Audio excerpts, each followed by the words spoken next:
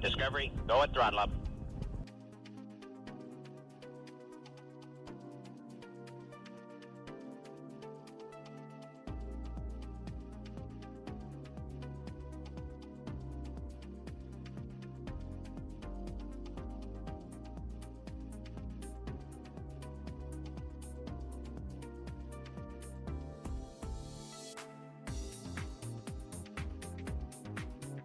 Discovery, go at throttle up.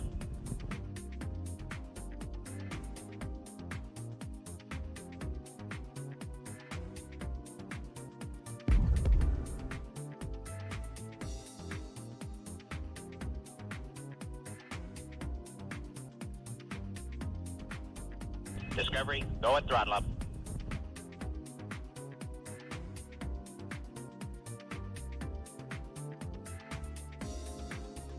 Discovery, go at throttle up.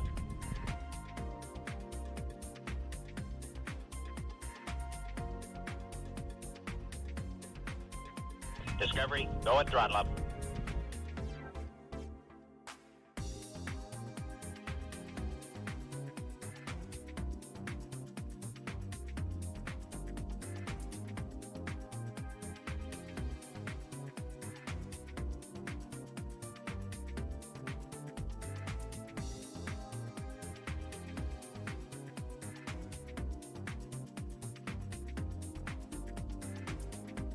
Discovery, go at throttle up.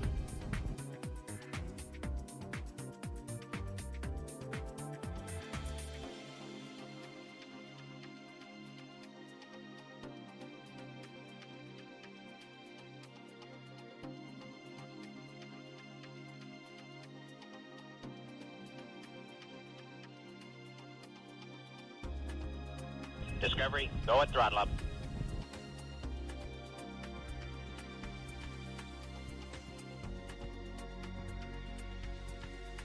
Discovery, go at throttle up.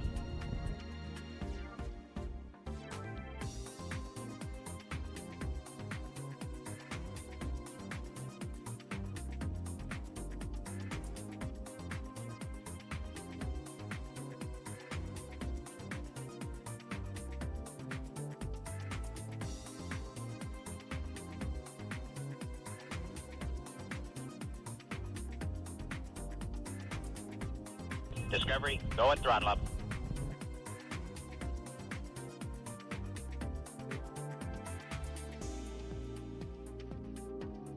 Discovery, go at throttle up.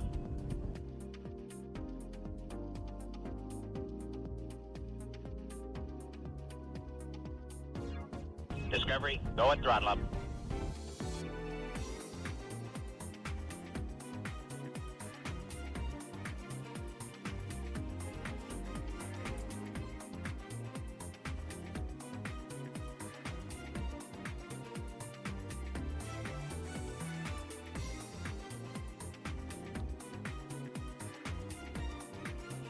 Discovery, go at throttle up.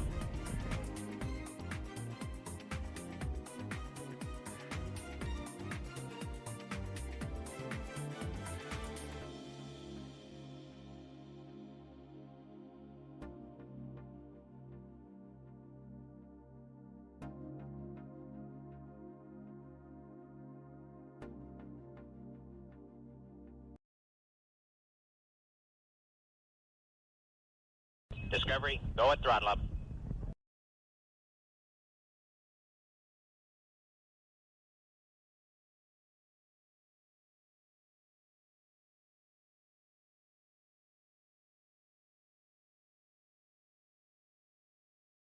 Discovery, go at throttle up.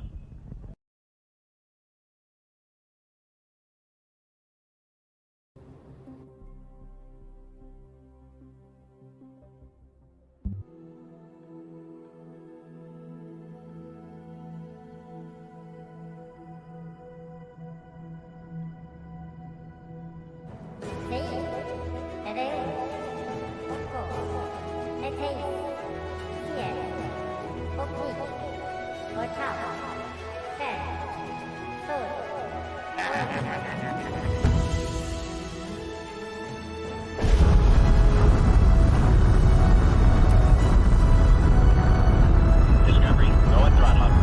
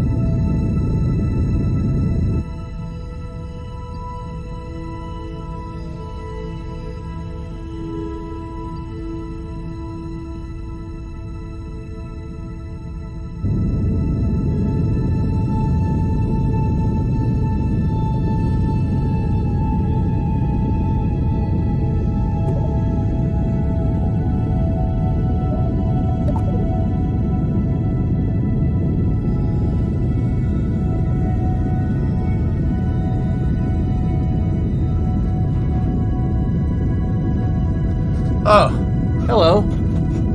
Yes. Oh, yeah. Oh, hey, it finally went away. Wouldn't go away. Now it went away.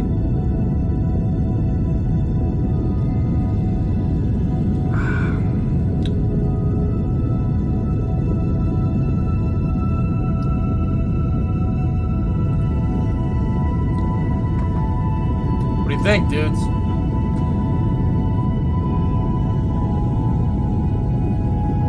It's not my wallet.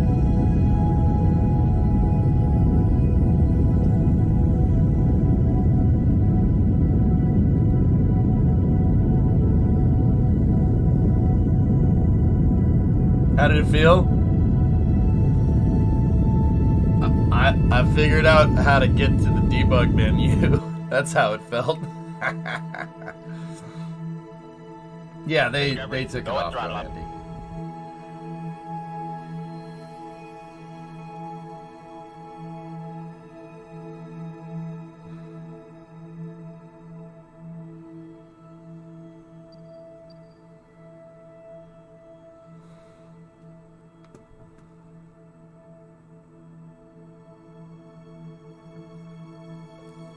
Pretty sure I got everything for ascent, descent, or ascent with this thing. Look at that. Yeah, it's the same debug keys. And the devs are like, how? I saw you get that debug menu open. I'm like, no. Yeah. And Bree, for what it's worth, yeah. I absolutely launched it in the dark for the plumes. I know people would be curious about that. Pretty good, right? Looks pretty good. So, I have a couple more videos. That one was probably the coolest because the other ones were me trying to break things. There are other things. It has been a really hardcore weekend for me. I worked the entire weekend. Almost. Yeah, pretty much the entire weekend. How high a part count did you get? Not very. How long did it take to get used to the UI? Instantaneous for in-flight mode, bro handy. Dude, that right there was actually the first rocket I ever launched in KSP2. It was Jebstone, because Jebstone's easy to make.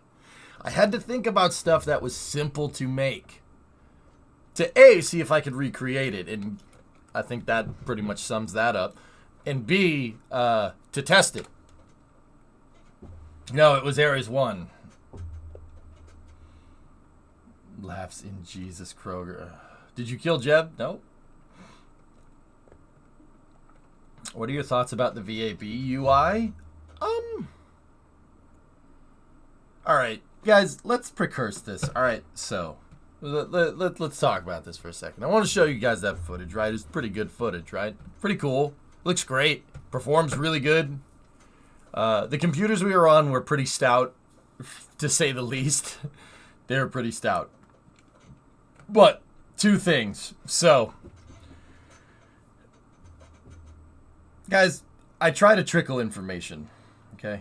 I try to just, not violating any NDAs, but I do try to trickle you information. That stuff, that theory that I came up with about optimization is absolutely true. That's pretty straightforward stuff. And you could extrapolate it if you knew what you were looking for from the information presented. So the computers that we were playing on were pretty damn good. They were really good.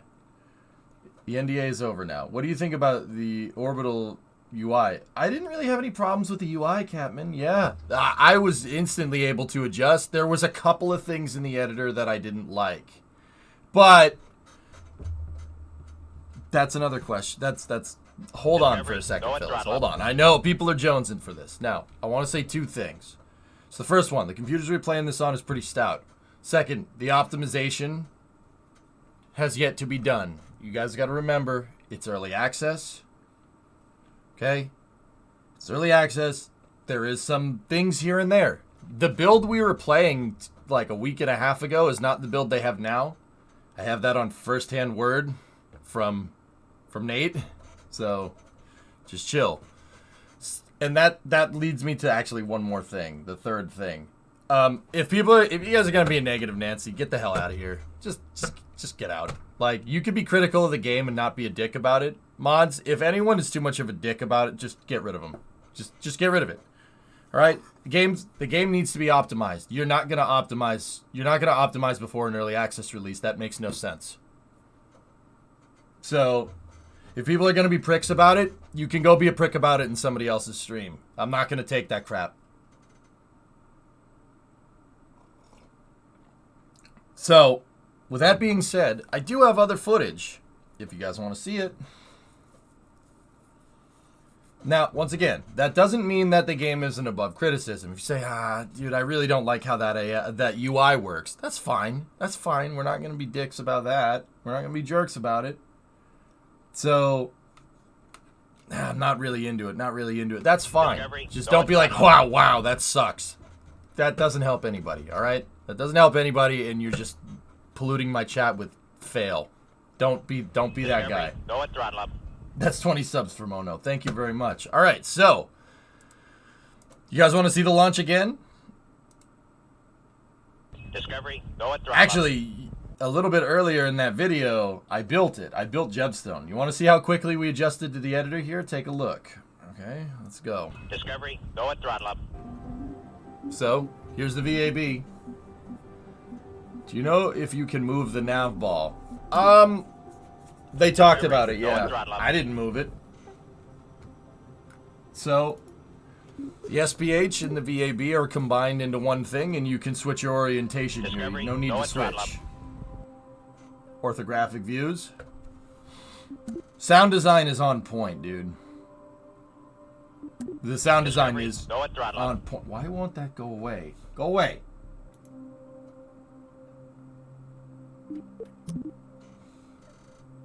We got orthographic views for the editor. Check it out. There's the fairing editor. You can drag it. It's not just move with your mouse. You can delete it. Camera controls are pretty much the same. So, yeah, it's pretty much the same, dude. They listened. How do you feel about no auto strut? Not anything I can't handle, dude.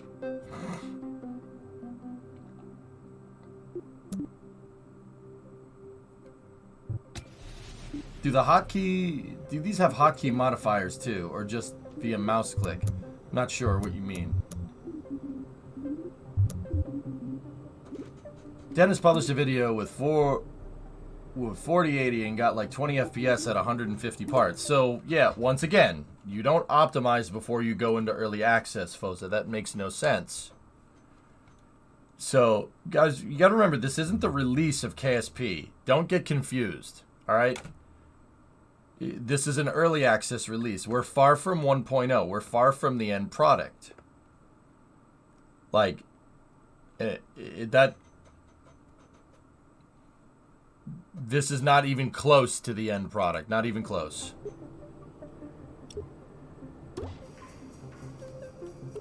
Early access is a release, though.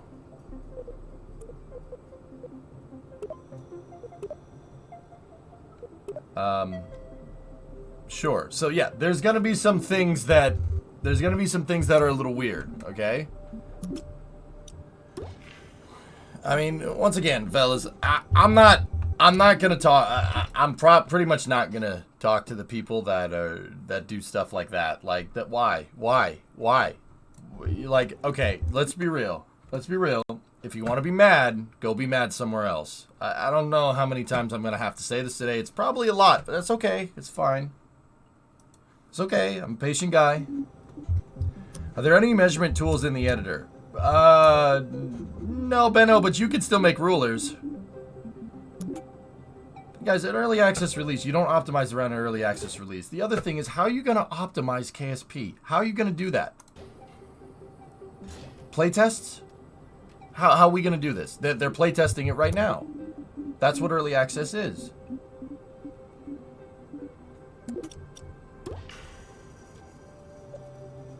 Once again, I just want to be very clear. If you're here to just be mad, go be mad somewhere else.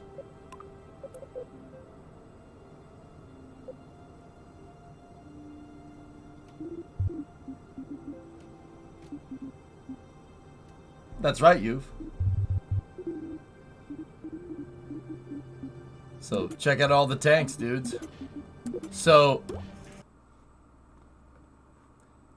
when we looked at the KSP gameplay trailer the other day, dudes, there was another bit of information there. Large, medium, extra large. So I bet you can extrapolate what large is. Have they set any dates for the full release yet? No, but they have a roadmap pretty much till the end.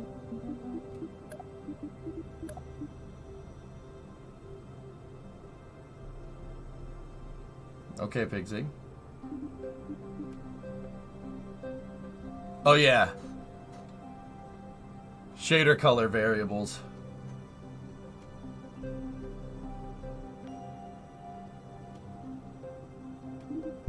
Of course. Guys, if you're noticing glitches here and there, once again, I can't say this enough. This is a build from 2 weeks ago. I don't think people realize how much they've patched the game since. Second part of that is everyone at that content creator thing, the KSP Insider thing, has a line with the devs. So anything that you saw in Tim's video, anything that you saw in Scott's videos, anything that you saw in anybody's video, anything you see in my videos, we talked to them about it. We talked to them about it that day. That was the 9th. That's week and a half ago. You don't know how much stuff they've fixed since then. So take that into account. How bad did you break the game? Not too bad. Did you put out a video? No. Looks like we're getting a range of propellants too.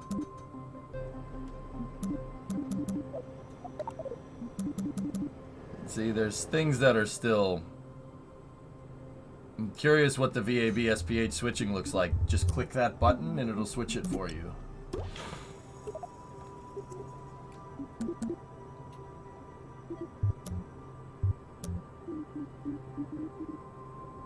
Did you get any footage of building multiple crafts in a single save? We only had 2 hours to play the game, Hell Hydra. I don't know what you guys want. The one thing that really blew me away, though, is the sound.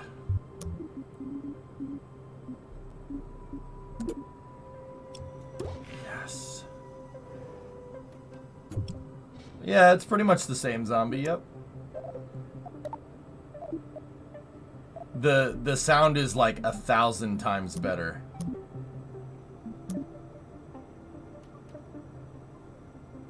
How are the rocket blooms? Good.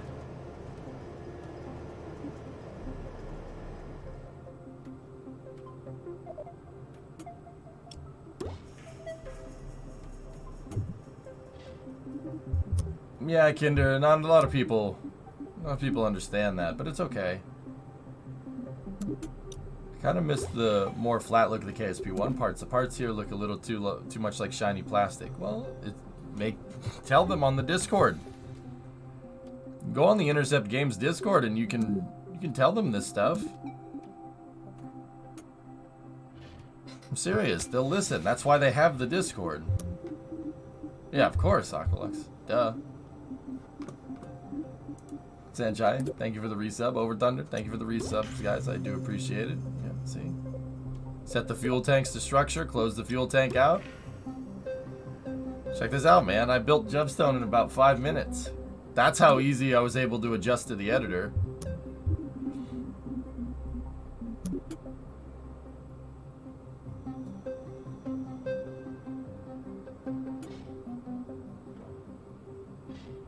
Discovery, go at throttle up.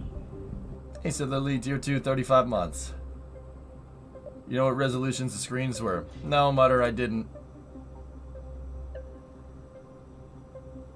See how I placed that strut independently? You can just place parts in the editor, which is actually really cool. You can just store sub-assemblies everywhere. Ugh. The part attachment noise is very satisfying. Did you make a pad? No. We had 2 hours to play the game. We had 2 hours to play the game. See? There you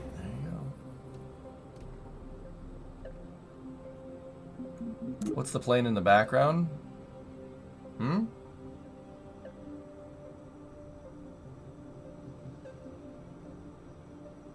It's just a texture on the wall, dude.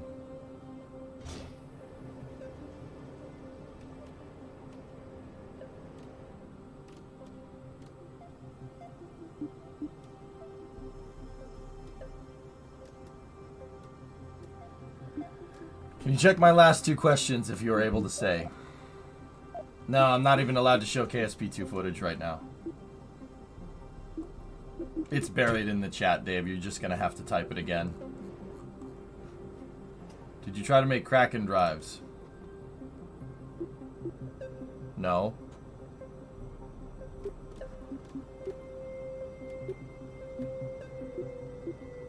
With the time you play in the game, do you have a favorite new feature or improvement? KSC is a lot bigger. I'll show you that in a second. Just wanted to say good luck. We're all counting on you. Thanks. Wait, you did Ares 1 as the first thing that you built? Flo, I love Stick Rocket. I love that thing. Stick Rocket's my favorite. People either love that thing or they hate that thing, dude. Yeah, you have workspaces now. Yeah. Dude, Stick Rocket worked great, man. Stick Rocket good. Yeah, see? Look, Stick Rocket, baby. Oh, God, if I'd have known. Not a fan, huh? I love Stick Rocket. Was that everyone's files? No, those are workspaces. You can set workspaces. All right, before we go and launch here, you can set workspaces, guys. So, like, if you want, like, a shuttle project, you have a shuttle, and then you can have all the different shuttlecraft files in that workspace. Yeah. Think about it kind of like putting certain craft files in certain folders. Like that. Yeah. No. Dude, it's choice. It's very nice. Newt.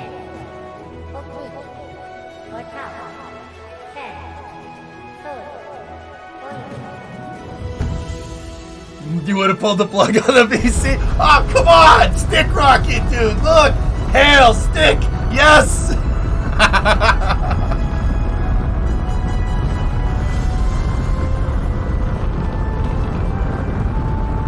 I love Ares 1X. It's one of my favorite rockets. That never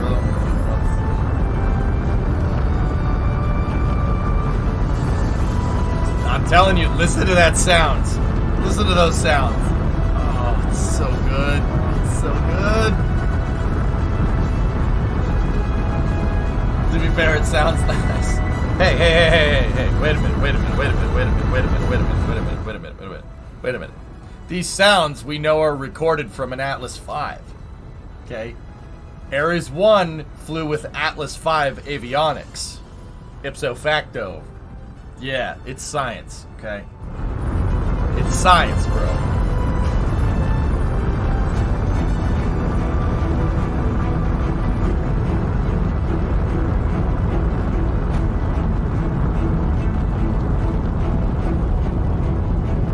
Was it weird to play with the nav ball on the left? Yeah. Yeah. Yeah, it was, dude. I was constantly looking right here.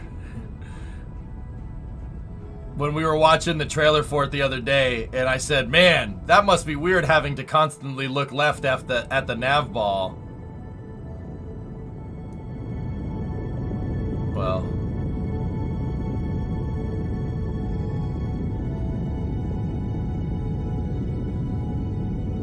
I don't know, Clavink. Was it possible to rearrange the UI? I didn't figure out a way to do that. But I know that they're talking about it. They were talking about it, last thing I said.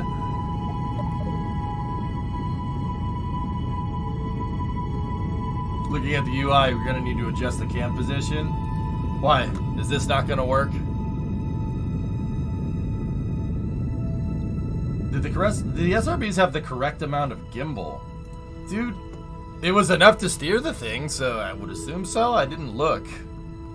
Once again, fellas, we only had a little bit of time. We didn't have a lot. But man, the time that we had was pretty fun, dude.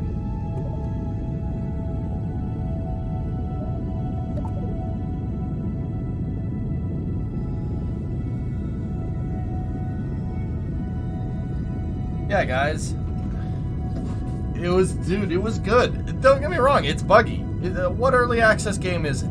And the fact that I have a direct line to the devs kind of makes that a little bit more reassuring for me, at least. And you guys have a direct line to them on the Discord. They prowl the Discord. They absolutely do. So if you have something, that's why I say be constructive. Be constructive and tell them about it. They'll fix it. I swear. They care. I swear. That's not bullcrap.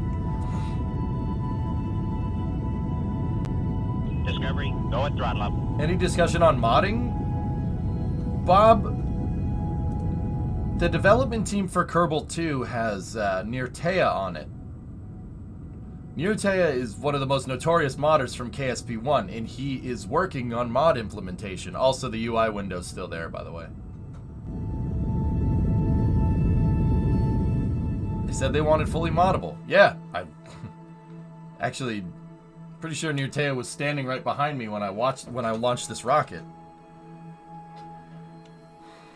He was there, Morzen. Yeah, I played Time Crisis with him in an arcade. Me and Nirtea rocked some TC. That was fun. It was a good time.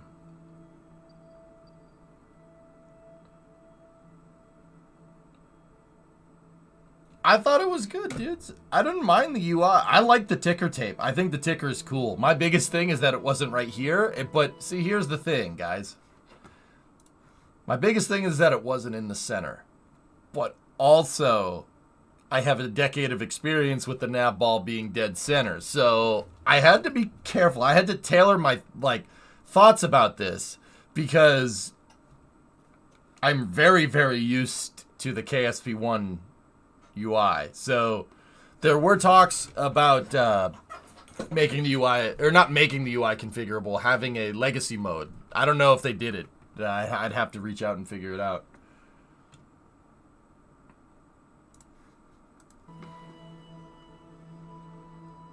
But man, is it nice. Look at the scatter. Look at the light scatter on the mountaintops.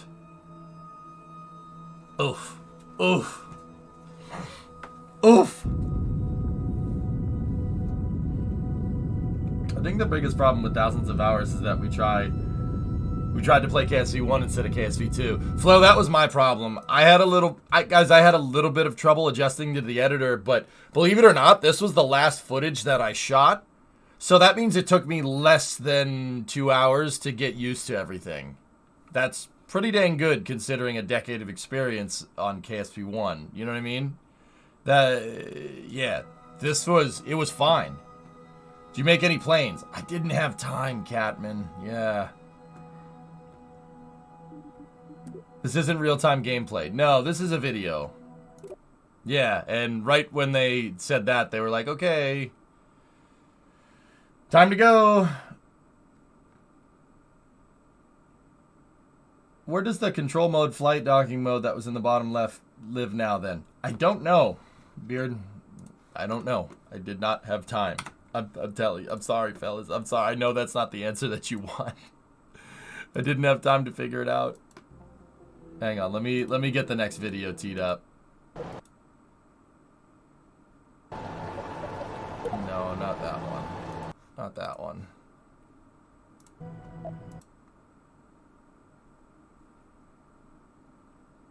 Give me one moment. This is a long video.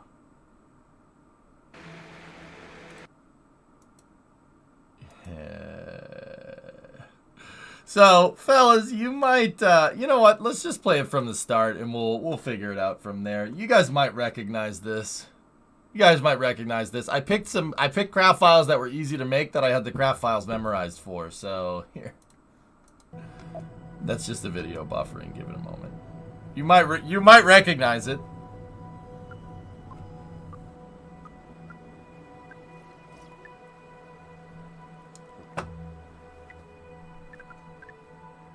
There's the time warper.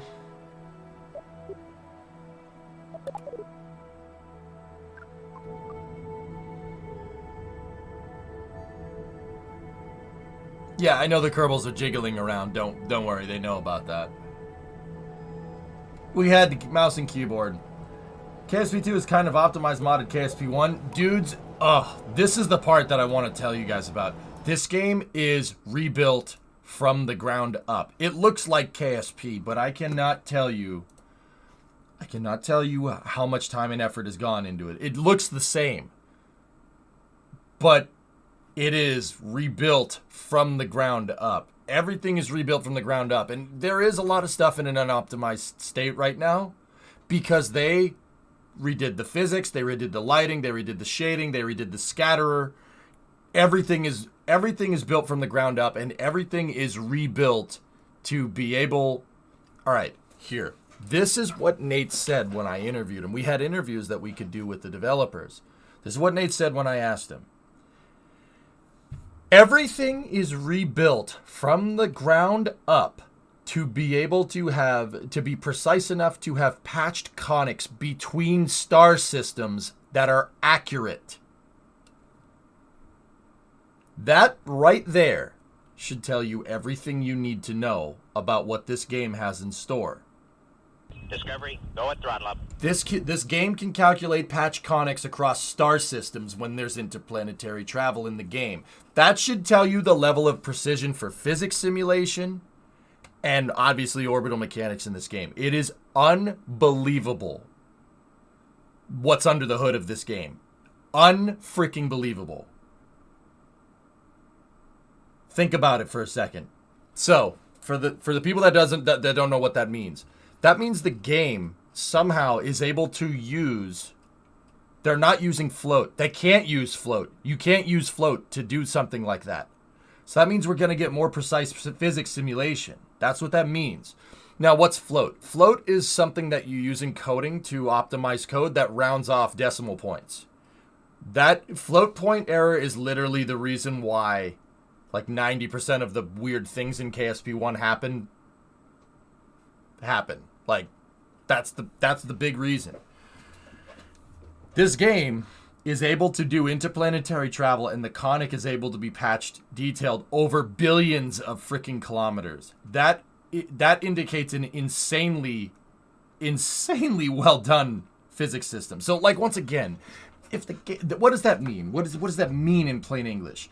If the game doesn't look like much, that's because it's got way more under the hood. Think of it like the Millennium Falcon, all right? Doesn't look like much right now, kid, but it's got it where it counts.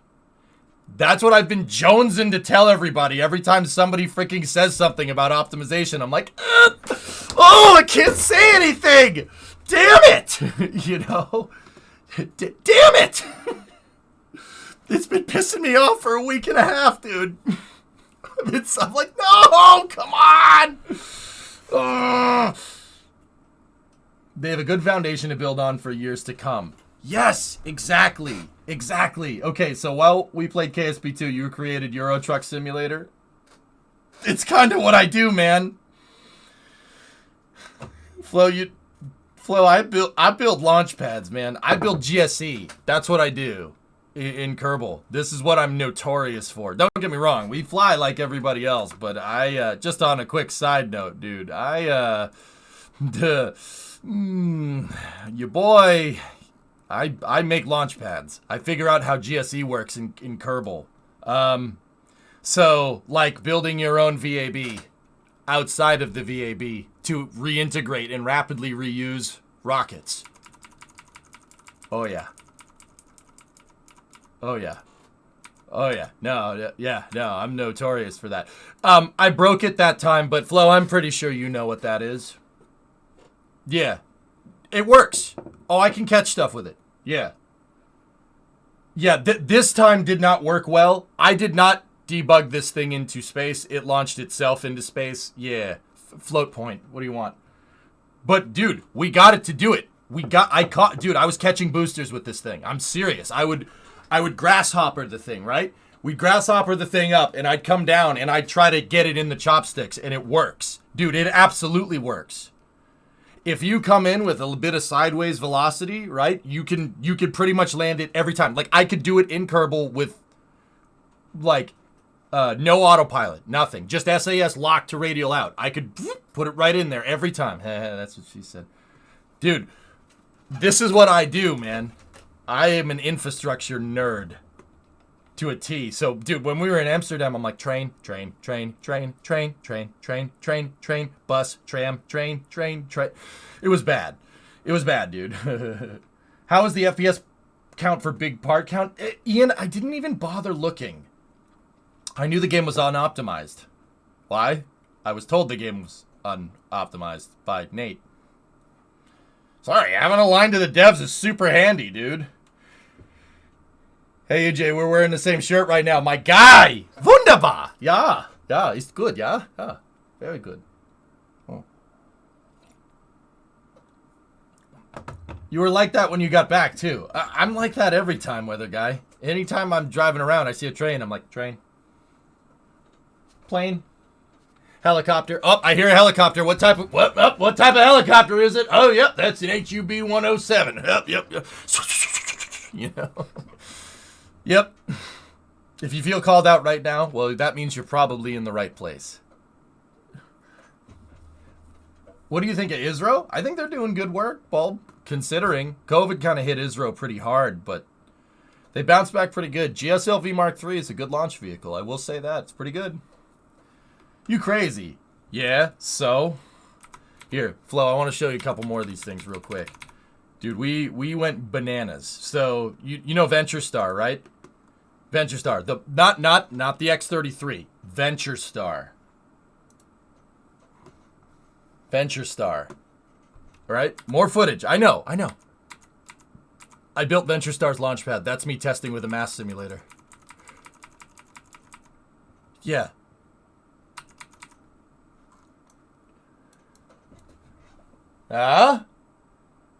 Yeah, and float. That's the reason why I was nerding out about the bagger, because I love stuff like that, dude. That I understand the bagger, but also the bagger, man. The bagger, that thing is cool.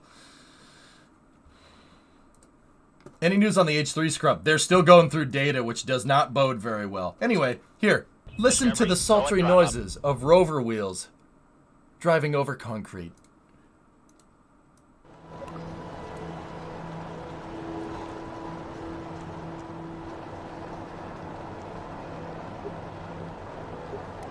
Now listen.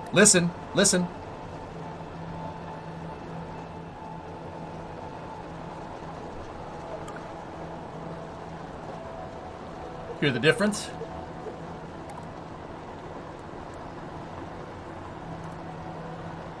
Why do you like Stick Rocket when everything else you do is that sophisticated?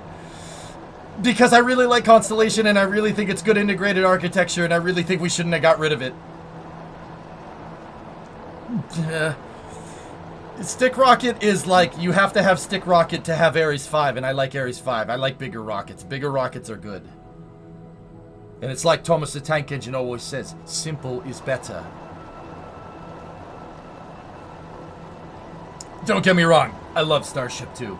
I'm greedy, man. I'm greedy. I want all of it. So if you ever already covered this, any issues with sliding? Actually, no, not really. No. Since they got rid of wing panels, do you think you'll be able to build larger projects? Yeah. Do we have screech while turning and braking? Watch the footage. So, guys, believe it or not, that was the first thing I built in KSP2. This is going cold turkey into the editor. I wanted to see if I could replicate a craft file. That's what I did. And I'd say, anybody has any trepidations about the editor being weird in KSP2, that pretty much settles that problem. I adapted in a couple of minutes. Pretty good, right? Oh, KSC is huge, by the way. KSC is a lot bigger. It's gigantic, man. Way bigger. Is this the max speed for the wheels? That is something that I had a little bit of an issue with, Raid. Yeah, this is the max speed. We're not going very fast. We're going 6.8 meters a second. But once again, I talked to Neartea, and I talked to Nate about this. I did tell them about it, yeah. So they know. They were watching me. Like, so, get this, fellas. I told them about that. I know exactly why that's doing that. I figured it out. And they know about that. Yeah, I know. The vehicle just randomly slid, but did you hear the screeching noise?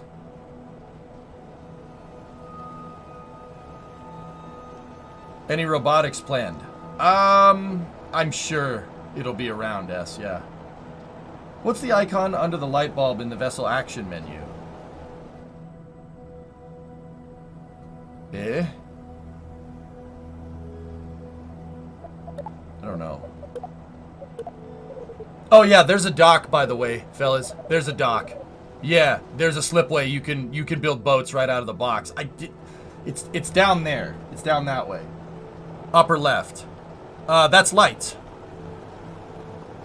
Lights, brakes, landing gear, solar panels, abort.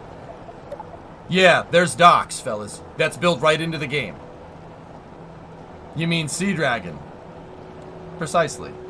Sea Dragon is a boat. It's just a boat with a little extra horsepower under the hood. I gotta know, cables and winches. No, nothing yet, geek.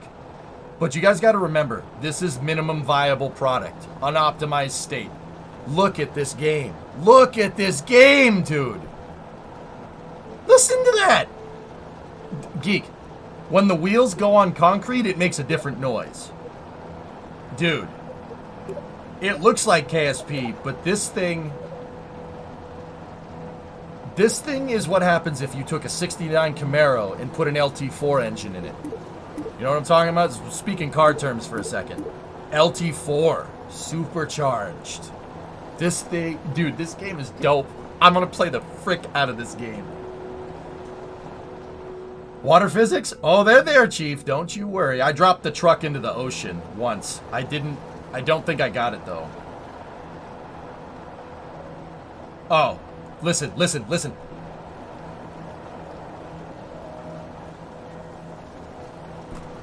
Did you hear that? The noise changed depending on what I was driving on.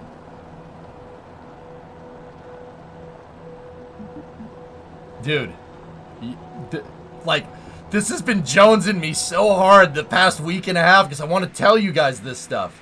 Also, Time Warp is very stable, by the way. Yeah, a lot more stable than it was before. I think we can thank Shayna for that. Time Zoom under Warp absolutely works. Fizz Warp is 1,000% better than it is in KSP1. Look.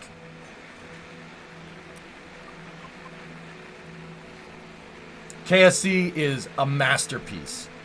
Dude, I'm telling you. Oh my god. I've been having to keep this under wraps. I've been having to show you my damn poker face for like a week and a half. This is awesome. It's so good. It's been so frustrating, man. Do you know if anybody met the Kraken? There were people that met the Kraken, of course. Look at the damn launch tower down there. And then it's got to crawl our way to the pad. Oh, I'm going to break the frick out of this.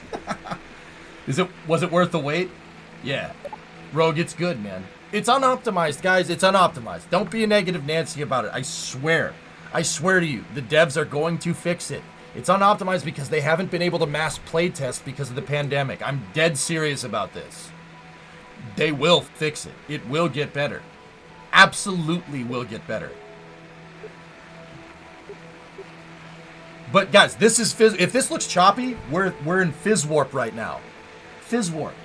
Fizz Warp is super stable that I can sit here and dick around with the part menu. Oh, it also shows the parts in the hierarchy in the menu, by the way. I can sit there and dick around with the part menu while the truck's driving. Can you do that with Fizz Warp in KSP1? Hell no. Yeah, look at the bottom. Time zoom, man. Time zoom. Acceleration under warp, man. It's so good. Yeah, it has a paper shuttle. So, why am I doing this? Why am I driving? Why didn't I do this? Why didn't I launch stuff into space? Well, I launched Ares 1 into space, right? But also, guys, the reason why I wanted to do this and go build a truck and go and explore KSC is because I knew nobody else would do it. That's the reason. Everybody else has footage of them driving around and stuff, and that's fine. I wanted some footage that nobody else was going to get. So what did I do? I drove towards KSC and I drove around. I went on a little bit of a road trip.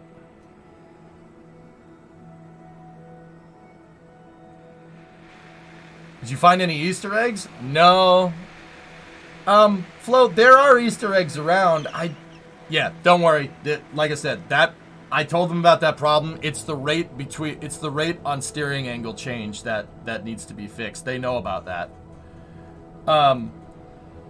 There are Easter eggs around. I was told that there were Easter eggs by one of the devs, Flo. So they're there. I didn't find them though. I ran out of time.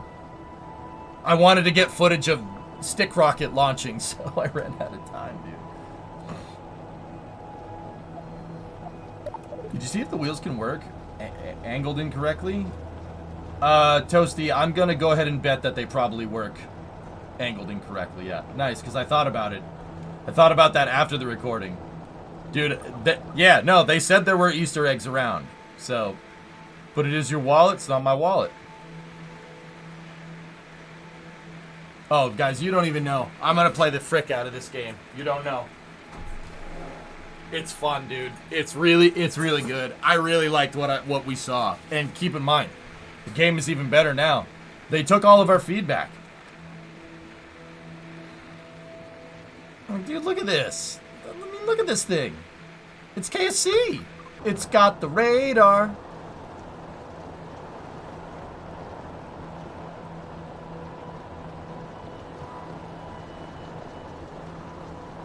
No, JSP, it's good, dude. I enjoyed it. I had fun with it. Discovery. Hey, Flight Sim, thanks for the 3 subs. I hate to be that guy, but what's the most urgent thing that needs fixing and improving? I did find some symmetry bugs in the editor, Alex, but they've already fixed them, to be honest with you. Discovery, go at throttle up. Yeah, Novus, KSC is way bigger. Thanks, Flight Sim. I appreciate it, man.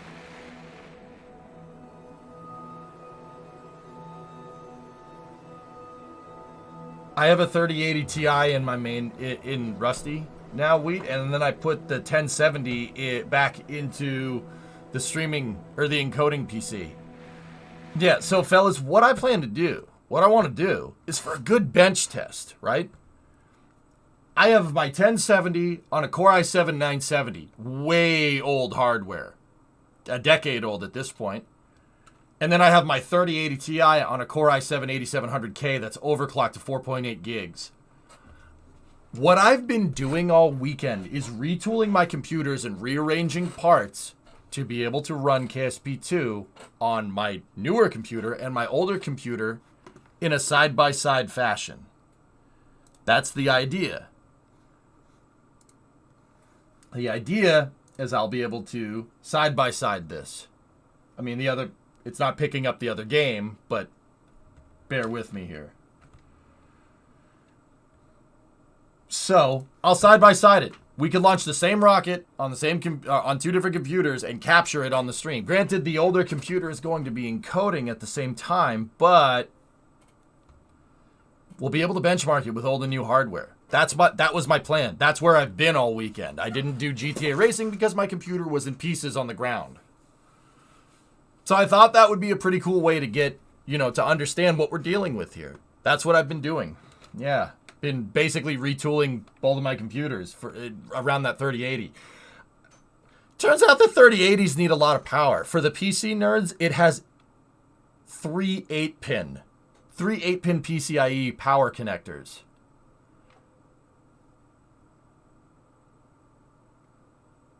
Yeah, my 1070 GTX has 1 8-pin for some reference. Those 3080s pull some power. And I know about undervolting and stuff. I get it. Yeah, I'll work on it. Yeah.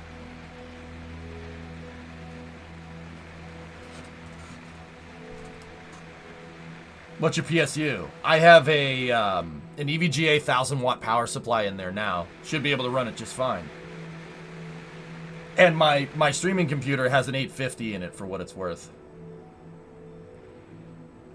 Do not need gas heater anymore. Yep.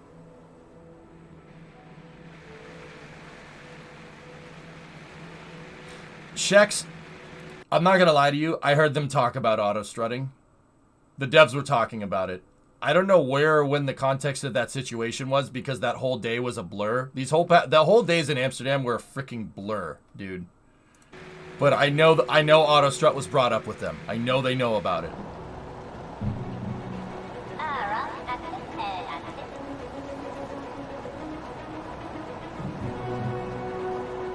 I didn't see any segmented stuff, Daitor.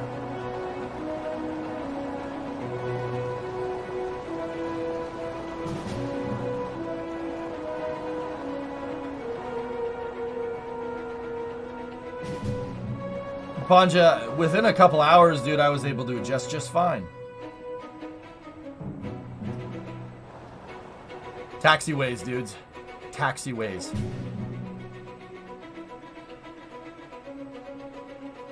Taxiways, dudes. Novus, the sound production in this game is amazing. Dude, 10 out of 10 on the sound already. Anyone bring up the landing pads? What do you mean bring up? Yeah, I mean I know that they're back there. I rebuilt it, Hokie. This was the first. You're looking at the first thing I ever made in KSP2 right there. It was a K200.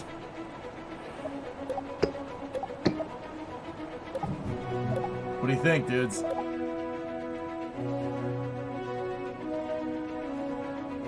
Yeah, right, Green?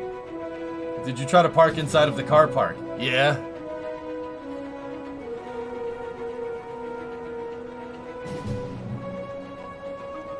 I don't know, Chief. Ran out of time, dude. We only had 2 hours, guys, so I had to be quick with what I was gonna do. Where's your space shuttle? We're getting to that. Sarok, don't worry. We're getting to that. Do you think tank treads will be possible? Without robotics, that's going to be a bit of a challenge, Geek, but the 30 plus minutes of it were with the truck. Shut up. I had to get used to the editor, man, but the fact that it only took 30 minutes is not bad. Eldro!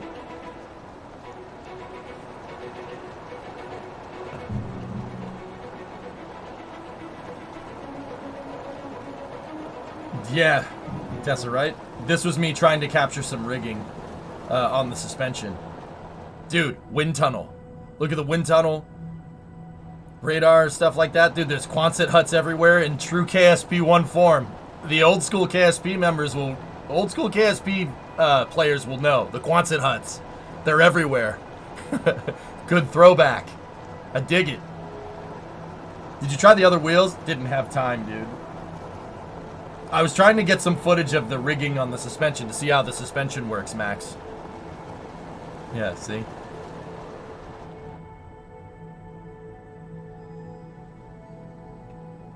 You spent a couple weeks living in a Quonset hut? Quite comfy? Yeah, absolutely. Was the wind tunnel functional? No, Dave, no. Sorry, man, I missed your questions, dude. There's a lot of you guys in here. You're asking a lot of questions. Look, Kerbal stop sign! And it only has 3 fingers.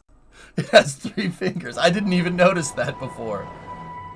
Was the frame rate a concern? No. Guys, I'll say it once, I'll say it again. PS5, you reminded me. Guys, the game is unoptimized. It's unoptimized. It's early access. That isn't anything anybody didn't know. But guys, I can assure you, there is a reason why it's unoptimized. It's unoptimized because how the frick are you gonna optimize this game? Look at how much KSP1 has had 10 years of optimization, and it still is like... This game, trust me, they're gonna optimize it through early access. They have an entire roadmap for it. We've seen some of it with their slides, but guys, what? And I'm not being a hype beast right now. I swear, I don't do that. What they have planned is unbelievable. It will blow your freaking mind. Trust me, you'll like it. You'll like it. You'll like it. Optimizing takes time. That's exactly it, Daniel. So, guys, I'm telling you, do not be deterred by the system specs. They will optimize it. And if you think I'm just talking crap, that's fine. I don't blame you. But here, check this out. Look. Let me get a tab open here. Of course, it's not loading. There we go. Here. Let me show you. Let me show you what I'm talking about. Check this out. Look right here. Mike said this the other day. We'll be optimizing throughout early access as well. This is not the minimum spec for 1.0 or even through the life of early access as well. Michael's KSP's community lead. See? See what I'm saying? Trust me, do not be deterred by those minimum specs. I guarantee you that. That's right from Private Division's community lead. I don't know how much clearer it can be. Appreciate your words. I'm a skeptic, but your enthusiasm and confidence reassured you. Dot dash, I wouldn't... Dude, think about it, man. Okay, so look at this from my point of view for a second, if you will. If this game sucks, I lose a lot of money. I don't put food on the table. This game has to be good. So it's in my best interest to be very critical of the game because I have skin in this game. I do, right? And don't get me wrong, it's not just about money, but also this is my job, right? Like I have a vested interest in this game being really freaking good. So if there was a problem with it, I would say abso-freaking-lutely. I would be very critical of it because this is my livelihood for at least the next 5 years. You know what I mean? Like I got to be very careful with this. But fortunately, the devs have given us such open communication, dudes, that we can just, like, I can just talk to them. That's something, I mean, don't get me wrong. We did have that in KSP 1 to an extent, but not to the degree that it is now. Like, I could shoot Nate a DM right now if I really wanted to. That's the level of communication that we have here. The devs are they're trying to be as transparent as they possibly can. I would not stand behind this product if I didn't believe in it. That is 100% truth. Because if it sucks, it's a nothing burger, I'm screwed. Think about it. Like, not just screwed, my streaming career is screwed. Like, badly. Right? So, I mean, you don't have to believe me about this stuff. You don't have to believe me about optimizations. That's fine. But also, like I said, I have vested interest in this game being good. It has to be good because that's going to be my career for a little while, right? So I have skin in the game. It can't suck.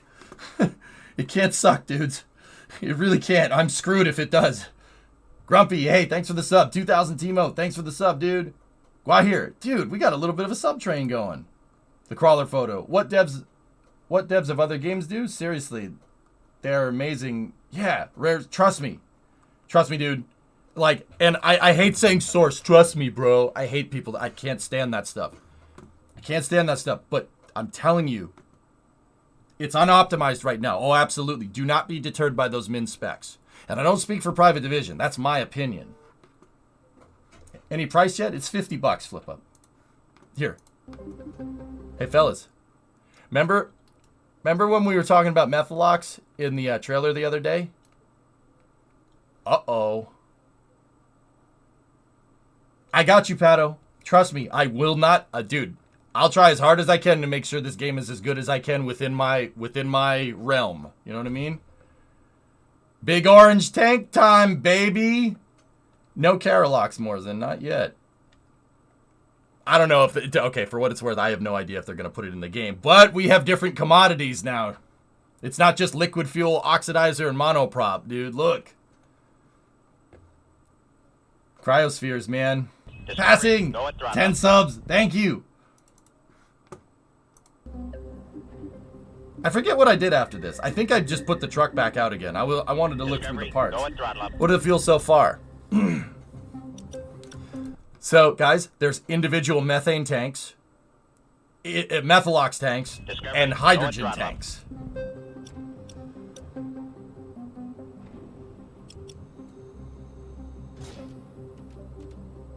Discovery, go at throttle up.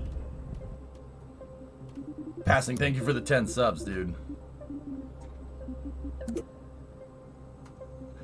Discovery, The rover wheels weren't fast enough, guys, so I wanted to go faster.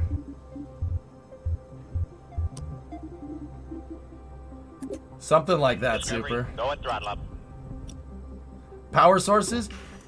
If you guys noticed, when I put the liquid fuel tank in, it drew a line to my fuel cells. The fuel cells are behind the second tires. It shows fuel flow overlay, by the way.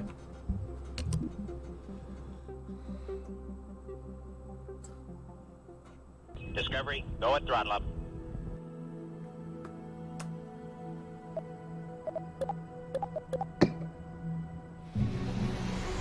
Discovery, go at throttle up.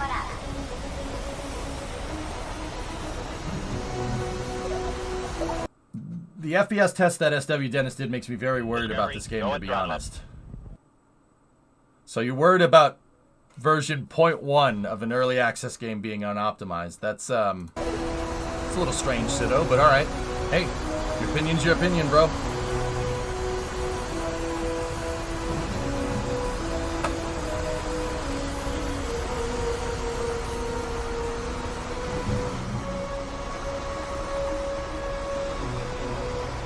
I didn't see nothing like that, Chief. Or did I? I don't know. I'm telling you, I didn't have time to go over the entire game.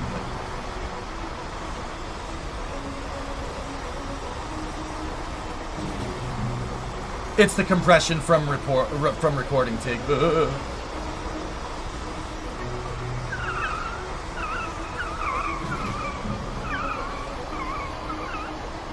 So that, I'm telling you, that glitch they already know about. I figured out why it was doing that. It has to do with state change between steering angle.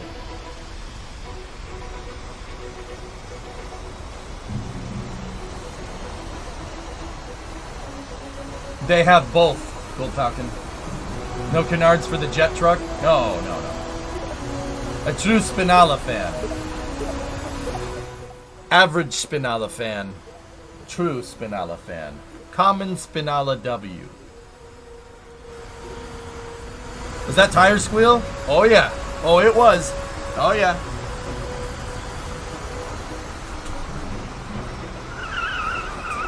Yeah, see, this was me trying to replicate why the truck was doing that. Ugh! I Ford exploded it. Discovery, go and throttle up. No, yuck, I didn't get much wheel sliding. But that glitch right there, that one, the wheel glitch that causes it to spin around like that, I did figure out why it was doing that. So that problem, that bug got squashed weeks ago. Well, a week ago. Yeah, I didn't really encounter much with the wheels sliding around. I mean, you could just watch the thing drive around, with the exception of that Spinala glitch. Oh, I broke it. Yeah, of course I broke it, dude. It's me. Time warp. This is time warping 2 jet engines on the back of this thing. Under fizz warp. The pole isn't glidable yet. Did you make a Kraken drive? No. No same vessel collision. I was trying to go for a land speed record attempt, dude. Notice any grip difference between the concrete and the dirt? Yes.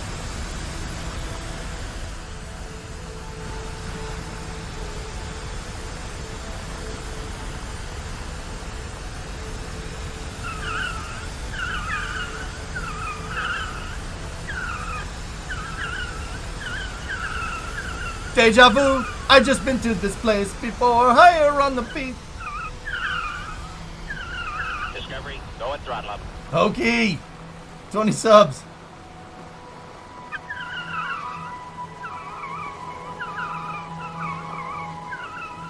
I'm not necessarily sure why the wheels are screeching over grass, but hey, whatever.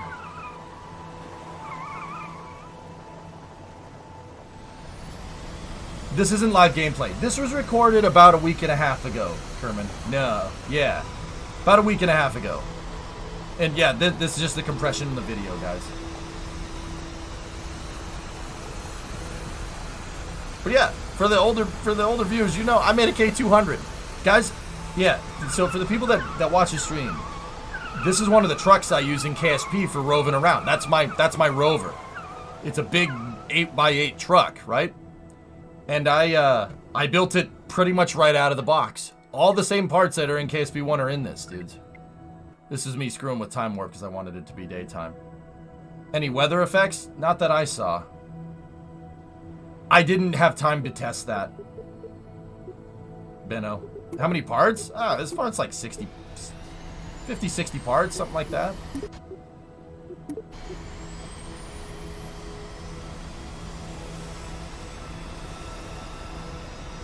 Some of the KSP1 parts, but most of them are in the game. Yeah, like I'd say 90% of them are in the game, with the exception of robotics. I didn't see anything with robotics. Shame we didn't get to see re-entry effects in the YouTube vids. Yep. Yeah, you see the jets glow? Isn't that cool? The stators heat up on the turbines. Look. So what I did with this test was I shut one jet engine off to see the emissivity of the thing and compare the two. See how that one's on. See the stators glowing in there? That's cool, right? Did they have all of the jet engines? Yeah, sure. I locked the tires. I let go.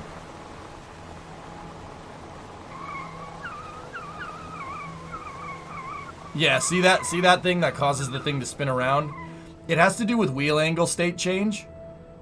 And I was testing it. I did a lot of bug reporting, dude, in my in this, and I was telling them, I'm like, guys, if you give us the avenue, and I was not the only one that said this. All the content creators did that. Flo in the chat said this, Scott said this, Das said this, Tim did. Everyone that was there, we were like, we will bug test the crap out of this game for you. Abso-freaking-lutely. Give us an avenue. And they did. They gave us a line right to the devs, which is unheard of, man.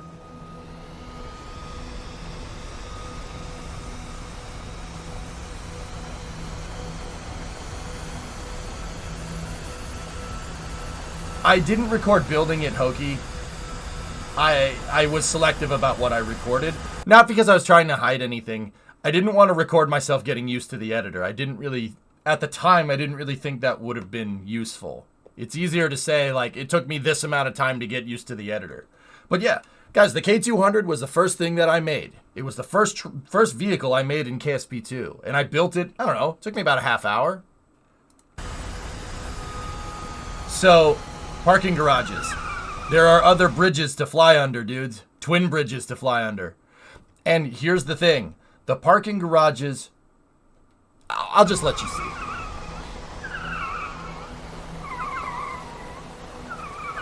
Tim said they couldn't touch OBS. Yeah. Yeah, they didn't want us to do that because of the way they were capturing it. It probably had to do with how they were uploading these videos and stuff. Twin bridges to fly under, yep. FPS seems kind of low. Once again, Baranok, here's the thing. Yeah, it's a little stuttery. I'm not going to sit here and pretend like it isn't. But once again, the game's going to be optimized. This is not like... Guys, please, I beg you not to be negative Nancy's about this. And I'm not saying you are, Baranok. Like, the game isn't optimized. Of course it's not optimized. It's an early access game. Trust me, this is not like cash grab early access thing, all right? This game is... early access unoptimized. It's early access done the way it should be done. The way that the original KSP1 was done. Trust me on this one. It absolutely is. Guys, I will tell you this. You want to know what else I know? You want to know what else I know? Listen. This game has multiplayer built into it from the start. It's not enabled, but it's built in. Why? Why? Why would you do that?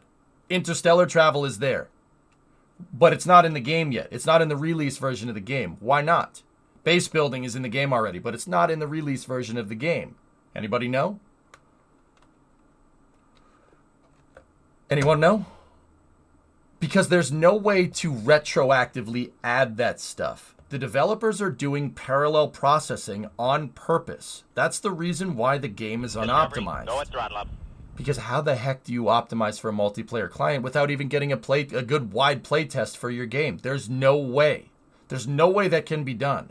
So interstellar travel, base building, multiplayer, all that stuff is implemented right now in KSP2 in their minimum viable product forms.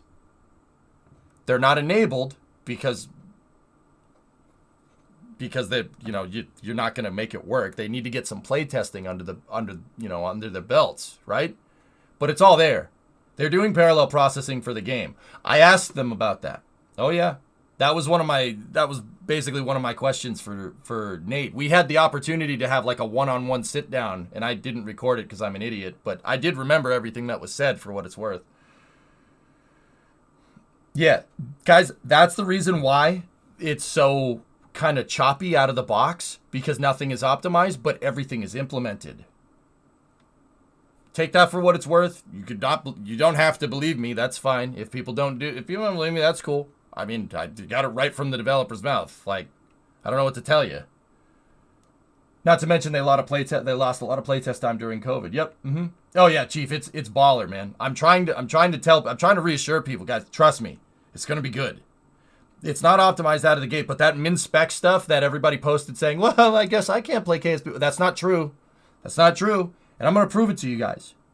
Well, at least we're going to figure it out. Because once again, I'll say this once, I'll say it again. Part of what I did when I play, when I've been all weekend, I've been retooling my computers. Part of what I did is I got a 3080 for my main computer, right? I was nice enough to have a 3080 Ti come into my possession. A viewer very generously gave me that, and that's what I mean about you guys being too good to me. So I have that in my main computer now. I took the 1070 GTX out and put it in my streaming computer. My streaming computer has a Core i7-970 and a 1070 GTX. We'll play Kerbal 2 on that, and we'll see how it compares to the 8700K that's overclocked to 4.8 and a 3080 Ti in the new computer. I have setups to run them side by side, so you guys can be the judge. I guarantee you it'll play it. It will be a little bit, but it'll play it. Pretty damn sure. Can you rate Nate's confidence in the project? Dude, Riley, Riley, I don't know if you know me, but when people ask me about spaceflight, they usually ask a one-sentence question, and I write an essay for them about it, right? I asked Nate one question about implementation over time and how different systems work. I had basically a half-hour interview slot. I asked one question. That should tell you the confidence in this project. I asked one question in a 30-minute interview segment. One question. And he talked my ear off for the rest of it. So that should tell you everything you need to know. Am I wrong? Like, oh. And you know what? I can say what he said. I totally forgot about that. I asked about, basically, my question was, here, I'll get the footage back up so you guys can see it, so it's not just me talking. It's Unity, right? Yeah. Yep.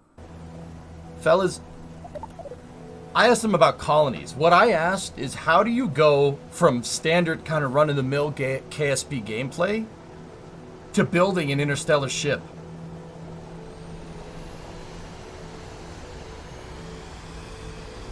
Hey guys, do you anybody here play Factorio or Satisfactory? Anybody play that?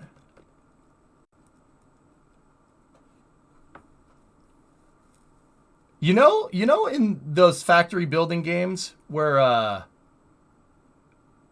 you take the train and you optimize the train route, and then the train can move resources around for you? Go and throttle up.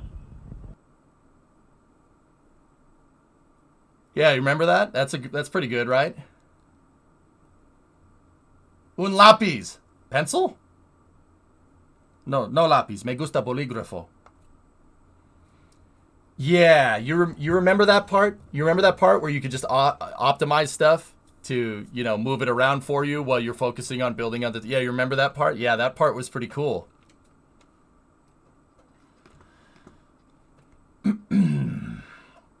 Yeah, that part was pretty cool. You know how, like, in KSP 1, it was always like, I want to build out infrastructure in space and build transport routes, but it always got boring because if, you'd just be moving ore to Minmus, or you'd be moving fuel, or you'd be moving payloads wherever. Yeah, remember that part? Yeah. I got my ear talked off about how that all works. Oh, man. Yeah, you guys are going to like that. Yeah, Bren, basically. I didn't say there are trains in KSP2. I said, remember how you could automate trains in Factorio and Satisfactory. Remember that part? Remember that part?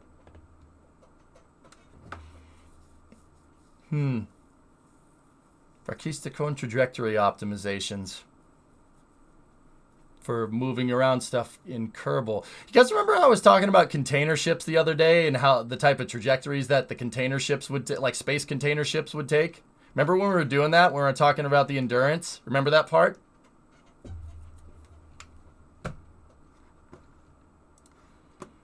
Remember that part? Yeah.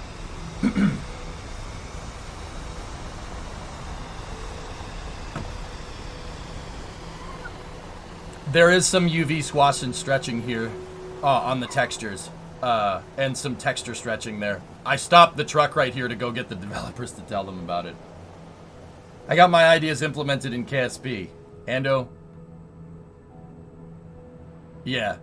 That was me finding a texture glitch. So this is called UV squash and stretch. It happens. They knew about it, but yeah, they said thank you for telling me. Did you build a Kraken drive? No, I didn't. You're not embargoed anymore. Spill what? What, you want me to spell it out for you? You'll be able to optimize trajectories for moving resources around in KSP2, and you can do it automatically. What? I don't know how that could possibly have been misconstrued. So, you know how it was always a pain in the butt to go and mine stuff somewhere and then bring it back up into space and then refine it to refuel your ship to send it somewhere? Yeah, it'll do that for you. Tranquility Base here. The Eagle Dude, it is gnarly. The colony building is gnarly. Now, don't get me wrong. I didn't see it, but I heard it from Nate. I heard it, dudes. Trust, dude. It is. Discovery, go at throttle. Oh, it's chef's kiss, man. It's going to be so good. I'm going to play the frick out of this game. Yeah, Mac, it's going to be crazy. It's going to be crazy, dude. So here, enjoy this nice big shot of KSC here. Did anything surprise me? The sound. Yeah, somebody already asked me that. The sound. Podwe, thank you, buddy. Imperator, thanks, guys. What about shuttles? I'm getting to it. The sound is what made me so happy, dude. Discovery, go at throttle. And once again, there is a little bit. This is the video artifacting, dude. But I cannot tell you how pretty this game looked. It is unbelievable. Look at how big KSC is, dude. Is the parking garage usable? In this version, it wasn't, Bran. But in the final version, yeah, you'll be able to drive around in the parking garage. Dude, I was talking to Nate about the parking garage. I was talking to Nate and the lead art director. And I was like, "So, are you gonna make the garage glidable?" And they're like, "Oh yeah, we want to make it glidable, and we want to see what people can do with the parking garages. Like, I'm wondering if someone will launch a rocket off the parking garage." And I'm like, "Yeah, I wonder if that will happen." Discovery, go at throttle up. You guys must not watch the stream.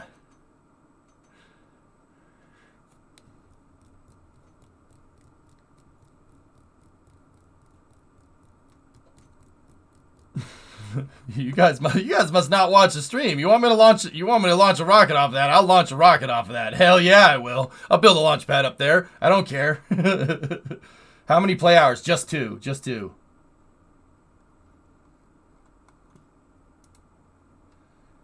Did they change the starting theme song?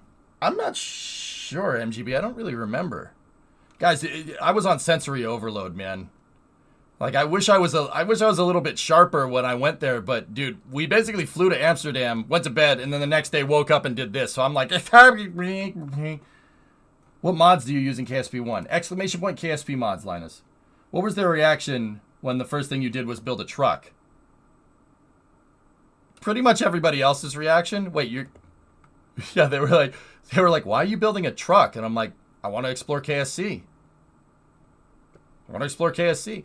Oh, also, that actually reminds me, because you know where that conversation went? If it looks like some of these roads could be a racetrack at KSC,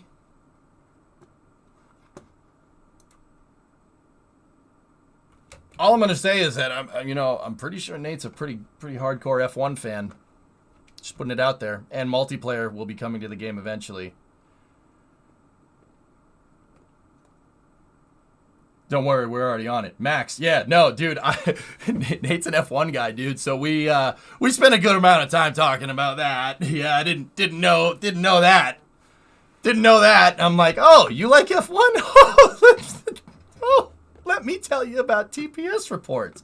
No, seriously. This is another thing that was talked about. These roads, if they look like racetrack corners, there's a very good reason for that. Like, see how they're radius the corner right there? Oh, yeah. No, that's done on purpose. Yeah. Yeah. Yep. Yeah, that's pretty much what happened. I go, Ordon, did we just become best friends? Want to go do karate in the garage? Yep. Did they add race tires? Don't know. I didn't see anything like that in there. Did you get to mess with procedural wings? I did, Sido. That's Radion, actually. Yeah, Eau Rouge. Nah, it's Radion, actually.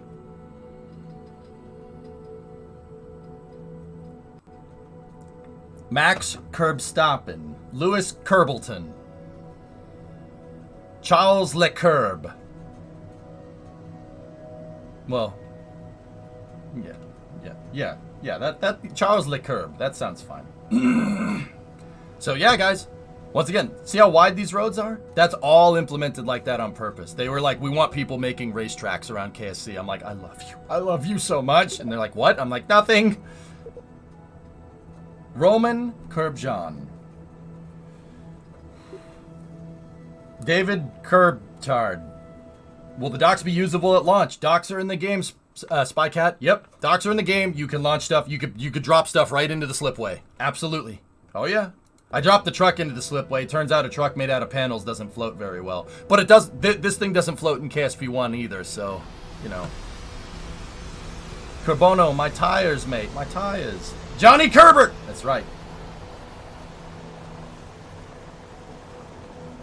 So, you were chatty, EJ, or quiet smiling, EJ?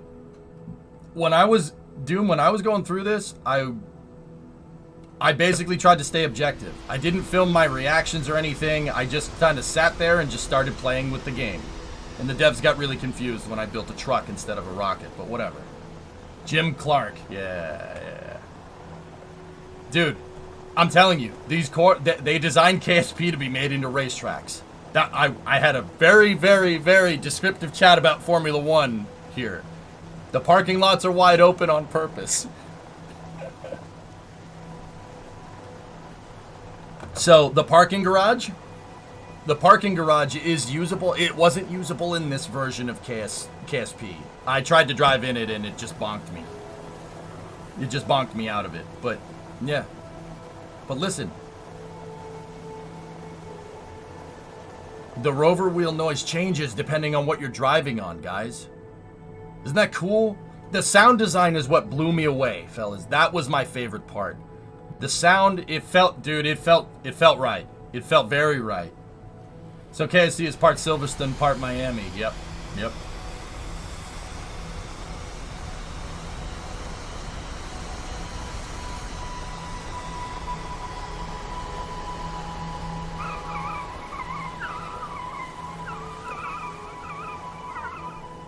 Water physics? There's water physics in the game, Urbanus, but I didn't have time to fully test them. When the game comes out, what's the first thing that you're gonna do? I don't know, Starkiller. I don't know. I've basically tried to think about what I want to do with it, and what I've only been able to default to is just play the game. I don't know what I'm gonna do. I'm sure we'll figure something out.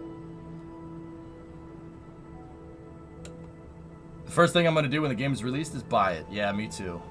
Buy it. Yeah, that's good. Spider Rocket recreation. I was thinking 7x7, drummer.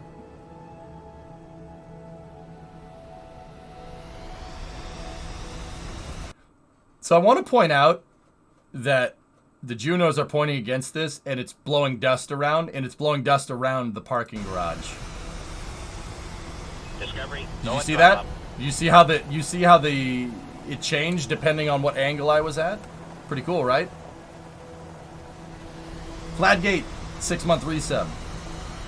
Fellas, if the part action menu looks like it's getting in the way, they know about that. Yeah, I found it to be a little bit annoying. It gets in the way too much. You click on one part, it opens up the part action menu. They already know about that. That's already been fixed.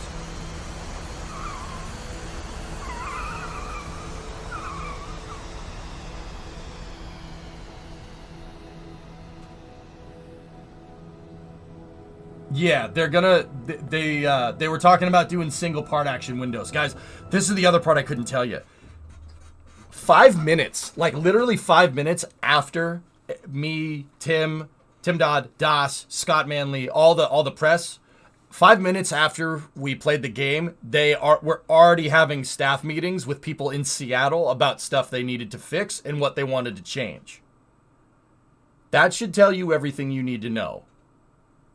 Yeah, they were like, okay, we got to fix this. We got to fix this. I talked to, you know, our QA people. We talked to the 3D artists. We got to fix this. We got to fix that. We got to fix that. Yeah, dude, they were already having staff meetings. I'm like, because I was like, where'd all the developers go? And they're like, oh yeah, they're doing a staff meeting in the other room. I'm like, huh? No, I'm like, they're like, yeah. I talked to Nate about it later. He's like, oh yeah, we already started swashing bugs. I'm like, what? He goes, dude, this was the first playtest since the like we couldn't have people mass playtest the game because of the pandemic. This is the first time we got a mass playtest of a bunch of people playing it at once. The content creators were basically the content creator thing that we did was basically the first like focus group for the game. Yeah. I'm like, that's actually really smart. It's really smart doing that way. Yeah, we're pretty much lab rats. Don't care. That's so late. They couldn't because of the pandemic, dude. And it's early access. You don't need to go mass play testing, dude. That's what early access is for. I'm telling you, this is early access done right. And I'm not just saying that because I'm, you know, I know the guys. I have a vested interest in this game not sucking. If Kerbal does a cyberpunk, I'm pretty screwed. Don't you think?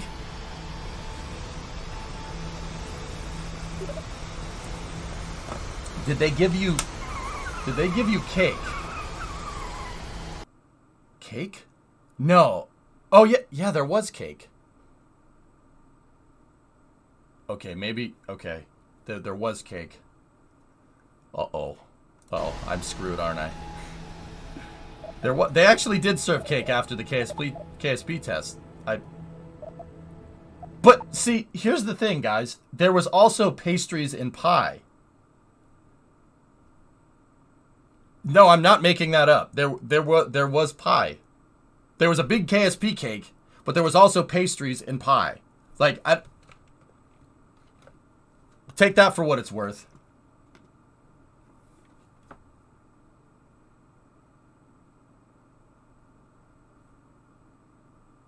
What do you do in the event Kerbal does a cyberpunk? Pato, what do? I go talk to the devs about how to make the game better. Simple as that, dude. I'm stuck. Kerbal is kind of my brand, don't you think? It's not my brand, not my intellectual property, but playing Kerbal is kind of my, that's kind of my thing. Stroop? There was Stroop. Yeah. Oh, yeah. Dude, there was Stroop. There was Dutch Red Bull, which is just literally regular Red Bull, but the can has everything in Dutch. That's actually kind of cool. Also on that trip, I had Icelandic Red Bull.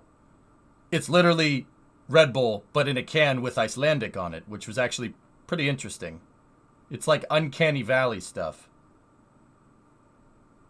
Yeah, Pato, I'm in. I'm in for the long haul. If that's why I'm trying my best to show people what I saw. To show people what I saw and tell people that, look, it is unoptimized, guys. Yeah, sure, but I don't think that should deter anybody. If that still deters you guys, well, guess what? You're not going to win everybody's opinion. But I do think there's a lot of people out there that just want to be mad about something. Also at the same time. But for everybody that wants to be mad, there's somebody that is skeptical because, you know, as gamers, we've been burned by this stuff before. Cyberpunk, Fallout 76, Mass Effect 3, Mass Effect Andromeda. Dude, I get it. I get it. As a consumer of video games, I get it. The skepticism is warranted. But, and you know what? I will go even as far as to say that the game shouldn't be above criticism either. But be constructive about it. I'm saying be constructive about it this time around because they'll listen. They'll listen. We have an audience with them. Trust me. Don't frick this up, guys. Don't frick it up. Private Division and Intercept are kind of sticking their neck out on this one. Don't screw it up. Cautiously optimistic is totally fine. I don't blame people for being cautiously optimistic. That's fine. Totally okay. The game, once again, guys, if I have something if I had something during this playtest and I had a problem with it, I told them about it right away. And I told them, like, guys, I'm not trying to do this to be a jerk. I'm doing this because I want the game to be kick butt just as much as you do. And they're like, really? I'm like, yes, absolutely. No, Kargov. No, dude, those min specs are because the game is unoptimized. Here, check it out. I have the tweet linked up. So, look, for the people that are like about optimization, check this out. This is from Twitter here, talking about optimization. So this is Mike. Mike's the community lead for Private Division. All right, Mike is a good dude. This guy is ace at social media. Just on a side note, like, I don't know how he does it, but read what he said. This is official. That's official Private Division right there, dude. Look. We'll still be optimizing throughout early access as well. This is not the minimum spec for 1.0 or even through the life of early access. See? I don't know how to be any clearer about this, man. You'll be able to play it. It'll still be choppy, but a 2060 RTX is not the min spec for this. It's the min spec that's kind of playable. You'll be able to play it right now, and they'll make optimizations as it gets better. I was trying to be, the other day when the specifications thing released, I get people saying in here, well, I can't play. No, you can. I'm telling you. It'll be a little bit laggy, but it won't be any more laggy than KSP1 is already. I can say that with a pretty high degree of confidence, but just in case I'm wrong, guys, I threw together a little bit of a test. We're going to do a little bit of a Linus style test here, if you know what I'm talking about. Over the weekend, water. Over the weekend, I was retooling both of my computers because I put a 3080 in one just to hedge my bets. So because it's in my best interest if I can play KSP2, right? I think that would be a good idea, just in case. But I retooled my streaming computer and I rearranged some parts. On my streaming computer, I have an EVGA NVIDIA GTX 1070 and a Core i7 970 from a decade ago. That's been in my streaming computer for a long time. It's a hex core at 2.7, if I'm remembering right. I set this up and I installed all the drivers. We did everything right to have my old computer and my new computer both able to play KSP2. And I will literally show you a side-by-side comparison on Friday. Now, I can't guarantee that the 1070 isn't gonna be like, why did you do this? And the Core i7 970 isn't gonna be like, oh God, why? I can't guarantee that, but I will give you a side by side so you guys can form your own opinions. It's a 3.2 gig. Thanks, Warder. Yep. Yeah. Trust me, I forgot what the clock speed on that processor is because I put that processor in that computer like a decade ago. I built that computer. It's been involved with the stream every day for a decade, pretty much. What's your current gaming setup specs?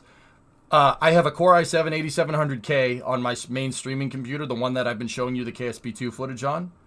I have 32 gigs of RAM and a 3080 Ti. It's an MSI 3080 Ti. Repeat that side by side as things improve as well. Bingo, Aqualux. Bingo. I'm not gonna say that you'll be able to run Kerbal. I'm not gonna say you'll be able to run Kerbal on a 1070 and an i7 970. However, I will show you what that can do in KSP2. I'll show you so people can see, and you make the decision if you want to buy the game or not. Because once again, would I do this if I was like, would I do that if I was like, oh yeah, it's great. huffing the copium, dude. No, I wouldn't do that. No way. I'm going to show you guys. I'll show you guys a side-by-side. I even have the screens configured for it, dude. Obviously, it's not picking up the the other monitor. I have a side-by-side ready to show the same thing, doing the same thing in KSP2 on both computers. I have a side-by-side ready. You make your own decision. Okie dokie?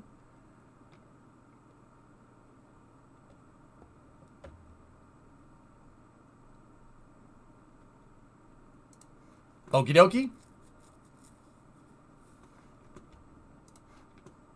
So, you guys will figure it out. But once again, I'll say this once, I'll say it again. If people are going to be a negative Nancy in my chat, if you guys are going to be dicks about it, oh, the game's unoptimized. Yeah, no shit. No shit. It's an early access game. Thank you. Thank you for this shocking revelation. If you're going to be mean about it and you're going to be a dick about it, you're not going to be constructive about it, get the frick out of here. Just get out of here. I don't really care. If you want to stay mad, go stay mad on the KSP subreddit or something. Don't do it in here. Come on. Don't do that. Don't do that. We're the KSP community, guys. We're pretty damn good about helping each other. We had to. Remember? Remember when everybody had to help everybody in KSP1 because no one had tutorials and we all had to figure it out? So we all worked together to figure it out? Maybe we should do that instead and not show all the newcomers in here that are going to get people involved in STEM and science. Maybe we shouldn't be dicks to them. Maybe we should show them that we're a community that, you know, figures out how to work the problem. Just saying. You know, we can figure it out, guys. We had to dance around the Kraken for a decade. And don't get me wrong, I'm not saying that you shouldn't be skeptical about KSP2. We're gamers, dudes. We've been burned. I'm not gonna sit here and pretend like we didn't. I sat here hyping up Fallout 76 and it sucked. It was terrible. I mean, they've since fixed it. It's gotten better, but whew. What about Cyberpunk, dude? Trust me, I've been burned. We've been burned by that stuff. I don't blame people for being skeptical. You know, and I'm not saying the game is above criticism either. What I'm saying is don't be a dick about it. Because, dude, we have a rare scenario here where we have an avenue with the devs. I can talk to them. We can talk to them. Right? Dude, the devs are prowling the Intercept Discord. I have that on first hand. They are prowling it. They'll look. If you're going to be constructive about this, if you be constructive about KSP2, they will listen. They will. So this is a rare scenario where I can go like not face to face. I could be like, hey, we got to fix this. They'll be like, all right, cool, sweet. The developers are so scared about this game not doing well. They're willing to put their heart and soul into it because they know there's a lot riding on it. So guys, don't take advantage of that. Don't take advantage of it by being a jerk. Take advantage of it by helping them. Help them make the game better. They will do it. I swear. So when are you bringing a dev on stream? I don't know. Will there be mineable asteroids? You know what, Baranok? I didn't see. I didn't have enough time to check. But anyway, let's get back into it. I'll show you the next thing. You guys want to see some editor action? Here. I'll show you some editor action.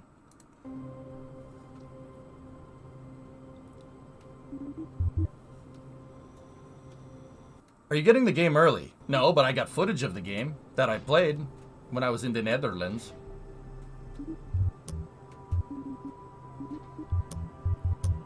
This is the video quality, dudes. Yeah, there we go.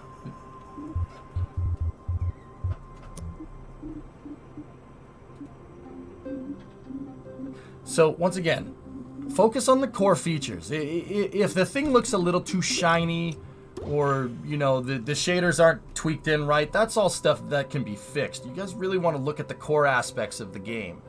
Like how the parts connect together, how the editor works. That's the stuff that I was looking for, because, guys, changing the specularity on a shader on a part takes 2 seconds. That's an easy fix. I'm looking for stuff that's like, okay, you really need to fix that.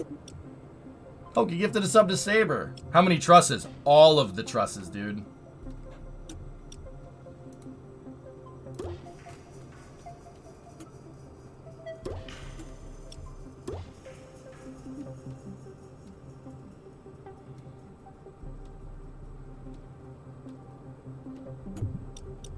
So I did have some issues with the new gizmos.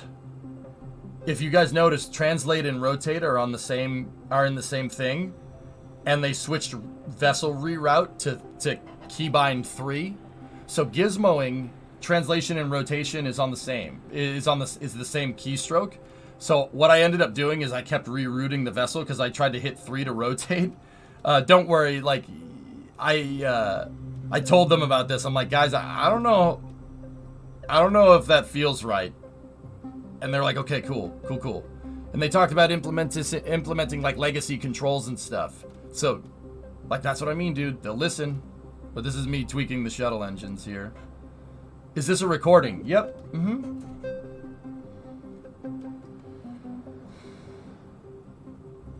Why did they switch to cylinders for attachment nodes? I don't know, Electron, but once again, that's all stuff that can be tweaked, dudes. Easy tweakable. That's an easy fix to change it from a cylinder to a ball. Like, what I'm looking for when I put this thing together is core features. Like, how well does the editor put stuff together? Is it as fleshed out as KSP1? It's pretty damn close. Yeah, I will say. There is some things here and there. Nothing that's game breaking though, honestly. See last, please. Vom, there's a lot of you guys in here. It's kind of hard for me to keep up with chat. Do open attachment nodes still cause drag issues? I have no idea. Didn't have time.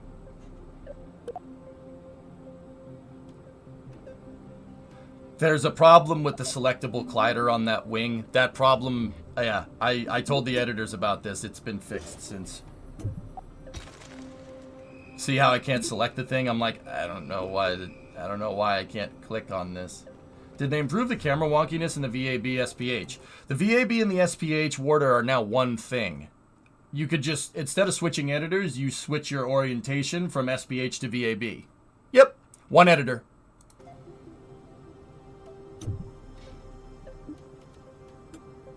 Undo memory leaks fixed? Oh yeah, no, that's, yeah. I actually didn't undo. I didn't undo anything. I never hit the Control Z key, but I would imagine that it's fixed because the editor is completely rebuilt from the ground up. Yeah, see, I'm having trouble with the wing there. But see, a non-selectable collider box, guys, that's not game-breaking stuff, dude. That's easy to fix. Yeah, this is me trying to figure out. I'm trying to basically figure out why I can't select it. I'm trying to debug it. That basically happened a good amount of time. Lots of low-hanging fruit. That's a good way to say it, Mouser. Yeah, it's easy fix. That's no problem. I've been trained at this point to not use Control Z. Yeah, XJ, I'm right there with you. See, I was testing to see if the sub-assembly was the problem. Dude, but guys, it took me, I don't know, maybe about 30 minutes to get adapted into the editor, and the editor is my bread and butter, dude. That's my sweet spot. Like, this is what I do. I mess with KSP's editor. Shuttle just likes ricing it sometimes. Hey, you know, you add a big spoiler, it adds horsepower, dude. So we'll skip ahead a little bit. I just replace the engines. But once again, guys, if you see the shaders and you're like, those shaders look weird, that's all easy fix, easy fixable stuff. Everything in the game right now is implemented just so they have stuff to mess with. So a lot of these parts looked like they were recompiled in Unity and then ported to KSP, which is not bad. I don't care. That's fine. I've always said that with KSP2, all they need to do is just make the same game with better graphics and better physics simulation, and I'd be totally cool with it. And the crazy part about that is that it seems like the minimum viable product, so the early access release that comes out on Friday is pretty much that, and then it's only going up from there. Which, you know, now that I'm saying it out loud, that can't be an accident. They had to have known that. How's the aero model work? I didn't have time to make a plane, Pato. Just found you and love your take on early access. Released with confidence in the devs. Looking forward to seeing it improve over time. Zach, once again, thanks, man. I'm glad I'm easing the pain points a little bit, to speak in like corporate terms. I don't like doing that. It sounds gross. I'm glad I could help, dude. Like, trust me, like, I'm not saying this just because I'm friends with the devs or because I have a direct line to them. If KSP2 is a flop, I'm screwed financially. Like, that's not good for the stream. That's not good for growing the stream. That's not good for long-term sustainability of my business, the thing that puts food on the table. So, something that I kind of told them, right? Something that I kind of told them there is, look, I am in to make this game as good as it possibly can be. I want the game, it's in my best interest to make the game amazing. It has to be that way. If the game's not amazing, I'm not going to survive I'm not going to be able to put food on the table by playing KSP1 for the next 5 years, you know what I'm saying? So if there's a problem with the game, I send a line to the devs. Like, all the stuff, all the problems that I found in this playtest from a couple weeks ago, I reported immediately to them. And they thought the feedback was so valuable from the content creator community, dude. Dude, we have a direct line to them. I could shoot them bug reports, no problem. I was like, guys, I'll debug the game for free. I don't care. Like, I'll do it for free. It's in my best interest that this game is awesome. So I'm here to support you guys 100%. But that doesn't mean I'm not going to be critical when it's required, you know? Can I do interplanetary without a protractor? Maybe?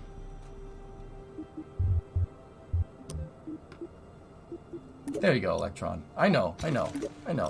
I'm saying about growing the stream, Electron. You know, when KSP2 comes out, I want to take it to the next level, dude. I want to do some awesome stuff in this game. This is me trying to make a fairing front. I'm trying to rebuild Collins. Is it pretty easy to build in KSP2? Bandit, it took me probably about 15-20 minutes to adjust. There are some things that I was not... So, dude, it was so hard for me.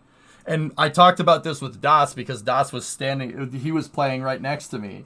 I'm like, dude, so I had trouble with the editor because translate and rotate gizmos, so keystroke 2 and 3 in the KSP1 editor. So if you hit keystroke 2 in the editor, it brings up the gizmos, the translate gizmos. And if you hit 3, it brings up the rotate gizmos. And then 4 is reroute. Well, in this version of the game that we played, 3 is reroute and 2 is translate and rotate. They combine the gizmos into one, so you can translate and rotate parts with one keystroke. That's cool, but I had to make sure that I wasn't being an old fart about it, okay? Is that actually a better way to do it, or am I just used to the KSP1 editor? And that I took that critically. I took that, like, I had to really consider that. And Das had the same problem. We had to really consider that when we were giving him feedback. Long story short, am I just an old fart that's used to the KSP1 editor? Or is this actually a better way to do it? And we did actually end up talking about him with it. We talked to them about it. And yeah, we talked to them about it. And I haven't heard much about it since, but they did. I know that the developers at least had a meeting regarding legacy controls. And I definitely know that they absolutely want to figure out a way to make that keystroke less confusing for the legacy crowd. And this is no guarantees here. They even talked about implementing old school controls as a control scheme. Similar to like Halo back in the day, when Halo had like the boxer control scheme. If you're an old school Halo player, you know what I mean. They kept the legacy controls in the game, but also the newer controls for newer players because they were an upgrade from the old stuff. Very reassuring to hear someone knowing somewhat the ins and outs of the engine development. I'm new to you, so I don't know your history. You may know a lot more. Like you mentioned, editing shaders with specular is simple. I'm a 3D artist by trade, OJB. Yeah. Why do you think I know so much about this? Yeah, 3D art, dude. Yeah, 3D artist. So I know about Unity. I've made parts for KSP1. I've modded parts for KSP1. I can make any part I want in KSP, dude. I have a bachelor's in computer animation. I use Maya to import into Unity, and I can make parts for KSP if I really want to. So yeah, man, absolutely. I have some dev experience, dude. Not a lot, but it's there.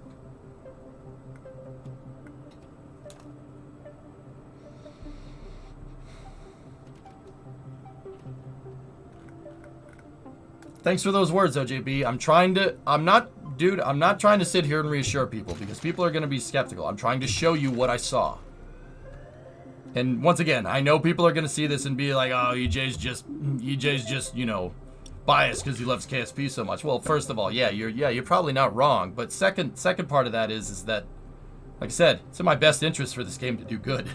I really, really need Kerbal to do good. Yeah, if Kerbal could do good, that adds pretty good sustainability for the stream. If Kerbal could just be good, that'd be great. Paid in cake. Yeah, that too. Armageddon shuttle, anybody? I'm telling you.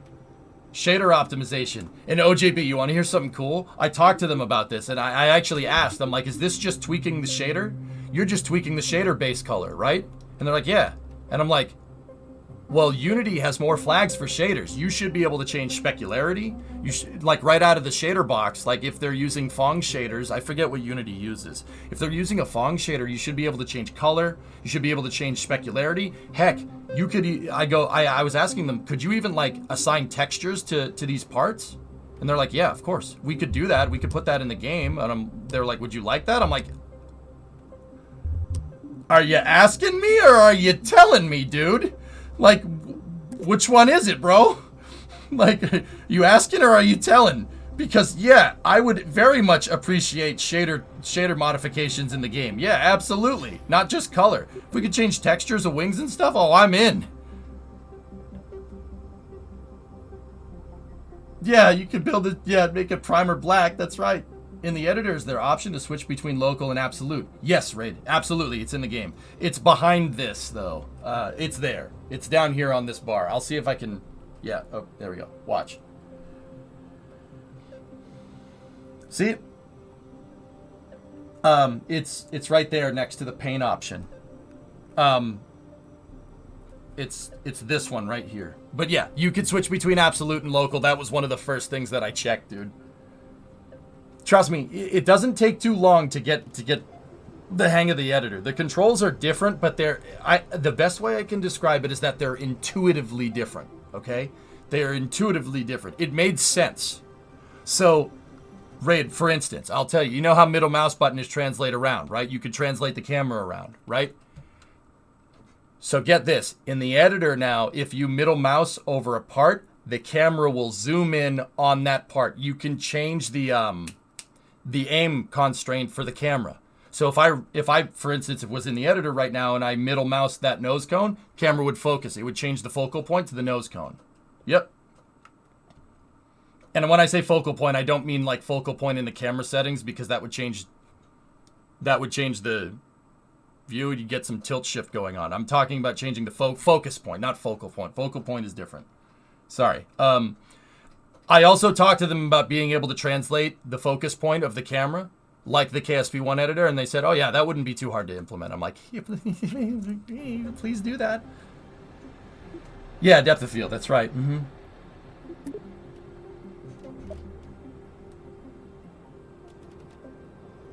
Yeah, how about them procedural wings, dude? There's a little bit of a symmetry thing going on there. You have to basically, that was a bug that I picked up. They know about that one. Don't worry about it. Did they tell you anything about multiplayer? Linus, what I've been able to surmise from multiplayer is that multiplayer, the bare bones product for multiplayer is built into the game right now. So that tells me that the roadmap isn't bullcrap. And that also explains KSP2's early access system specs. They have a lot of this stuff implemented into the game, but it's implemented in minimal viable product because they need to play test the game and optimize it. Don't you think it would be prudent to get KSP1 optimization down to a T before you even start working on multiplayer? But at the same time, you don't want to not implement multiplayer and then optimize the game, right? And then go, okay, we're going to do multiplayer, because then you'll get something like DMP or LMP in Kerbal 1, where it kind of works. It's pretty good, but it's not like exact. Multiplayer, the infrastructure for multiplayer is built into KSP2 right now. Discovery, right now. It's not enabled, but it's there. The reason why the system specs are so ridiculous is because they need to optimize the game first. and then multiplayer in the game later. But once again, that doesn't necessarily mean that multiplayer isn't in the game now. That tells me right there, that parallel development of modules for KSP2 tells me that that roadmap is pretty legit, and it also tells me that there's a pretty damn good timeline there for that roadmap, considering the infrastructure for multiplayer is in the game already.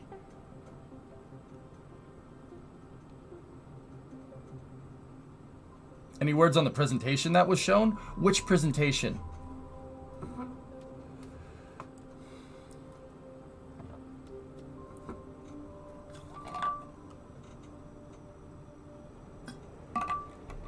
I saw a slide on resource gathering. Oh, Coop, we did do a presentation before we played Kerbal, but it was just the trailer that you guys saw the other day. Now, once again, for those of you that are eagle-eyed, the wings are not symmetrical right now. Yeah, they know about that. I was messing with the so how a procedural wing works is actually a distortion. They're doing a set-driven key distortion. So if we're gonna nerd out here for a second, they're basically stretching the mesh. You're stretching the 3D model there. Right, but I noticed that one's stretching up and the other's stretching down. It's because you gotta exit out of the wing editor. But yeah, that is actually distorting the procedural wing. You're distorting the 3D mesh, and you can tell it to stay right there. This is done via set-driven keys and a lattice deformer. At least, that is a way to do it. That might not be the way that they're doing it, but it's still cool. So this works kind of like 3D model rigging. Like if you have a character, right? You're doing a character model, and you you need that character to speak. You notice how like if the character is just going like this, it doesn't actually look very good, right? And in modern games, you have more stuff that you can deform on the mesh, so the character actually looks like they're talking, right? So the same kind of deformers that you'd use to make a character, to deform like a character's mouth in the game to speak, is the same type of deformers that they're using there for the procedural wing. It's actually really cool. Do you think in the future multiplayer we'll be able to build ships together with our friends? Noti, they didn't say for sure, but that was heavily implied, yeah. I no guarantees though, dude. So, guys, the vibe that I got, so Noti, the vibe that I got from talking to the developers was basically this. They have a good roadmap for how they want to do things, but you're still unknown unknowns. No one's ever tried to make a multiplayer game like this out of the box. Now, I'm not saying it can't be done. The KSP1 modding community proved that you can make a multiplayer Kerbal server. It definitely do. Definitely do be like that. But implementing one from the start and having the game optimized around it leaves a lot of unknown unknowns, meaning that I'm not exactly sure what features of multiplayer will or won't be put into the game. So, like, is multiplayer editor something that can be viable later down the road? I don't know. That kind of depends on how well the editor is optimized out of the box, don't you think? And the only way you're going to really optimize the editor is through mass playtesting through early access.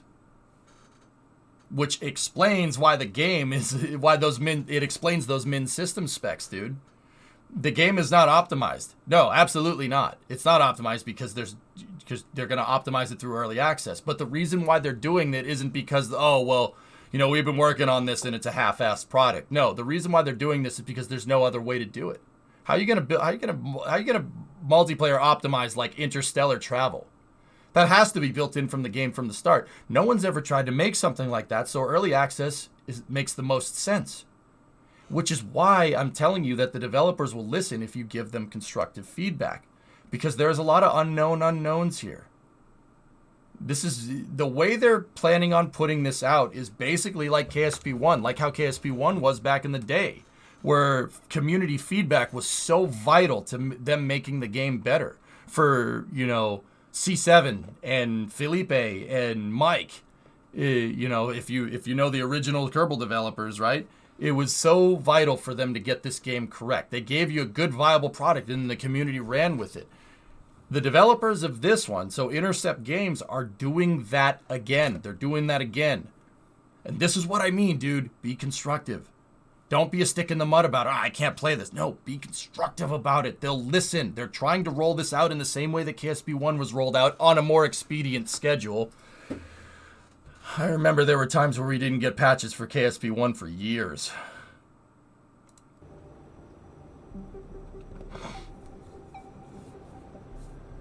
Did anybody try to go stupidly fast? I don't know. 105 flashbacks. Yep. Yeah, you're telling me. So yeah, that was a little bit of me messing with procedural wings and understanding the editor there. Yep.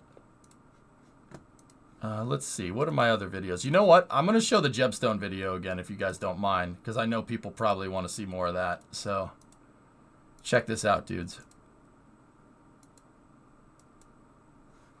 Here, I'll show you. Want to see what it's like to hit that dang old launch button? Ready? Will you make your playthrough video available on your Discord? I missed the early part. MGB, this was the early part. So, fellas, I'm gonna shut up. You make your own impressions, okay?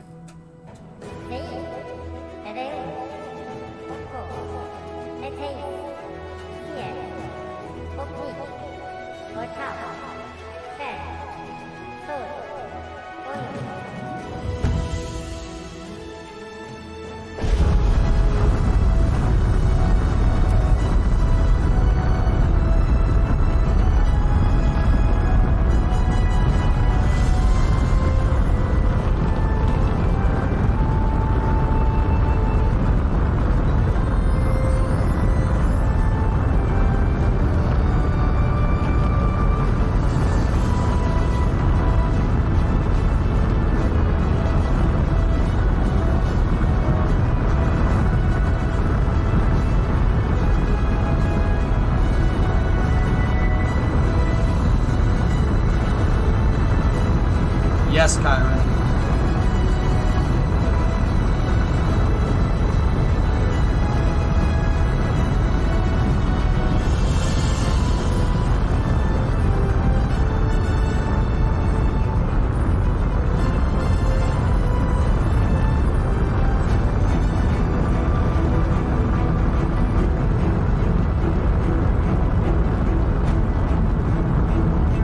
I'm sure the modding community will take care of that, S-Master. The plume looks... Oh, the plume expansion is chef's kiss, bro. Autopilot? I'm flying it, Alexis. Yeah, of course, Novaraptor. You can adjust limit just like you can in KSP1.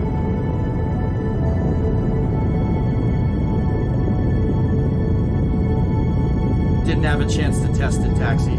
Sorry. How big was the payload? 18 tons. Sweet. It's the same Kerbal system, dude. What works in KSP1 works in KSP2. Look at Jebstone. Look at Jebstone do its thing, man. It's beautiful.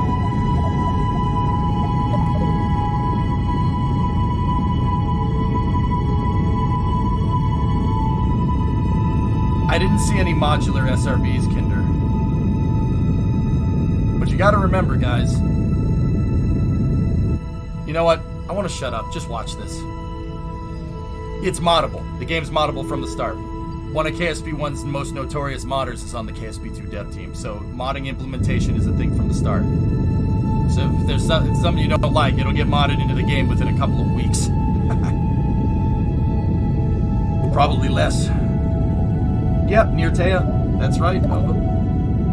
Yep, I played Time Crisis with Neartea in a bar. In a bar in the Netherlands. We were playing Time Crisis, man. Pow, pow, pow, pow. Chris is a good dude, and also cares a lot about the game.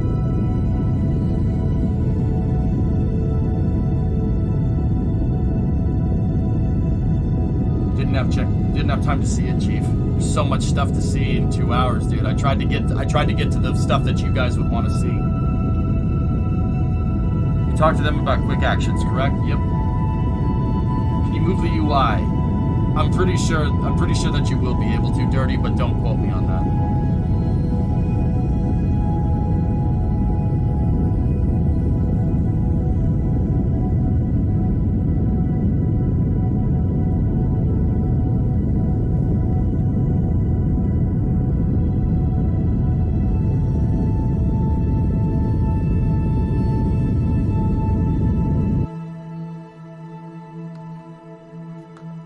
Also, I found the arrow UI, and I'm not sure I was supposed to find that.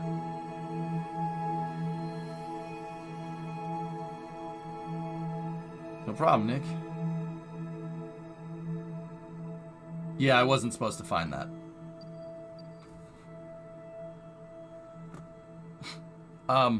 But fellas, food for thought. So don't read. You can read in this for what you will. Interplanetary is built in from the start. Interplanetary travel, because you need to, and it's going to be optimized around that. You know how I know? Look at some of the options in that debug menu. Particularly, I mean, the first one's pretty damn funny, but the second one,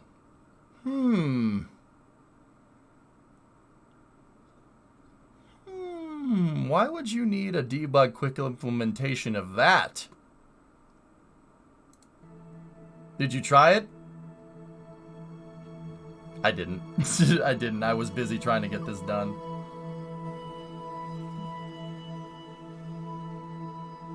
I'm sure, Boxy. Yep. They gave me crap. Dude, they gave me crap. They were like, we saw you messing with that UI. How'd you figure that one out? I'm like, it's the same keystroke as the other one. And they're like, oh. We saw you messing with that. I'm like, sorry. Sorry. Don't hate me, please.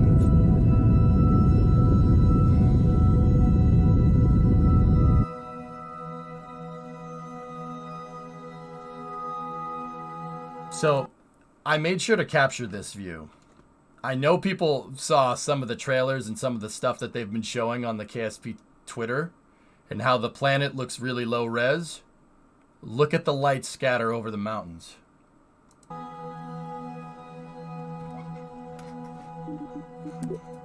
That was like the last thing I made sure to get. Look at the light scattering over the mountains. The scatterer is completely rebuilt, dude.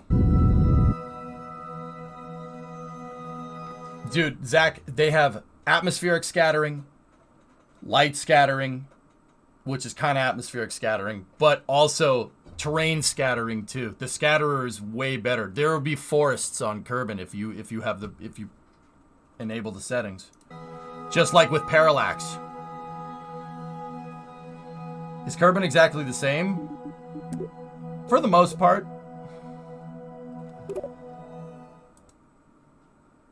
Pretty cool, huh? I'm so conflicted this game is overwhelming and disappointing at the same time. Alright. I guess.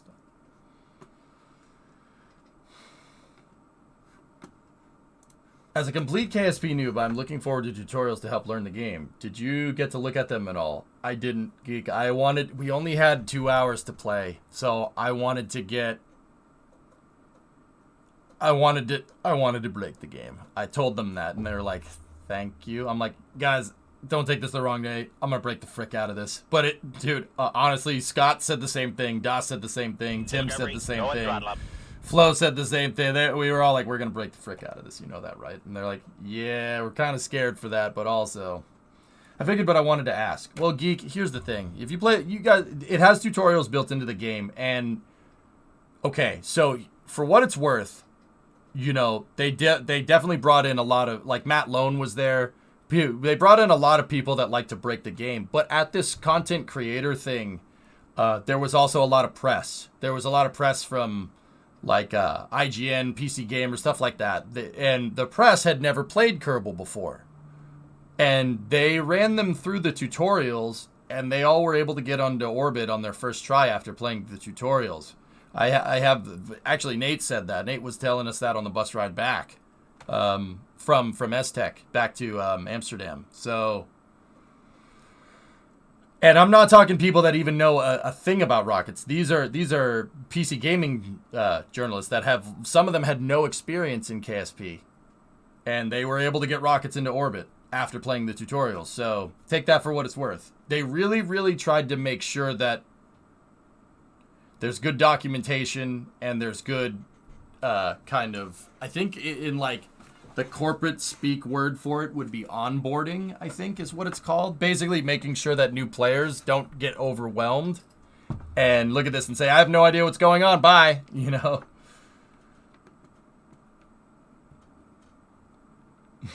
Damn, Steven. Savage. Yeah, no, I didn't need the tutorials, fellas. Yeah. So Tarkov is especially terrible about this. Yeah. Could you tell the state of the Kraken? Are there still problems with the landing gear? So Blue Flare, I drove the truck around. I built a K200. The K200 was literally the first thing that I made. Give me 1 second. That's the Jebstone video. That's the shuttle. There is a couple of things here and there, but yeah. Here, this is a zoomed out view of KSC. There's all the landing pads and whatnot.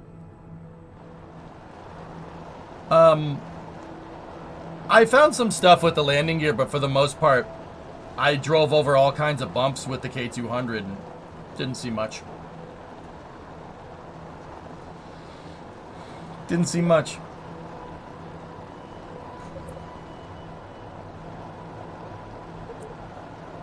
Yeah, the tree lighting is a little wonky. Yeah, the scatter, the lighting and everything is still in a little rough state, dude. So don't look at this and be like, wow, well that's what KSP2 looks like. No, this is all in flux. But changing shading and lighting is easy. That's an easy fix, easy tweaks. What I really looked for when I went and played this game is game-breaking stuff like that. And throughout my playthrough, I did debug it and figured out what was going on there. So, hey, Johnny, thanks for the 5 subs. Were you allowed to keep the craft files? No. No, but Trainman, that K200, so if you're worried about the editor being different in KSP2, that was the first thing that I made.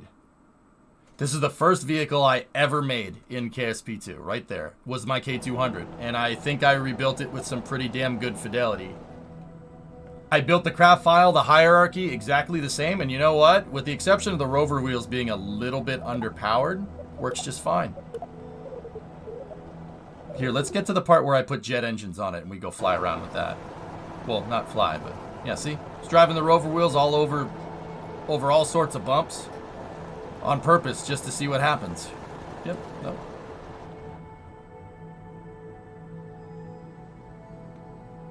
Was making the blinker actions in the complicated in the editor? No. No, not at all.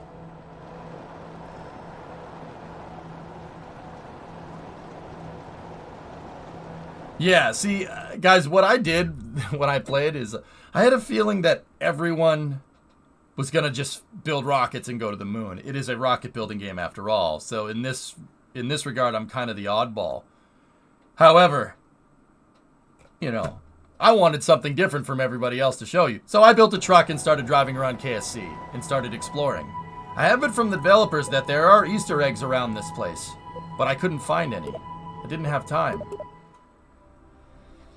I fear I will barely be able to play in 4K. What resolution did the game have here? Well, Jack, I don't think you're going to have to worry about that. So, oh boy, dude, we're high enough in the directory where we're getting bot spam for clips from other streams. Man! Gene, thanks for being quick on the trigger. Wow, there's a lot of you in here, huh?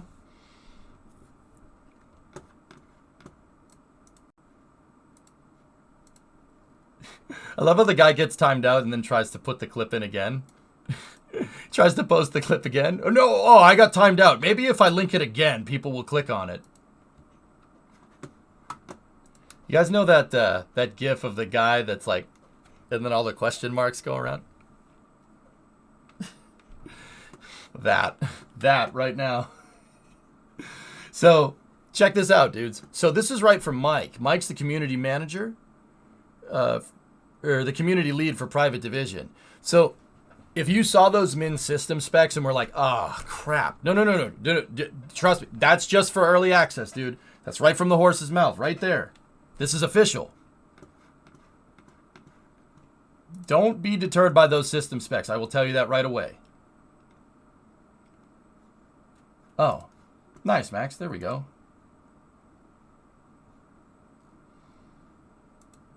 Did you see the dress change? I knew about the dress change. Nate told us about it. It's pretty good, right? Watch Scott's video if you want to see that one. It's pretty neat. Yeah, guys, that's why I made it a thing on Twitter to retweet this. So everybody can see it. So this is right from Private Division. We'll still be optimizing throughout early access as well. This is not the minimum specs for 1.0 or even through the life of early access. This is... Those early access min specs are just there to kind of show what will play the game good right now. But that doesn't mean that by 1.0 you're not going to be able to run this on an older system. What I'm saying is they need the community feedback to help them out, because how do you optimize the game around a system that's 5 years old? There's no way to do that. Mass playtest is the only way to get that done right. Right? Because they could try to do it in-house, right? Build it around, older computers, build it around older hardware. And then they release the game and it's not optimized correctly for Joe Schmo that has a card from 2008, right? And then you get the meh people anyway, you know what I mean? That's min spec for early access, guys, for early access. So basically the state of the game right now, that doesn't mean you won't be able to play it. That absolutely doesn't mean that. And that's Private Division basically saying that right there. Yeah, Miff, I'm not trying to do PR for Private Division, but also I'm trying to show you I'm trying to show people that, look, if you're wondering about, optimization and stuff, I wouldn't be too worried about it. How long did it take KSP 1 to come out of early access? A couple of years, Owens. I mean, the game came out in 2011 and they were ready for 1.0 by 2015, I think. It took some time. Minimum tested spec. Bingo. How are they going to be able to say? They're not going to say with confidence that it can run on an older system. They're going to tell you what they've tested thus far, and that's a small data set. So expand the data set for them.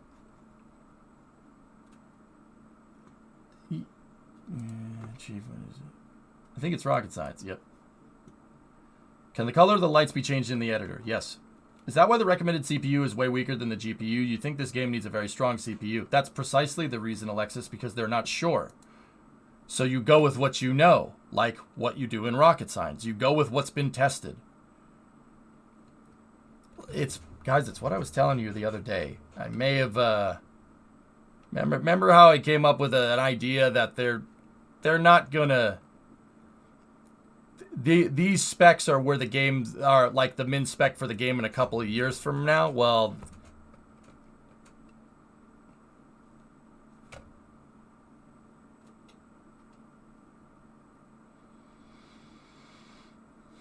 see what I mean? I said at the time, and this is before I was able to tell you guys anything about this, so I was trying to connect the dots, even though I knew where the line was. I was trying to connect the dots without showing you I knew where the line was. We were able to reasonably extrapolate that you could definitely play KSP on a older system. You could play KSP 2 early access on an older system. You should be able to. And guys, to be honest with you, I've if you've been watching the stream for a little while, I'll you probably heard me say this a number of times, but I'm frankly repeating what I'm saying just so we can get the message out. I'll put my money where my mouth is in that regard. I spent the entire weekend retooling my computers. Retooling them. I got another graphics card and a new power supply for the Rusty computer, which is the gaming computer. And the new graphics card's a 3080 Ti. So I'm going to play this on a 3080 Ti with an i7 8700. That's overclocked to 4.8 gigs. Now, I took the other parts out of Rusty and put them in the streaming PC, right? The one that's encoding.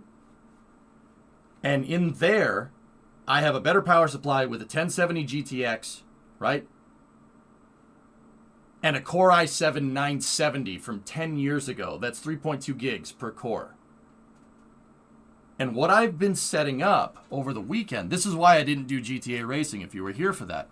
What I've been setting up is the ability to show a side-by-side comparison. Now, the other monitor isn't capturing anything because there's nothing to capture on the other screen. I will give you a side-by-side comparison of like higher end of the recommended spec and where I think the ballpark lower end will be. So, if anybody is wondering about if they can play KSP2, well, you don't need to buy the game just yet. Watch the optimization. Is there pricing information yet? Yeah, of course. Are you going to be encoding on the streaming PC at the same time? Yeah, there's really no other way to do that, right, Bree? Without, I would have needed another day to fix that problem. But so, guys, I'll run it on an older system. My streaming PC is over a decade old. It's 12 years old. The 970 is a workhorse, though. I'll show you. You can run it on older hardware. And I'm not sure if it'll be able to run clean. I don't know. Well, we won't know until we test it on Friday. But I gave myself the ability to bench test new and old right next to each other. Just to really see where we stand with the state of early access optimization. If you see it, you don't like it, I don't know. Maybe you'll wait, maybe not. I don't know. We'll see what happens. But I wanted to give you guys some... It's not like the best comparison, right? But it's good enough to get the point across. Don't get the game? You're kidding? Yeah, right, Dizzy. Dude, I'm buying this game right when it comes out. Like, so, yeah, I'll show you. I said this the other day when the specs came out that I'm fairly confident that you can play it on an older computer and it wouldn't be an issue. It's not going to be... I mean, you're not going to be able to run like 1,000-part ship, I don't think, but maybe in the future. And if you give good feedback, they'll fix it. And Johnny, yeah, thanks for the 5 subs. Appreciate it, man. So yeah, I mean, that's right from Mike right there, who's the community lead. You know, he says, we'll still be optimizing throughout early access. This is not the min spec for 1.0 or even through the life of early access. I'm pretty sure the 1070 and the Core i7 970 will run this with 12 gigs of RAM. I'm pretty damn sure. But we'll have to wait until Friday to see.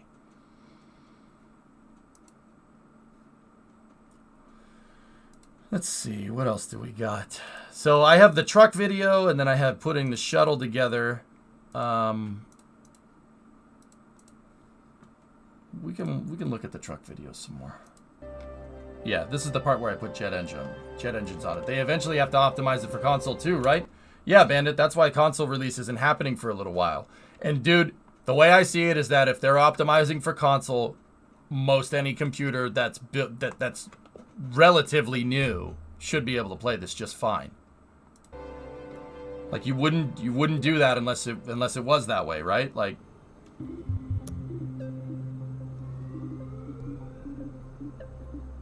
I mean, the 1070 is like 7 years old. Owens, I have a theory that it should be able to do it. It should be, based off of what I've seen here. I have no insider information in this regard. I could show it on the 1070 and it could suck. But I'm going to give you a side-by-side either way because transparency is key here. Did you see any new KSP engines? Yeah, Toasty, there was some new stuff in there. Take a look at the left side of the screen, if you will.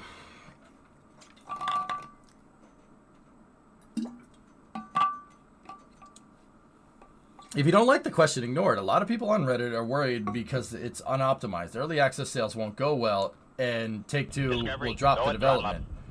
Do you get any sense that that could be the case?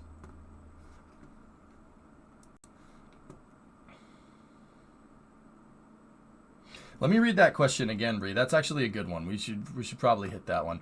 If you don't like this question, ignore it. A lot of people on Reddit are worried that because it's unoptimized, early access sales won't go well, and Take-Two will drop development. Do you get any sense that could be the case?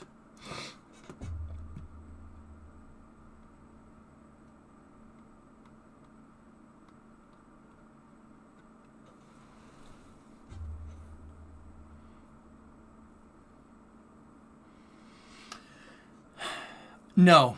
Not really. I don't get Go any with throttle sense up. that that's what's going on. There is a lot of momentum behind this game internally at Intercept and at Private Division. Take-Two is the parent company of Private Division. Private Division owns the IP to KSP. Intercept Games is the company that's developing it. I don't think so. No. I don't think so.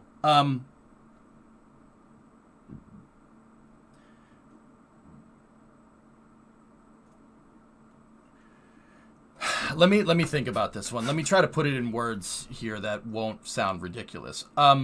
Bree, the thing about Take-Two and how their parent companies of Take-Two develop product has, like, okay, so I'll give you an example. And no, don't get me wrong, this isn't an end-all be-all example, right? This isn't an end-all be-all example, so take it with a grain of salt. But I didn't get that vibe from any of the developers. There's a lot of money behind this game because the original Kerbal sold millions of copies. Millions of copies. It's an insanely good game. So they wouldn't put the money in if they didn't see a return on investment, right? There's clearly a lot of development going into this game. A lot of parallel development for modules like multiplayer, base building, stuff like that. I think if they were deterred, I think it would be kind of foolish for them to go into this and not think about how much people will be deterred. There's no way they didn't do the market research here. There's just no way. I could tell because literally they flew the who's who of like Kerbal content creators out to Amsterdam to play the game. They flew me halfway around the world, not halfway around the world, you get the idea, a quarter of the way around the world to play KSP2. I don't get that vibe. There's a lot of cash behind it. And you could just tell by all the stuff, like okay, they have a sound designer. This is not, I know that's ridiculous, but Kerbal 2 went its entire career with no sound designer. Or Kerbal 1 went its entire career without any sound designer. The fact that they're going about this professionally and the way they're implementing the roadmap tells me that they're committed to this for the long term because they saw the long-term viability of something like KSP1. And I'm not trying to talk bad about the KSP1 devs. Those guys did a great job with how they handled the game. They did a great job, but you know, KSP1 was successful even though KSP1 didn't have like routine patches and routine upgrades. We went years without getting patches at times. Years. And the game was still successful despite that. Right? I can't see how they would do something like that. The other thing to kind of take into account is that Take-Two doesn't invest in I'm not going to say cash grabs. That's not really the right way to do it. Take-Two owns Rockstar Games is Rockstar Games' parent company is Take-Two. Rockstar. Now, you could say whatever you want about Rockstar. That's fine. I'm not going to get pissed off if people say, look at GTA Online. How long has that been a thing? I would say it is a reasonable thing to say that, it's reasonable to say that they are committed to long-term viability. And I think GTA Online, even though it's Rockstar, but that's still a parent company of Take-Two, I would say that probably is a good indicator. To be fair, GTA Online is bringing in loads of money. And Max, don't you think they would take that same kind of market viability and apply it to a game like this? Now, no, don't get me wrong. That does not imply like pay to win for KSP. I did not get that vibe from them. I'm saying that Take-Two really invests in long-term products. It's pretty much shown through their other things, Red Dead Online, GTA Online. They're in it for the long haul. I don't think they're going to get deterred by initial sales because Kerbal, once again, it's long-term market viability. People are still buying KSP1 now, 10 years later. And it's in sustainable enough numbers that they were releasing patches for KSP1 pretty much up until the pandemic. That and me knowing the people involved I think that says enough. I think that's good enough for me.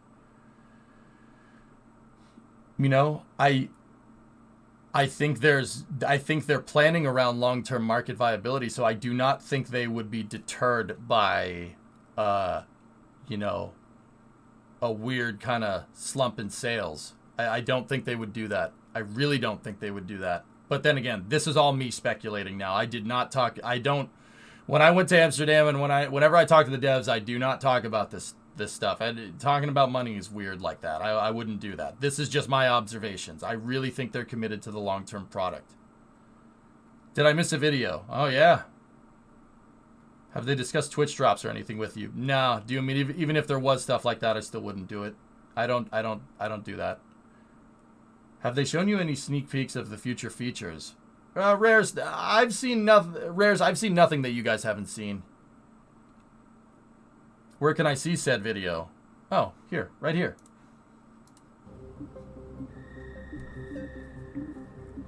So, fellas, I think that, man, Bree, I'm trying to say this without sounding like a jerk.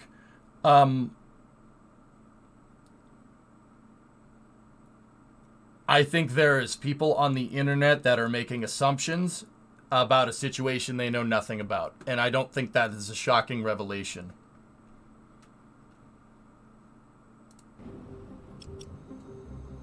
Oh geez, people going on the internet and talking about stuff that they know nothing about, that never happens.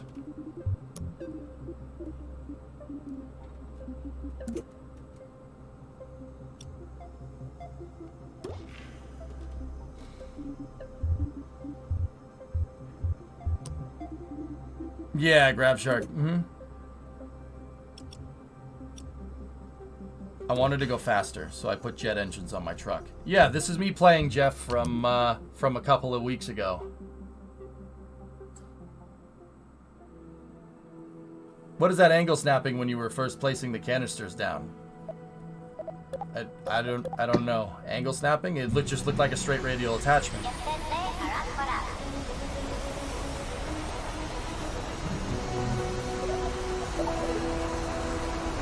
Tweakables, Justin? I didn't really have time to explore that game feature, dude.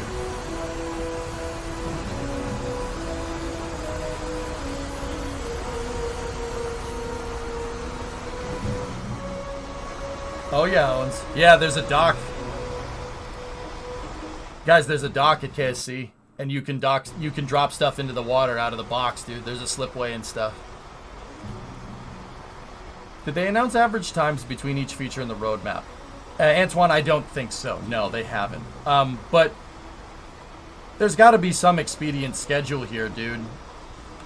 They're not going to wait a year to put multiplayer in the game. I think that would be a bad idea. The modules are being developed in parallel, guys. So, once again, the base infrastructure for multiplayer is already in the game. And what the developers are planning on doing is they're going to build the multiplayer around the optimizations that happen during early access right now. Each feature is going to, and that's what I mean, dude, about community feedback and stuff. Because I think it's a very astute thing to say. It's a very astute thing to understand that KSP is not a game that you can build overnight. It's not a game like Kerbal is not a game that you can build in a year, in a week, month, whatever. The reason that KSP 1 was so damn good is because of the community feedback.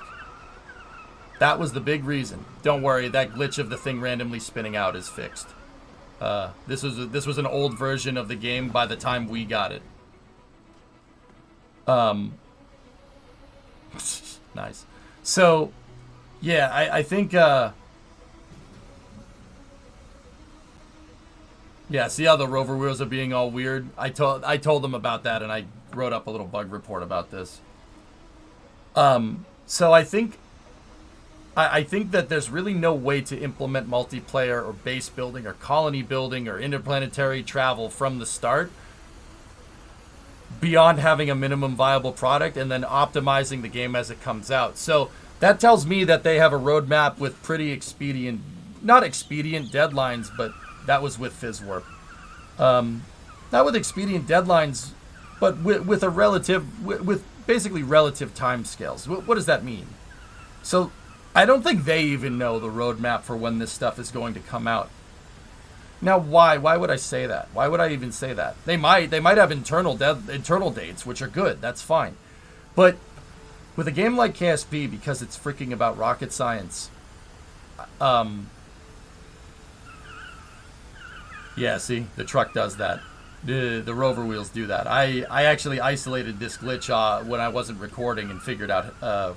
I'm pretty sure I nailed what was wrong with it, but I could be wrong. But there are a lot of unknowns with that. No one's ever tried to make a game like this. What I will say, and what I could say with reasonable assertion, is that the parallel processing stuff, not parallel processing, the parallel development of modules. So there's people at Intercept working on multiplayer right now, even though it's not even implemented into the game. But the game is basically built for these. It's built for this roadmap. It's built for it. So there are expedient timelines, but you're always going to have unknown unknowns. Some challenges might be harder to fix than others. You know, it's like a rocket launching. You never know exactly when the rocket is going to launch until the day comes when you launch it. That's true for any rocket. Look at SLS. Look at Starship, Space Shuttle. It takes time. Look at the JAXA rocket. Look at H3 the other day. Discovery, go at throttle up. You never know when the time for it to launch is until you actually go and get off the pad. Now, in the terms of the H3 rocket, it didn't get off the pad, but that just goes to show you don't know how long it's going to take until you get to that point. So with that being said, I think there is some schedule, but that schedule is rough because it's a game about rocket science. So I'm sure there's some internal timeline, more or less, but you don't know how long stuff is going to take until you get there. But the fact that stuff is built in from the start, base building is built in from the start but not implemented. The infrastructure for multiplayer is built in there from the start but not implemented. Interplanetary is built in from the start but not implemented. Tells me that the roadmap is pretty concrete and they're committed to long-term viability of the product, if that makes any sense. Basically, they're here for the duration. Not sure how long it's going to take, but they'll get there.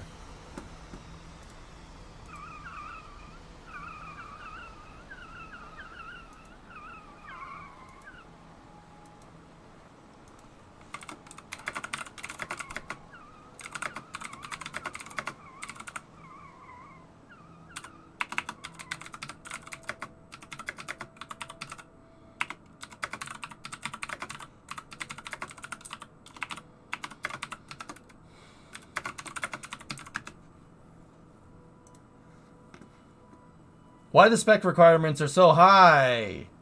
Because it's unoptimized 9L, because it's an early access game, because how are you going to optimize KSP, a Kerbal style game, without mass playtesting? Noodle on that one. Like, I'm serious. Take a second. How would you optimize this game? Are you going to optimize it and then put multiplayer in the game later?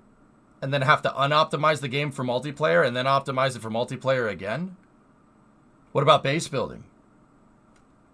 I mean, seriously, think about it. Think about it from a dev standpoint. Why would you do that? That's more work. Now, don't get me wrong. Those min specs are pretty wild. And I don't blame people for seeing stuff like, oh, I can't play that. What the frick, man? I don't blame people for seeing it like that. But just consider this. And once again, I'm not trying to change anybody's mind, but just information to consider. The game's at minimum optimized spec. This is an early access release, but it's an early access release that's done right. The reason why the game is unoptimized is because they're going to optimize it over time to implement multiplayer, interstellar travel, base building, on-orbit construction. It's going to be optimized around that. That's what they're building towards. You don't optimize the game and then go to add multiplayer down the road and then unoptimize it and then re-optimize it for multiplayer. Kerbal 1 made that mistake a bunch of times. They redid the arrow, right? Remember when they redid the arrow? Remember post-release they redid the thermals and they unoptimized the game to put the thermal control systems in there and then re-optimized it for the thermal control systems like a year later? 1.05, anybody remember that? See what I'm talking about? I would be a little honestly, I'd be a little concerned if the game was crystal smooth right now. Because then I'd be like, well, you didn't optimize it for multiplayer because multiplayer isn't in the game from the start. Like, honestly, I think it's the reverse. I'm happy that the game is unoptimized right now because that tells me that there's long-term commitment to the project. And if that doesn't sell you on it, dude, well, get this. 9L, take a look, dude. So this is Mike. Mike's the community lead for Private Division. Take that for what it's worth. That's in response to the system specs. If that doesn't not sell you, but just kind of change your opinion about things a little bit, I don't know what will. Isn't Stationeers going through that with some of the constant re-optimizing? That's right, Electron. That's right. Stationeers is doing that.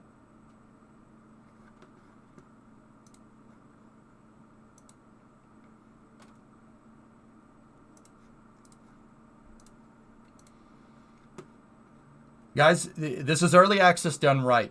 I'm telling you.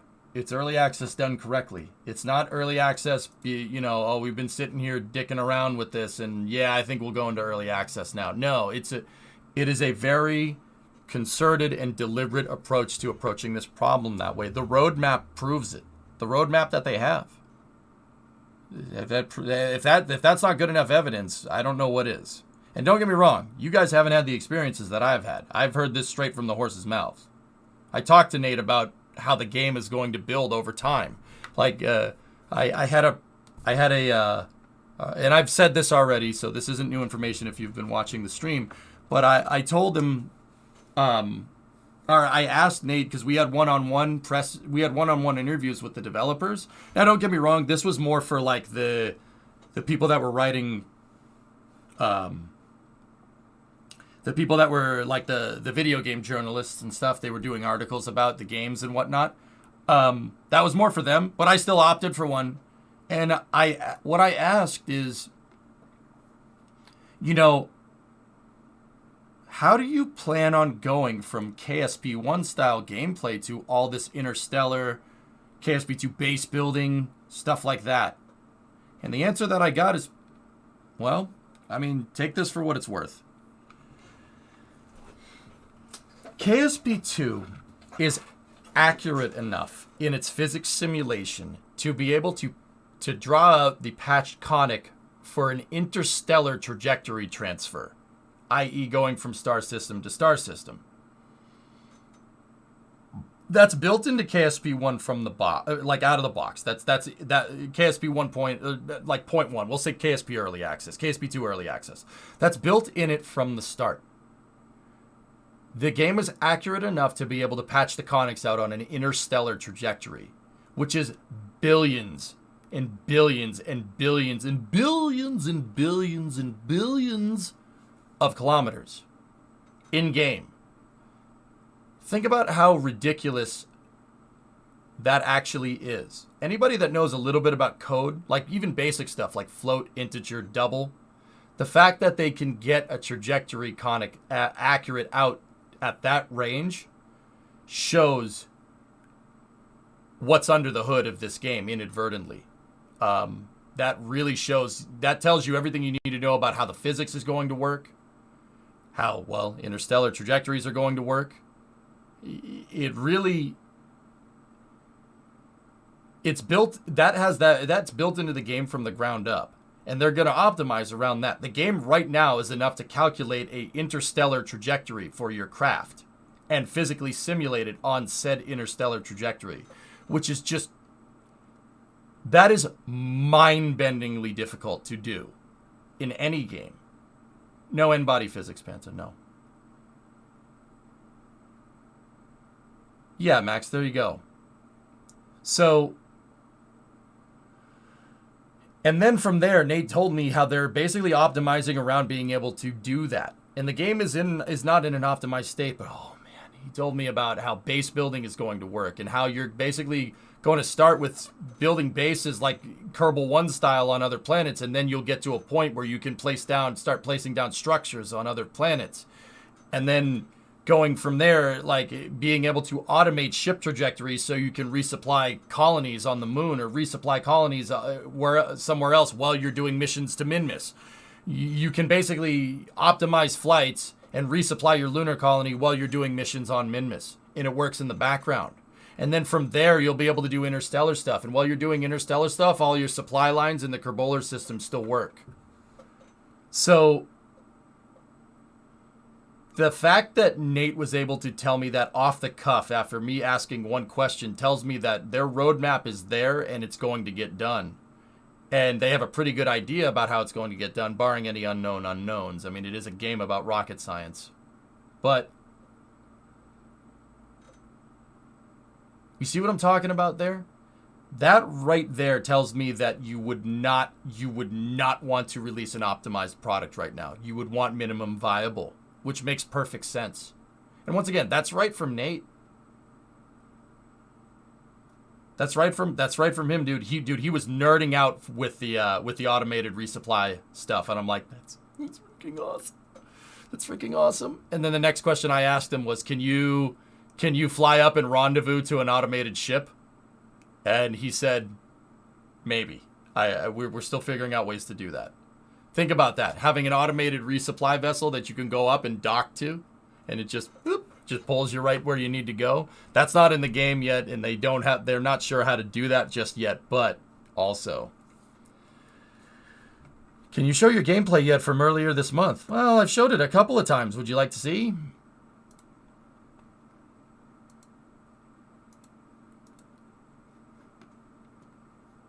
Yeah, cyclers. So, guys, I have it right from the creative director of this game. Right from the creative director. That the unoptimized state of the game right now makes perfect sense if you think about... Go look at KSP's roadmap. It makes perfect sense. Some of those features... Chicken, broccoli, and rice. I'm making food. Should be ready in 30 minutes. Do you want me to bring it to you? Nah, Bree, I'm good. So, yeah, here, check this out, guys. You want to see? This is me playing the game from a week and a half ago. The first rocket I ever made in KSP, stick rocket. Hail stick. That'd be rude not to. We'll get to that later, Lunprod. I'm gonna shut up. You guys watch. I'll be quiet again.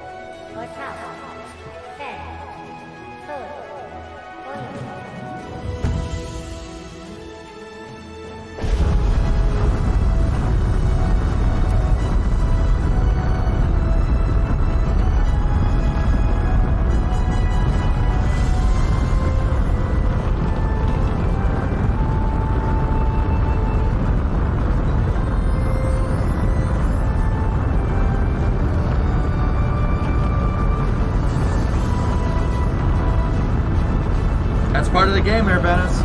Yep.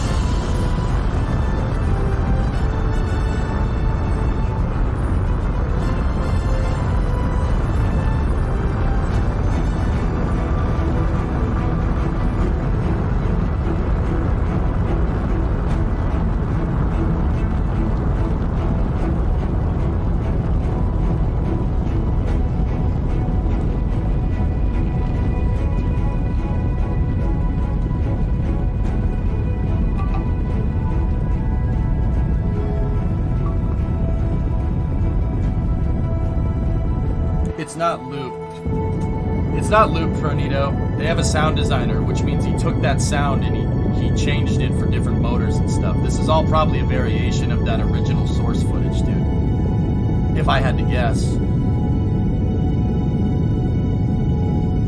Plume expansion. Yep, plume expansion depending on altitude. That's real rockets do exactly that.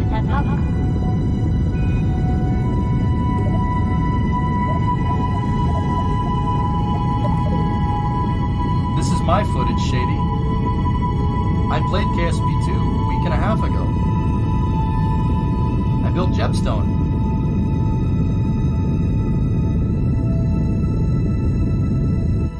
Fuel indicator is over here, guys. Staging indicator is here.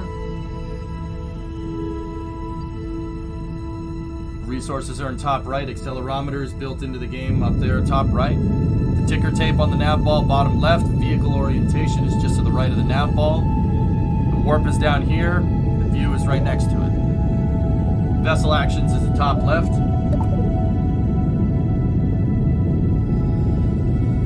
And the timer is down there with the time warp. Last about joysticks.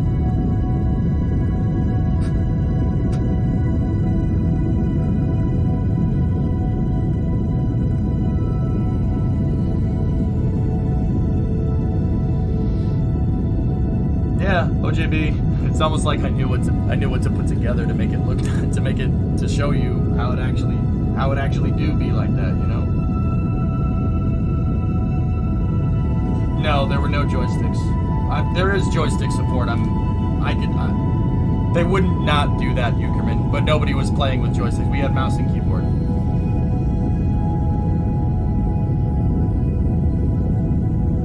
Oh, Jay, I mean, I care about it, dude. I care about this game a lot.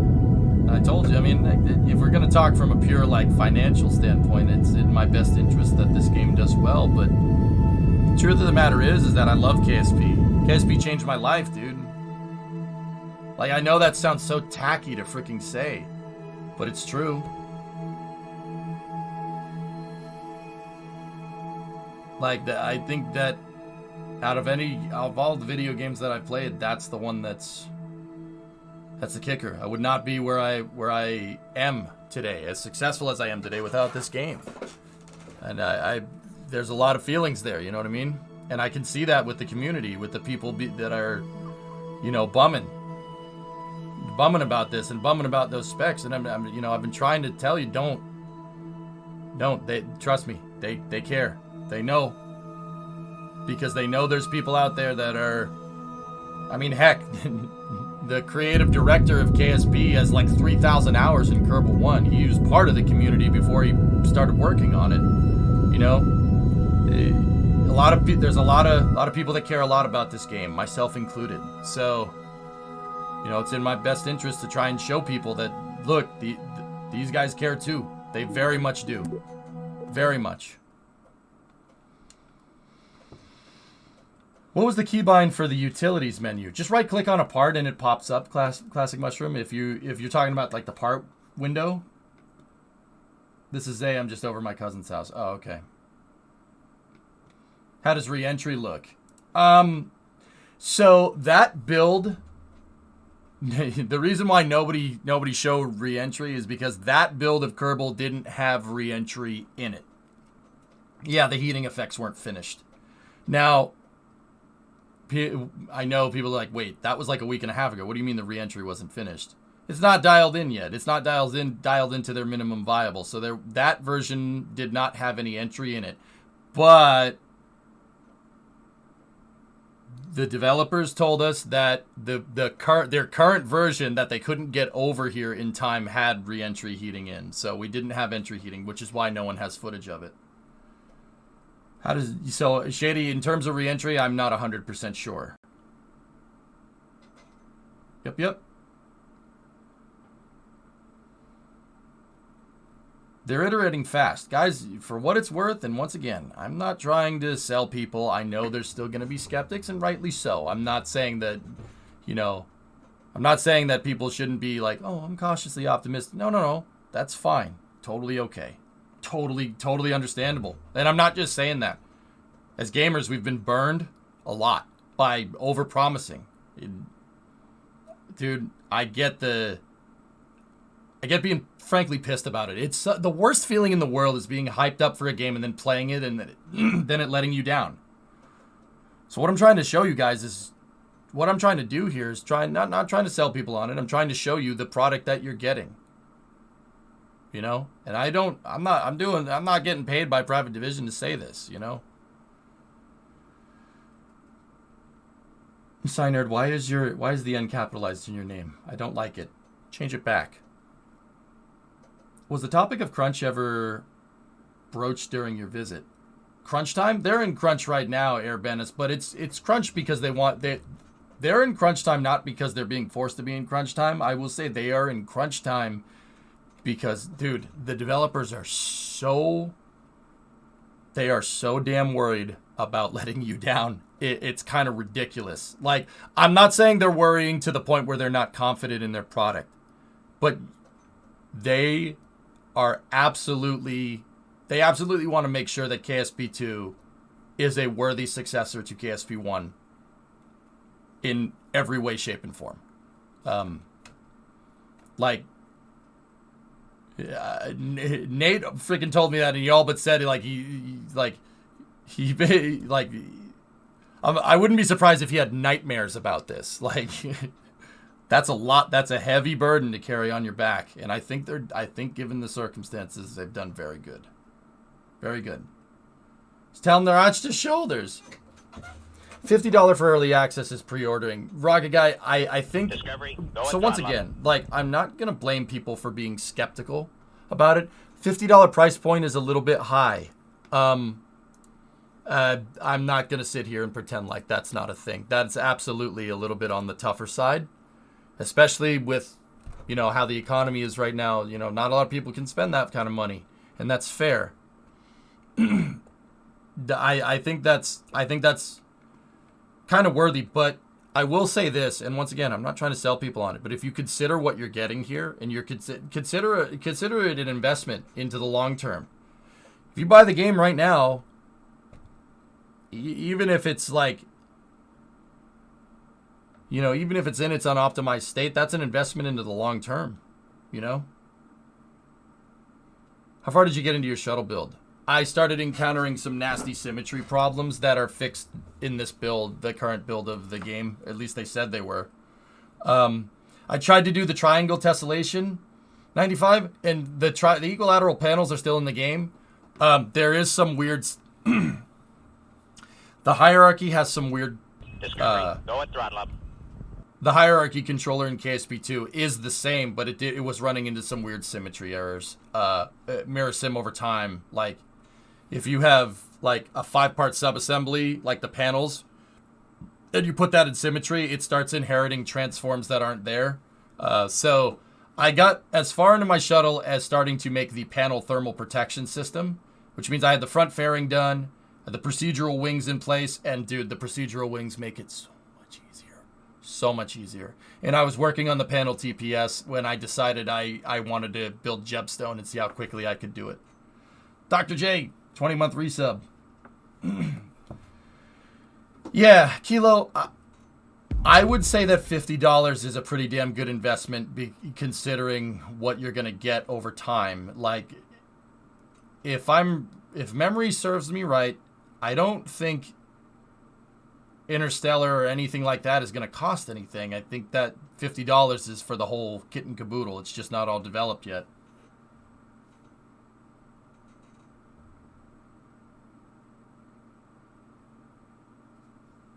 You can toggle them to have surfaces, Pythos. Yep. Oh, yeah. No, there's no procedural tanks, Eukerman. I actually talked to Nate about that. I'm like, why only procedural wings? And he's like, because... He told me something, and it's actually one of the smartest things I've heard, dude. If everything is procedural, right, and you just have tank, engine, wing in the parts menu, people are going to look at that and be like, what?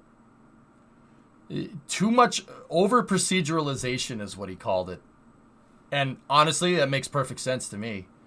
People want to see all the different tank parts. It's easier. It's an easier UX experience if you see all the different styles of tanks.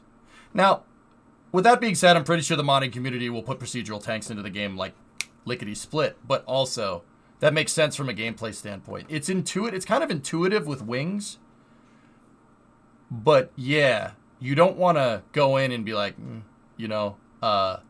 everything's procedural. So I go to put a fuel tank in the editor and it's just like a bottom structural bulkhead. You know what I mean? That makes perfect sense to me. Yeah, I did ask him about that.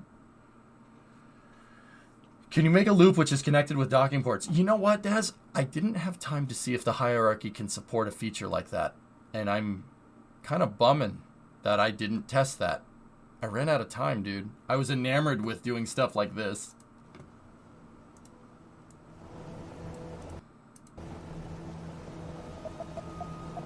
Yeah, Vodka. That's actually an interesting point. KSP1 with the DLCs is more than $50. Car Toys, 86 months. Thanks, buddy. And boy, thank you for the bits. How many boosters can you add? Oh boy, you can add a ton, dude. Oh yeah, people, you look at the other creators' footage. I drove around KSC because I knew nobody else was doing it. Everybody else was building rockets. So I wanted to drive my truck around KSC because I wanted to see the parking garages. Yeah, Steegen, exactly. You'll get your money's worth with KSP2. I can reasonably say that with confidence, yeah. Discovery. Yeah, I noticed there are regular wings in the game, OJB. I didn't have enough time to flesh out what was what. That wing that I couldn't select looked like a regular wing to me, but I don't know. Woody, thanks for the sub, dude. Did you fly under any bridge? Ah, Salamino, I wish, dude. I didn't have time to build a plane.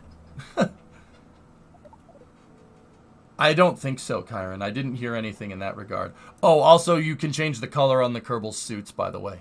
Yeah, I painted those NASA blue. Yeah, I forgot to tell you guys that.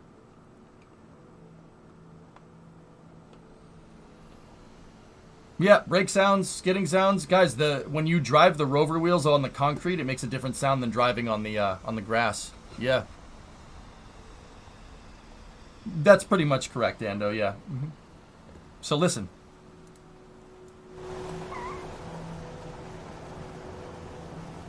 Ready? Hear the difference? It's subtle, but it's there.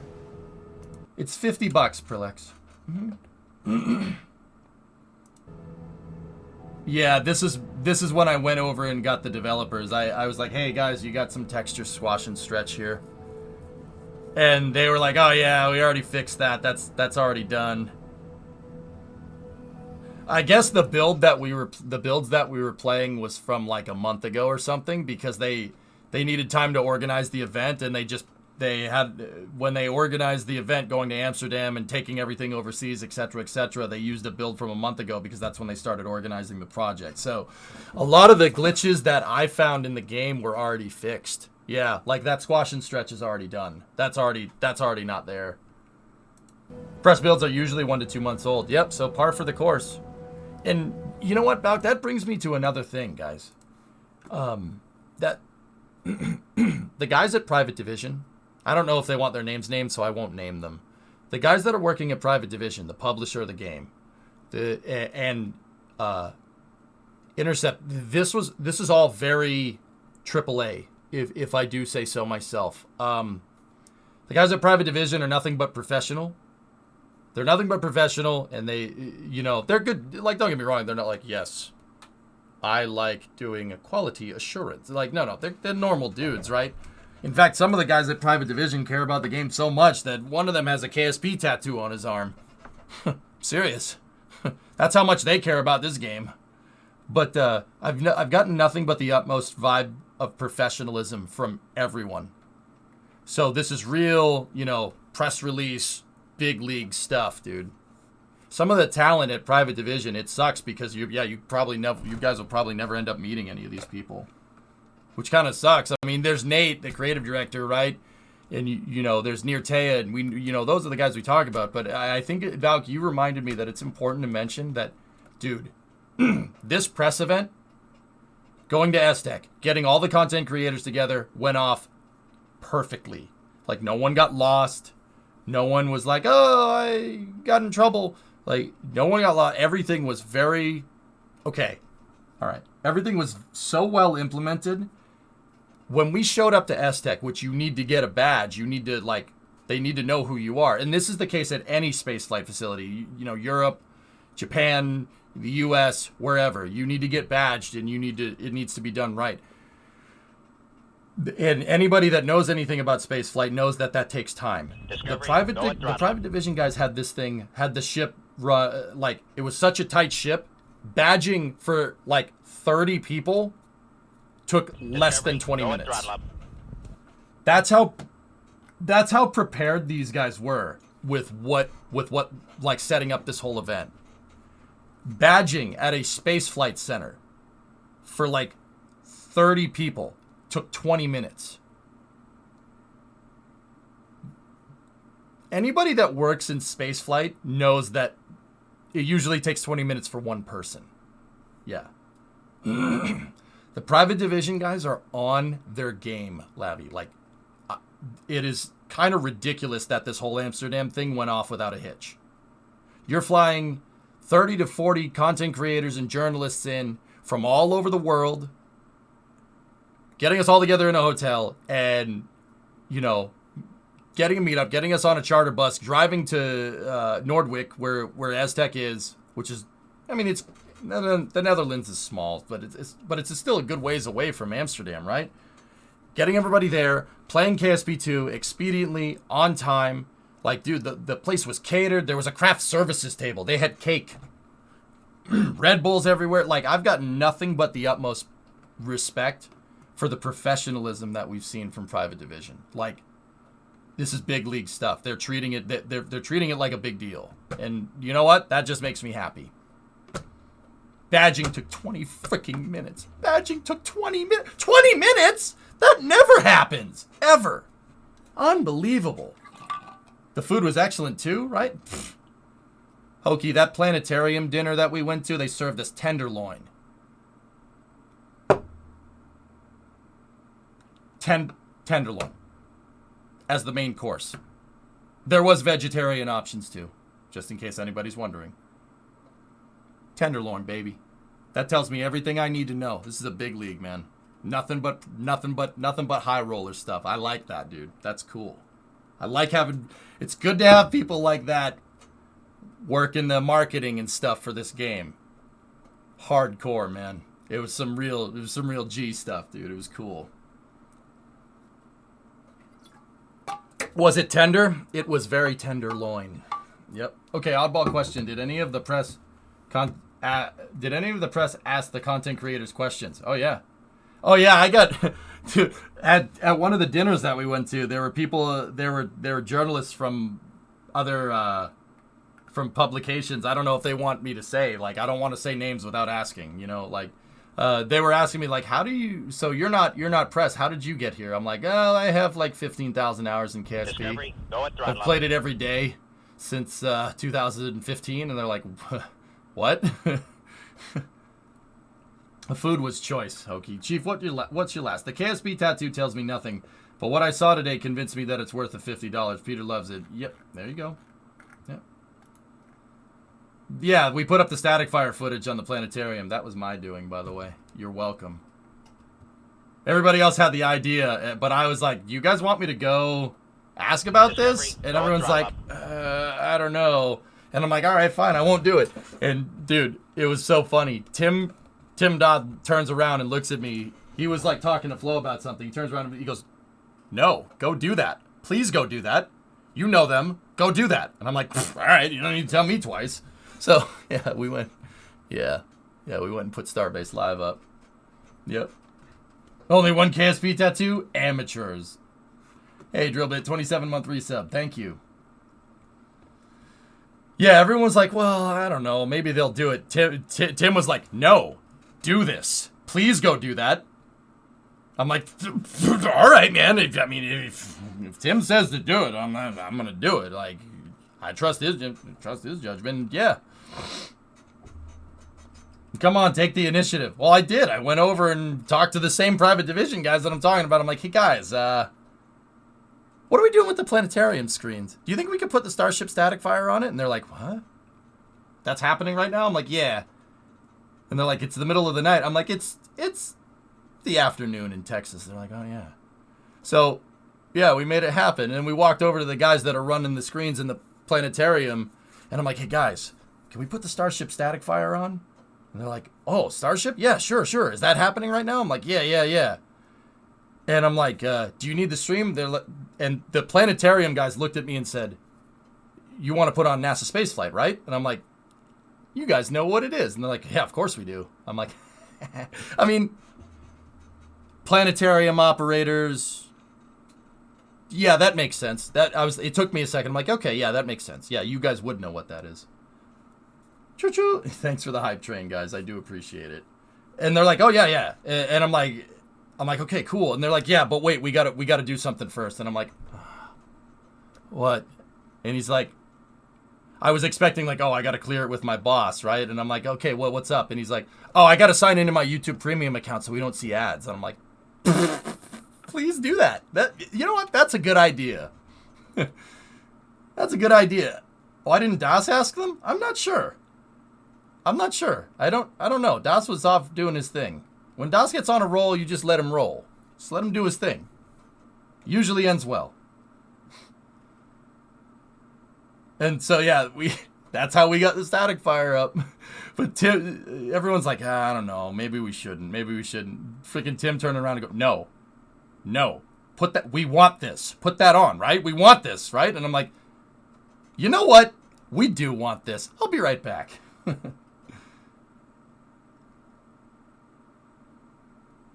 Das probably didn't want to self-promo. Yeah, exactly. I don't think the planetarium guys knew that he was there. But they did figure it out later, I'm pretty sure. Tim makes it happen. I mean, everyone was like, nah, I don't know if we should. Tim's like, oh yeah, no, please absolutely do this. I want to see Starship. I'm like, you know what, Tim? Me too. So I went over there and did it. And easy peasy.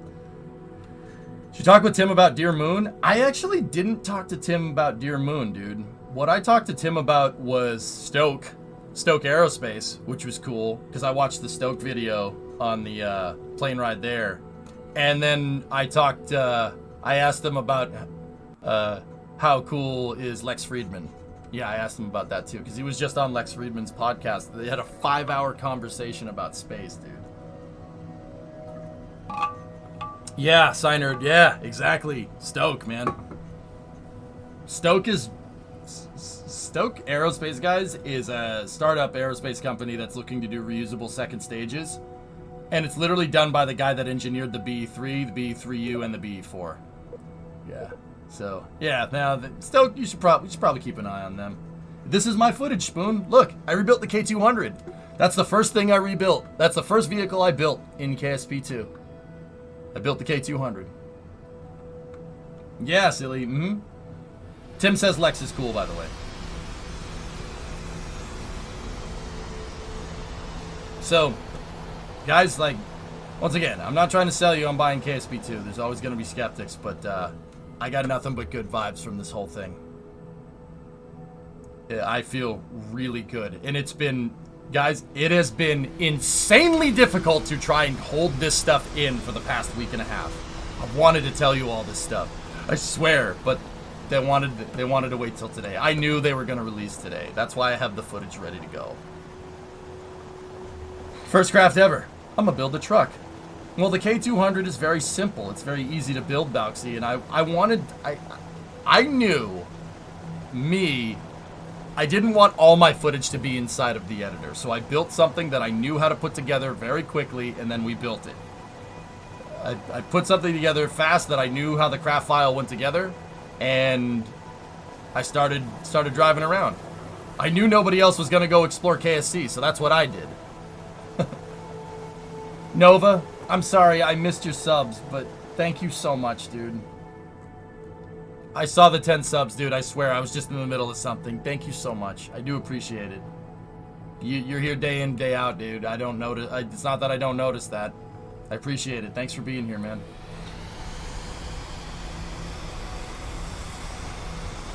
K200 is a classic. I had no doubt that would be the first build. I wanted to explore KSC, dude. Yeah, parking lot. In this version, they didn't have the gliders. Yes, that was the wheel squeaking when you locked the brakes, by the way. They didn't have the gliders for the garage in just yet. But you'll be able to drive around in the parking garage. OJB, thanks for the Prime sub, dude. And thanks for the kind words, man. I'm not trying to like be a super hype beast for KSP2. I'm trying to tell you guys my experience and what I've seen from the game. And if that doesn't sell you on it, it's okay. It's okay. But what I'm trying not to do is be a stick in the mud about it. Also, look how did anybody see that? I never noticed that. The exhaust from the Juno, look at how it impacts the side of the parking garage.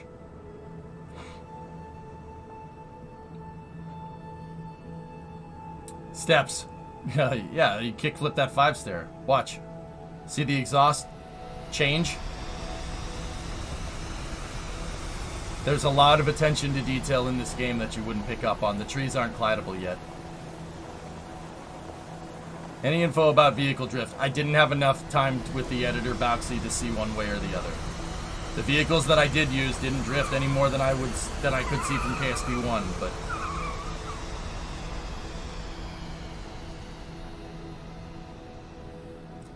fellas, if the parts manager is annoying and it gets in the way, yeah, the devs agreed. They've already made it so it's not as intrusive. Don't worry. Do you remember who the Kerbals are in your K200 here? It's Tim C. Kerman and... Oh, well, thanks, Past DJ. Ludon Kerman. Tim C. Kerman is an Easter egg that I'm not going to explain. If you know, you know.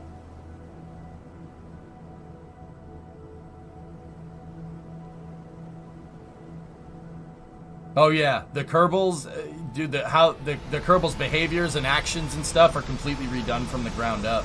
Even the Kerbal generator, like Kerbals will have different haircuts. Some will have glasses. Some of them will have more derpy eyes, depending on their character specifications and stuff. Yeah, of course, drummer. I broke it. I think I broke it. I gotta get the broken one. This is me talking to the devs about squash and stretch textures and the wheels and whatnot. I told Nirtea about the wheels being weird. So watch. I'll accelerate, right? And the wheel angle gets smaller. And then when you brake and decelerate, watch what the wheels do.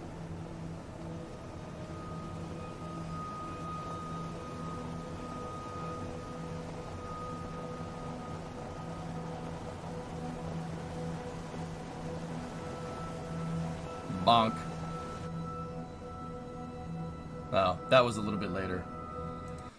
Do you know if the other solar system will be fixed in place or will they orbit a point? Crescent, I'm not sure about Deb. I know it's called Deb, but I don't know. I'm not sure. The steering angle. See how when the vehicle's parked, guys, the angle on the steering goes crazy? When you're at speed, you can only do this. But when you're going slow, you do this. The transition between the crazy steering angle and the smaller steering angle on speed transition is what's causing the rover to freak out. Yeah, I was isolating that bug. Now on acceleration, it's not that big of a deal. But on decel is when it happens. Watch.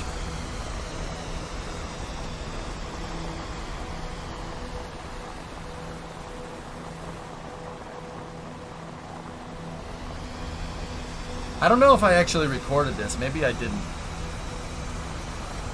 That's right. Yeah, they got a 70-meter antenna at KSC. Oh, hit the rumble strip.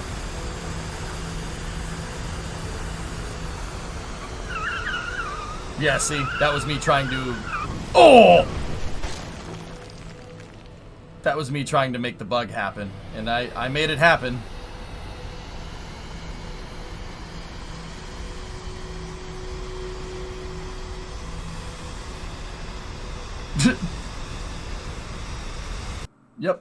Yep, I made it happen. Off topic, but did you take some time to yourself to explore Amsterdam? I did, Bob. Yep. Pretty city, dude. Yeah, Amsterdam is beautiful. There's so much, dude, it's sensory overload. Everything is just so intricate. It's nice. Really visually, it's a beautiful city. No comment, Dish. The only coffee shop that I went to was Dunkin' Donuts. Okay? And I got a Boston cream pie donut with a stroopwafel shoehorned into the top, and it was delicious.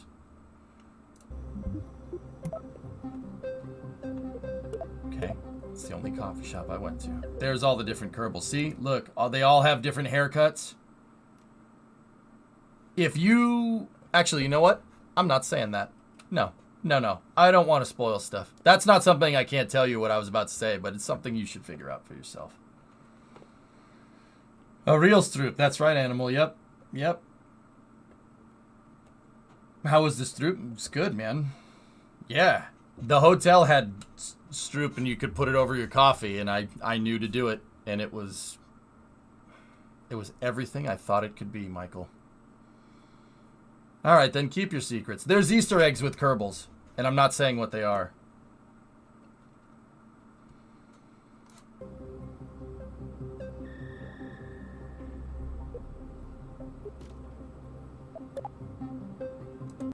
Where does it say if they're a pilot or not? I'm not sure. I think you have to click on them and stuff. Has your trip changed your opinion on the Dutch? Orange Country is okay. Just okay. You guys are alright. I like the Netherlands. And I like that whole Lowlands area. Those folks are cool because they are hell-bent on civil engineering. And yeah, that's good. Yeah, I like that. Yeah. Mm-hmm.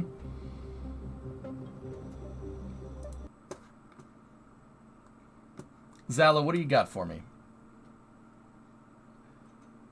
What do you think the scope of what you can do in the game is relative to how you currently play? Oh, Prey, I should be able to do everything in it. Maybe minus the robotics, but shoot, we could play pre-robotics. That's fine. Yeah, Max, it's something with the rates and stuff on the suspension. But Nirtea, I showed it to Nirtea, and he was like, yeah, okay, I can fix that. I know exactly what that is. And I'm like, all right, cool. Hey, I understand that there's an issue with over-proceduralization, similar to a store having empty shelves, but that needs to be a bit of a compromise. I could see having the set sizes, being able to tweak them. Yeah, maybe. I mean, modders will put that in the game if they want it, Aqualux. Yeah, you can paint everything, Killpawn. You can even paint the suits of the Kerbals. Gene, I'm trying to see who you replied to. I'm trying to... Zakaluga. Yeah, once again, fellas, I don't blame people for being skeptical about things. I really don't. We've been burned by early access in the past. I'm trying to say that from what I've seen, and this is me speaking personally, no one paid me to say this. I have a pretty high degree of confidence in KSP2. Yeah. Yeah, I can say that with firsthand chats with the developers. I've played the game. I'm pretty damn sure. I'm pretty damn sure this is a winner. It's gonna be fun, man. You guys are gonna enjoy it.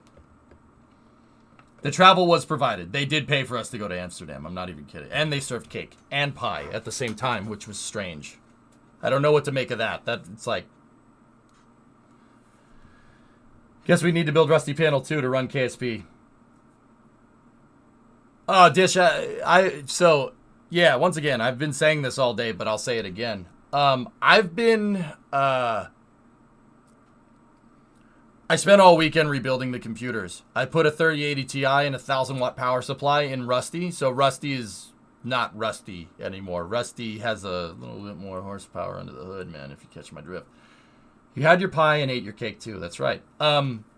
So yeah, that makes it so, we'll be able to play Kerbal, even in an unoptimized state fairly well. But yeah, the heart is still the same. The motherboard and the processor are still the same. New power supply, new graphics card. I took the parts out of Rusty and put them into Steve, my streaming PC. So that computer is basically back to the spec that it was in 2017 with the 1070 GTX Core i7-970. And what I have set up, just to show where we stand with initial optimization of the game, is a way to run KSP on both of those computers now. I basically was playing part juggling between the computers. So I have a way to basically run KSP2 on my old computer that's basically in decent spec from 5 years ago. 6 years ago now. Well, it's more 5 years. Closer to 5 years than it is to 6. From 5 years ago. And basically not current gen, but very close. It's not done yet, friend Kim. After thinking about it for a bit, I think the most of my frustration with how the game is looking so far is the lack of communication. Why isn't there any official news from the devs on why the system's requirements are so high? If you and the other streamers had that information, why isn't it being relayed to the community? Sido,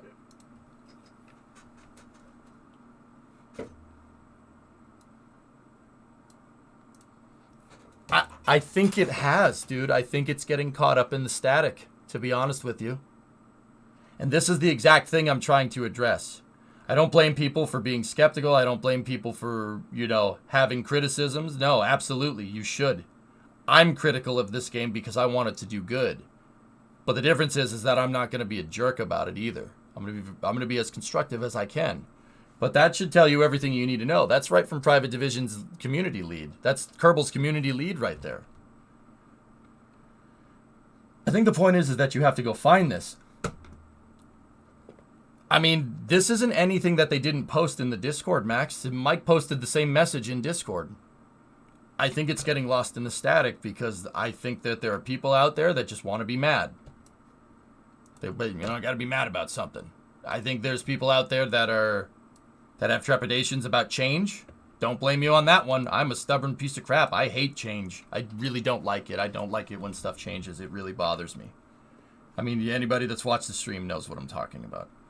I'm trying to put as much of people's concerns to bed as I possibly can without speaking for the developers. You know what I mean? Yeah, I know they're working on optimization. For example, you were saying that since all these systems, colonies, multiplayer are already integrated, it takes a performance hit.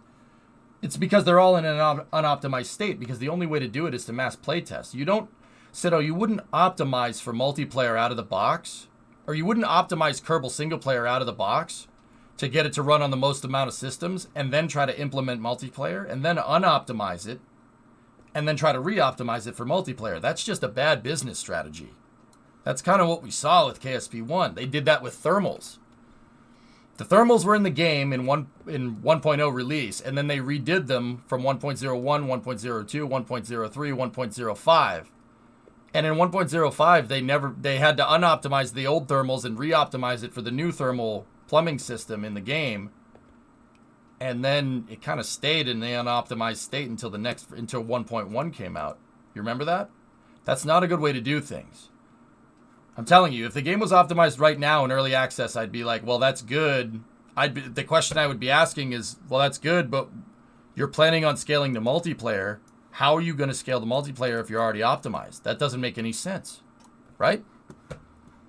No, I know that. Okay, so I know that. I think I'm wording it wrong. What I mean is, it would be nice to have all that info in a video or blog post all in one place instead of having to search for scraps of information. Yeah. The very first alpha beta release of any game's never optimized. That's right, Bumblebee. Yeah, exactly. Yeah, Sido. Okay, I guess I get what you're saying. Do you want me to shoot a message to Mike? I got Mike on speed dial. No one uses speed dial anymore. I got Mike on speed dial. I'll shoot him a message right now. Is that guys? I'm not gonna stick my neck out unless I absolutely have to. Is everybody else under the same kind of sentiment as Sido is?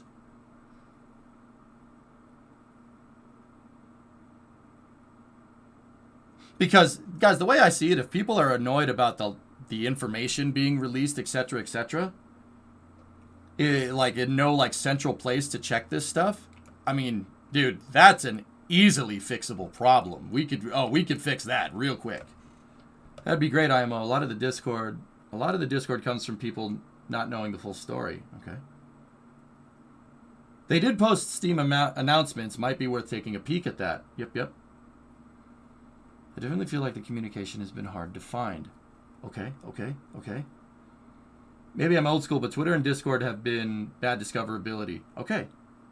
Guys, once again, dudes, I know these guys. I know them. I have an audience with them. If that's what we need to fix, that's an easy fix, man. That's an easy fix.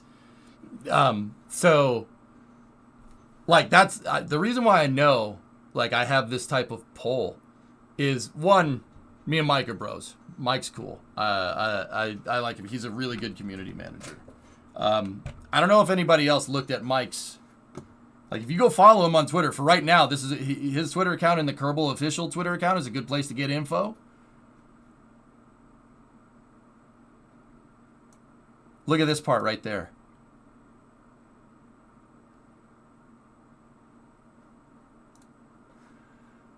Mike was the community lead on multiple Rainbow Six games, dude. Arguably a much bigger audience than KSP. This is an easily fixable problem. He has plenty of experience with this. Like, the guy knows what he's doing. And that's what I mean about Private Division, dude. Nothing but the best from what I've seen from them. This is an easily fixable problem. So if the majority of guys that you guys are being annoyed because you kept out, you're being out in the dark, oh yeah, we can fix that. That's easy. That's an easy problem to fix. Check your links, okay?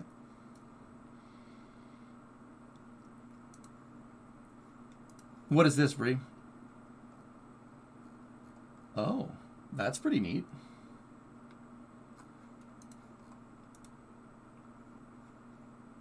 Yeah, follow them on Twitter, dude. They'll address all this stuff.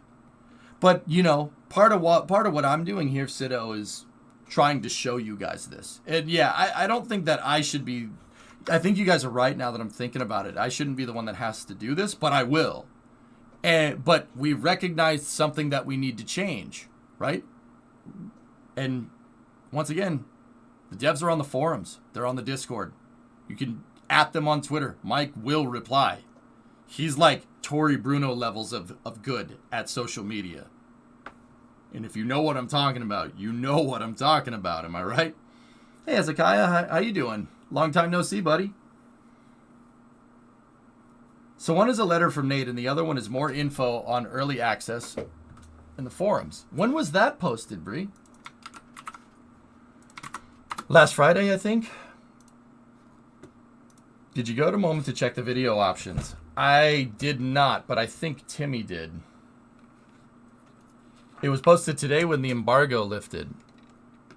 Oh, all right. Well, let's see what we can see here. Kerbal Space Program 2 encompasses many new features. Here's what's new. Yeah, dude. 4 pads, baby. Can I ask him about the status of implementation for the Ligma and the Sugma modules? Oh, that's planned. That's planned implementation.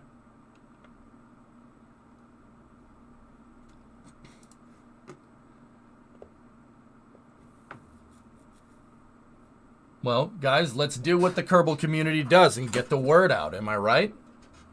But once again, guys, the entire Kerbal community, so the community of players like me, Das, all the Kerbal YouTubers, so Matt, Jatwa, Scott,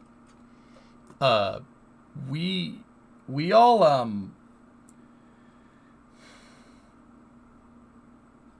why did you read that? Oh, it's because I want to. We all have lines with the devs, but okay, what I was saying is dude, that community kind of formed because no one knew how to play KSP. So if you knew how to play it, everybody kind of looked to you, so I'd say it'd be good to use what made the KSP1 community so damn good, use that to our advantage with KSP2, right?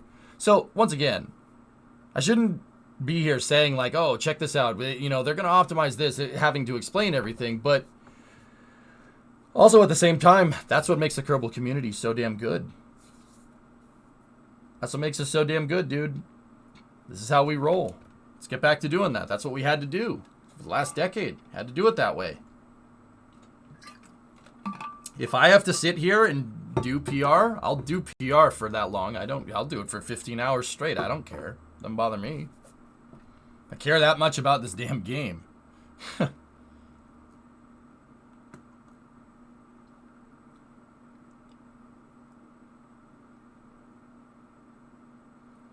expecting people to just be angry. Yeah, well, Aqualex, I mean, yeah, maybe give them some time to find their form. But yeah, the best thing we can do is be constructive. Let me read the rest. They let the message get away from them with the specs issue. There should have been a whole video explaining the situation instead of just a drop of numbers. Yep. You provided a lot of insight on why things are the way they are, but at the moment, you shouldn't be the one to do it. Yeah, Sido, I can understand that. I can understand that. Do you think there's a lack of communication because they're more worried about working on the game? From the developers, Bree, yeah, absolutely. Yeah, I absolutely think they are. I guarantee you they're probably having a meeting about fixing bugs with before release, like right now. In fact, they already had their first patch for KSP ready to go, like when we were in the Netherlands. They were already saying, yeah, we're already kind of figuring out which bugs we need to squash and figuring out which ones need to be squashed by release and which ones are going to get squashed in the first patch, which tells me that KSP 2 right there is going to have consistent patching and updating. So, well, you shouldn't have to be the one to do it. Well, Sido, I'm not one to kind of sit back. I'll take the initiative if I have to. If I have to own that problem, I'll own the problem, and I'll take the hate for it. I don't care. It doesn't bother me. Kerbal is much too important to me to not sit here and take the brunt. I'll take the brunt of it. I don't care. It doesn't bother me. I'll sit here and answer people's questions till I'm blue in the face. If that's what needs to be done, that's what needs to be done. Bug prioritization is a thing, and the devs are 100% hands down near release. Bingo, Tin. Oh, yeah. Dude, I'm telling you, we played about a week and a half ago. After our playtest, the devs kind of left for a second, and we're like, where'd they go? And they're like, oh, they're in a meeting talking to the rest of the dev team in Seattle about stuff they need to fix based off of your playthrough. I'm like, holy crap. Whoa. yeah, I'm like, damn, dude, you guys absolutely give a frick about this. I apologize. I'm sure you've been asked already, but you able to speak about how they're doing multiplayer? No, Hezekiah. The best I can speak to multiplayer, dude, is that they are the minimum viable product, so the base foundation for multiplayer is in the game right now, and they'll tailor the multiplayer experience based off of optimizations in early access. So that tells me that they don't have a fully fleshed out plan for multiplayer just yet, but that's not to say that they haven't thought about it. That's saying it depends on a couple of unknown unknowns, which makes perfect sense to me. That makes sense. It's nice that you want to do this, but right now it feels like the content creators will have to provide all this info. Yeah, instead of, once again, that's nothing we didn't do for KSP1. I'm used to doing this stuff. What about planet colonies? Base building is going to get implemented into the game. It's not it's not something that's in the game as a playable feature from the start. But, and once again, I have this on firsthand, right from the creative director of KSP. The foundations, not literally, the foundations for base building, interplanetary travel, multiplayer, on-orbit construction are all baked into the foundation of KSP. Basically the game that you're going to get on Friday if you buy it. They're all there. They're just not accessible. They're doing parallel development of modules for KSP. So there are people working on KSP KSP multiplayer right now. Right now. There's people that are working on base building. There's people that are working on interplanetary ships. There are people that are working on interstellar travel. They split it up they split up the dev team like that on purpose. And that tells me a relatively expedient. That tells me that the roadmap basically is something that actually is going to happen. Does that make sense? Cartoys gifted a sub to Hezekiah and Zuna with a 48-month resub. You guys have been really good to me today. I appreciate it.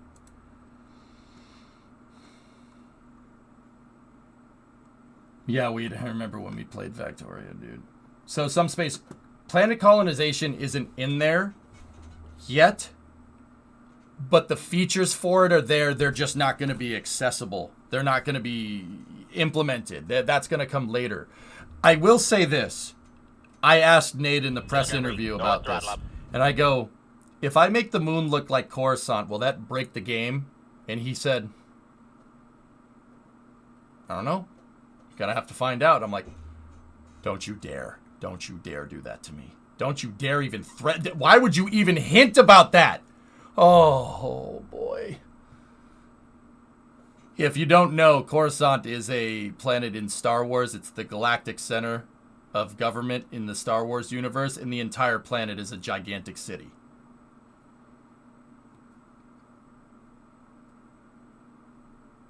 I go, can I make the moon look like Coruscant? He said, I don't know. I'm like, bro, why would you even hint about that? What's I don't know mean? No.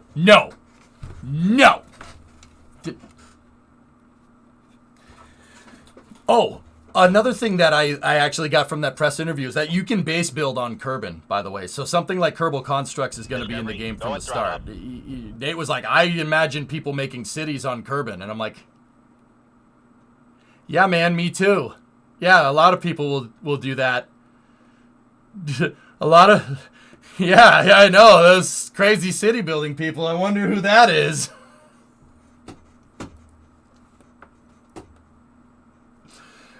No, Pancha, there's no rough estimate on the roadmap, but the fact that the features for the roadmap are already implemented in the game tells me that it's going to happen on somewhat of an expedient schedule. But also at the same time, you know good and well that implementing multiplayer is something that's going to take a good time to get right. That's going to take a good amount of time to get correct. And you know what? I don't have a problem with that. That's fine. Any word on planetary exploration improvements? Copters like Ingenuity, submersibles?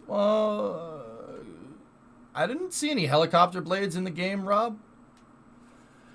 But there is this picture of KSC here. If we just look at this picture off of the forums, if you look behind the window, particularly behind the tracking station tab,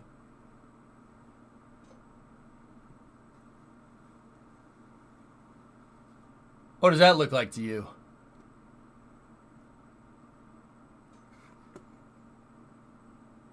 I saw it, Scooty, when I played the game. But also, you can spawn vehicles there. Yeah, you don't need to roll a vehicle over to it. You can drop it right on the dock. Yeah. Oh, yeah. There's a dock spawn point built into the game from the start.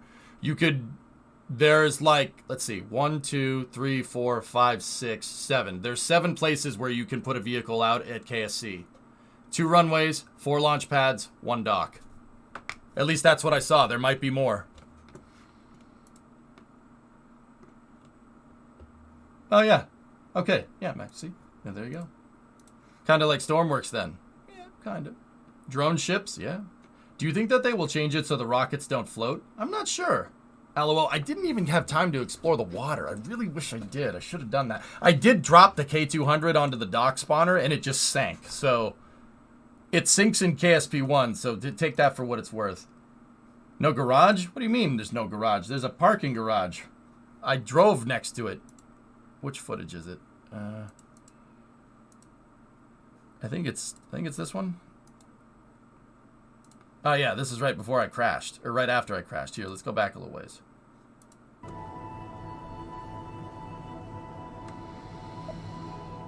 Yeah, and there's 4 landing pads too. Yeah, plenty of places to build launch pads if we need to. Yeah, see, parking garage. In this version, in this build of KSP2, it was an older build. Yeah, see the wheels tweaking out? That's the glitch I was trying to chase. In this version of KSP2 that we got, the building wasn't collidable, but I have it from Kerbal's lead creative director that you could drive around in the parking garage. Heck, you could even store vehicles in there if you really want to. And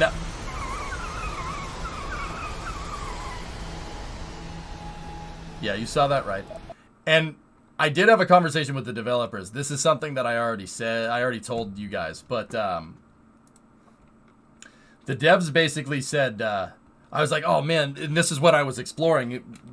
I didn't record it, but in the background of this video, I was talking, I'm like, man, it's really cool that we have a parking garage. I can put vehicles in them. They're like, yeah, we're fully expecting the community to do weird stuff. And Nate was telling me, he's like, yeah, I'm just waiting for somebody to, launch a rocket from on top of the parking garage. And I'm like, yeah, me too. Yeah, launch from a parking garage. Who would do that? Building launch pads and launching it from places that aren't launch pads? That's, man, yeah, no, I know. I can't wait for that. Ugh. I'm like, are you busting my balls right now, man? Like, I don't know. But it was pretty funny, yeah. We'll launch the parking garage into space, baby. Challenge accepted. And immediately in my mind when he said that, I was thinking about ways to build a gantry crane. A bridge crane that goes over the edge of the parking garage and picking up components and putting them on top, like Freedom's launch pad. That's where my brain went. I don't know how to feel about that. Would you call that a parking orbit? Yeah. Zach! Tier 1. What's the parts manager menu? It shows all the parts that makes up your vehicle, Scooty. We told them that it would be better to have individual part action windows like KSP1, but also the part manager has all of the parts in there, and that would be good too. That's why I need cables. Cables. Going throttle up. Well, Geek, let me put it to you like this. I never heard anything about robotic parts or cables, at least for the initial release of KSP2. That maybe later, maybe that comes later. But I will say this: if the physics engine is accurate enough to be able to patch a conic on an interstellar scale, you should be able to put cables in. The physics engine should be able to support it. I'm telling you guys, this physics engine is absurd what it can do. Like absurd. I can't say this enough. I've said it 2 or 3 times on stream already. But the fact that they can get an accurate patched conic on an interstellar scale, basically accurately predicting the trajectory of a craft from star system to star system when they're billions of kilometers away from each other, is absurd. That's absurd that they can... That's absurd that code even exists. That's hard to do for any simulation software. The fact that they put it into a game is bananas. Now, like I said, KSP2 might not look like much out of the box. But right now, it's the Millennium Falcon. Might not look like much, but it's got it where it counts, dude. This engine is... What they've done with KSP2 is nothing short of miraculous. Patch conics on an interstellar scale. Now, if that doesn't sound like much, think about it like this. The computer is trying to do the calculation for a trajectory over billions of kilometers away. The fact that they're able to do that and the game doesn't bog down into a senseless, like, 2 frames a second render state is, like, amazing. Amazing. You need to do some serious tomfoolery with the code to get something to work like that and work accurately. And also do that with multiplayer. Because remember, guys, those features are in the game from the start. They're just not accessible because they need to optimize Kerbal with multiplayer as they develop it. That's part of the reason why the optimization, the early access specs were so high. Yeah. To be fair, Star Citizen and Elite both have that. Okay.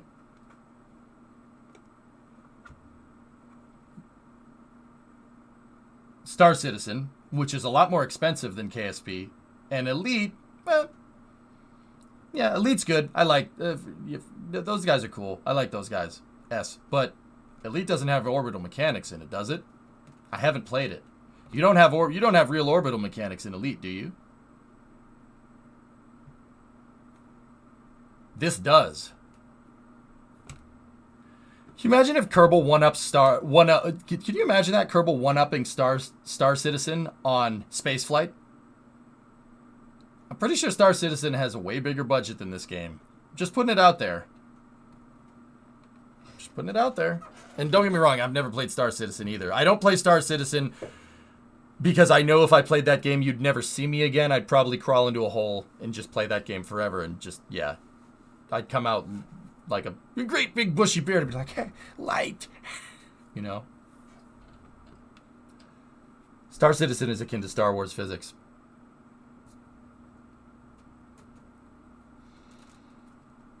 Currently, Star Citizen, you can get in for a 45 ship pledge. Oh, good to know. Yeah, Steven, exactly. Yeah, I don't play Star Citizen because I'm scared I will never come back. Star Citizen is over 500 million in public funding, and yeah, it will suck you in. I don't play it out of fear of addiction, Rocket. N-body physics? Not in KSP, Fozzie. No.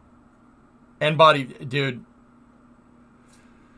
I get it, there's the Principia mod, right, for KSP, and that's all fine and dandy. But first of all, KSP1 modder's going to mod. Nirtea is on the dev team, and he is working on mod implementation to make this game easy to screw with, which is pretty awesome. Second of all, trying to implement N-body physics into a game like KSP, me, Mr. Realistic over here, would call that a little bit out of scope from a game development standpoint. What is n-body physics? Basically, the planets are physically simulated, Fran. So, like, the moon is actually orbiting. It's a vehicle in the game, and it's actually orbiting around Kerbin. And, like, think about it like this. If an asteroid hit the moon, it would change its orbit.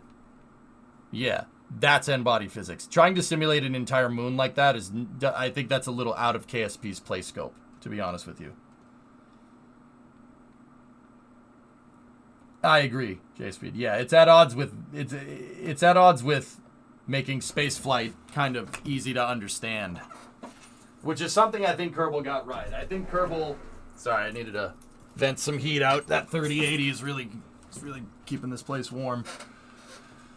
Do you have confirmation on the planets are still on rails? They are still on rails, Gene. Yes. Mm-hmm. Yeah, we knew that from the trailers. Still no word on how they'll solve dual planets. Rails will solve dual planets. They talked about this in a trailer, guys.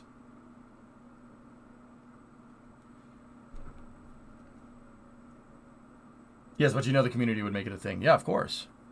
Any talk about a dedicated server for multiplayer or perpetually running KSP World? I really haven't heard much about how they're going to implement multiplayer, Wreck-It Rob, because I don't even think they know how to do that. I don't think they know how they're going to do it just yet. Maybe down to a base point, and they don't want to talk about it. Like, I'm sure they have an idea what they want to do, but they don't want to. Yeah, no, I tried that. It didn't work. They're like, I don't know, we'll figure it out. Do they have anything to fake things like Lagrangian points? I didn't see anything like that, Phil, but then again, I only went to low Kerbin orbit in the game, so. Okay, Dama, good to know. I already said I wasn't. Reshok, 40-month resub. Thank you. Yeah, Jackal, don't worry, I have my own means of doing that. I do appreciate it, though. So, yeah, dudes. Do you think there's any potential of faking Lagrangian points just as ones that are invisible planets, moons? I'm sure there's a way to do it, OJB. Yeah, I'm sure. I mean, heck, with Principia and KSP1, somebody put real n-body physics, so you can use Lagrangian points in KSP1 with the right mods, but there's definitely a way to do it, and the modding community proved that there's a way to do it that works, right? Where I'm at with that is that I think that's a little out of the KSP's gameplay scope, at least as a minimum viable product, meaning that leave that to the modding community. That's a little bit out of scope for the development of any game. That mod makes my brain hurt. Yeah, it makes your computer's brain hurt too, right? Could decaying orbits at least be viable? Decaying orbits? I mean,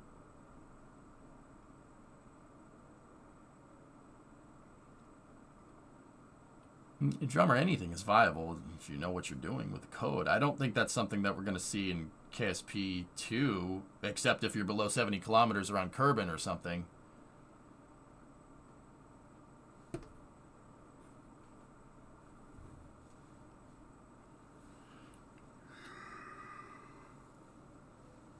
Yeah, they're fudging it somehow, Jackal. That's fine.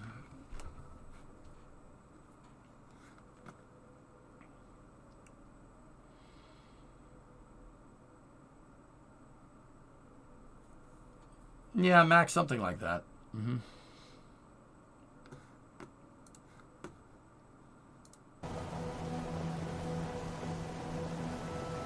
Yeah, J-Speed, I'm with you on that one. That's what I mean about out of scope for the game. You can drive in the parking garages, don't worry. This version didn't have the final collider for the parking garage.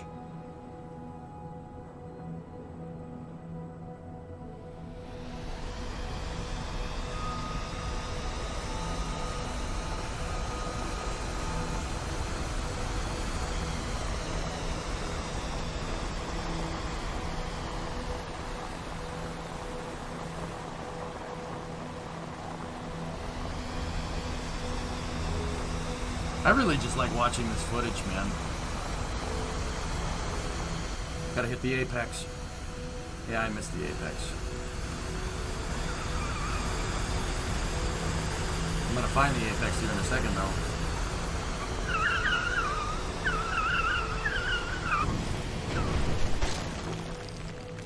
That stop sign's collidable, by the way. And it's a really strong stop sign.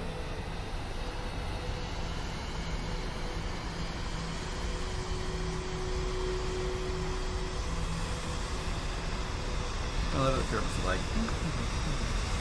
Arpo Simulator, damn! That's my gameplay, yeah. Here, you want to see another one? This is the one I like showing the most.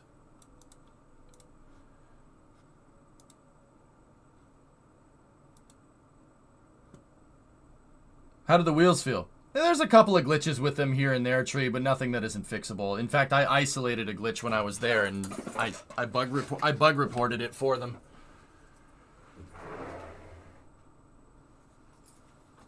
Sorry, I'm opening and closing the door so I can let some heat out. That 3080 do be putting off a lot of heat, though. It's definitely warmer in here, and I haven't changed the heater settings, and outside is the same temperature that it was before I had it in here. Can you move Friday to tomorrow? Yeah. Here. So, fellas, I hope you appreciated the embargo being lifted, my thoughts about KSP2, how it's going to be implemented. I tried to convey it as best as I could without breaking the NDA the other day. But, yeah, now with some concrete sources, hopefully we can do some good and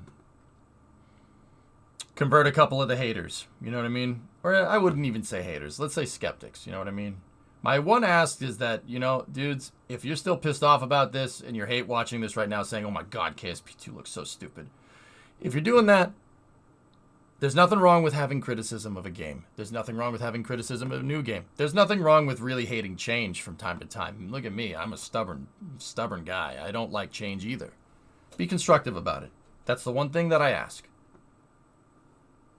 And as we get Jebstone here ready to launch, and I show you guys the launch footage, and then we'll go play KSP1.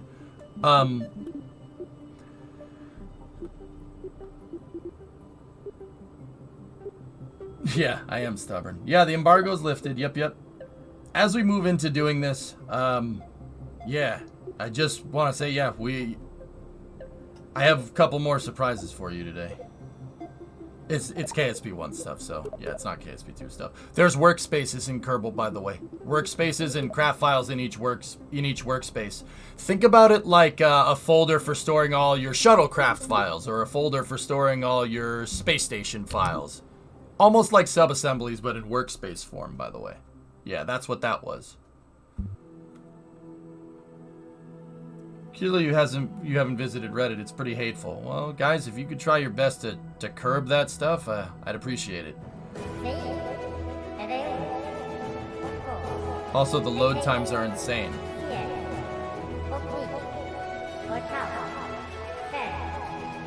Load times?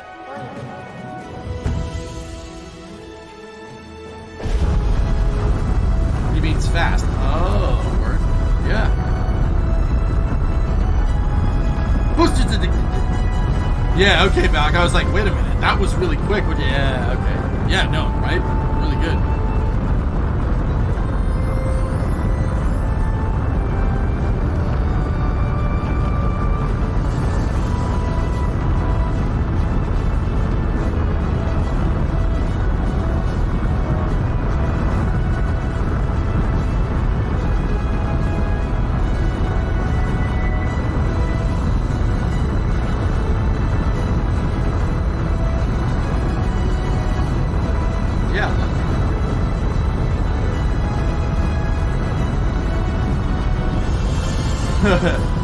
Zach, we're gonna have to watch the VOD, buddy. These are my personal videos.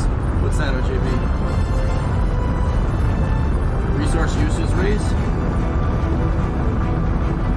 It's right there, Max. That reminds me, if they added a craft file like medium menu fleet as a function of command, file and craft. Yeah. Maybe they'll have something like that. OJB, I didn't have time to explore it, man. Didn't have time. Yep, guys, this is the raw footage from me playing. This is just a straight cap from KSP2.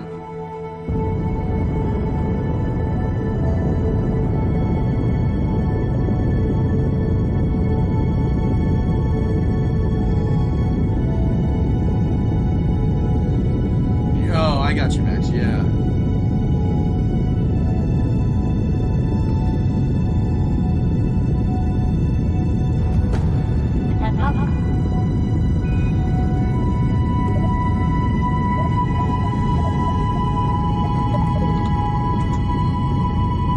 just got an email.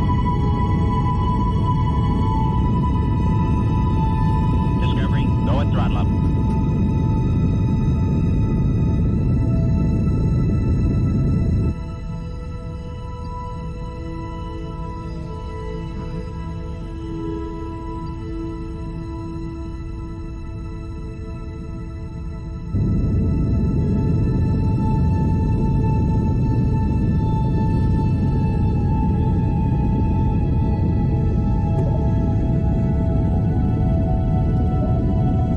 This email's good, guys. This is a good email.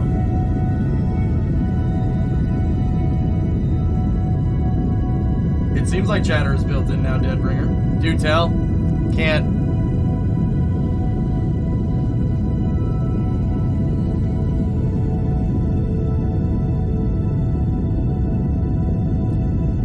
Not until later.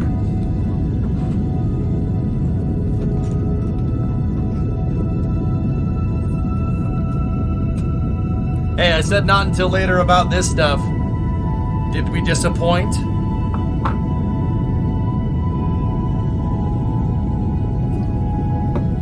That's KSP2, Den. Yep. Are you not into trains? Is this not why you are here?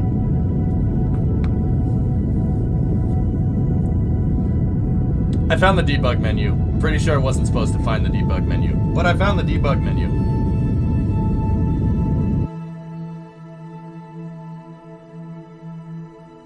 No, I said, are you not entertained, Goon? Obviously.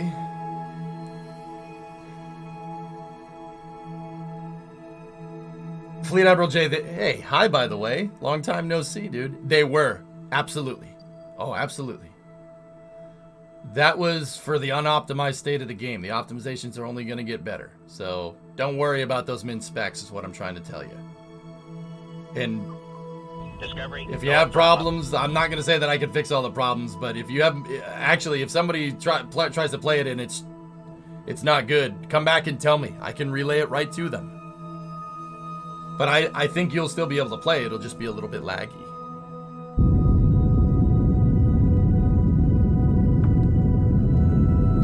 Give me my quick actions back, please.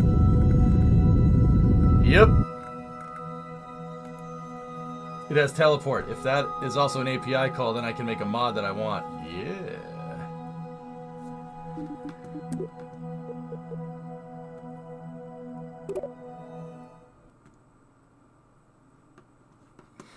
So, I think the big thing that we kind of honed in on, guys, is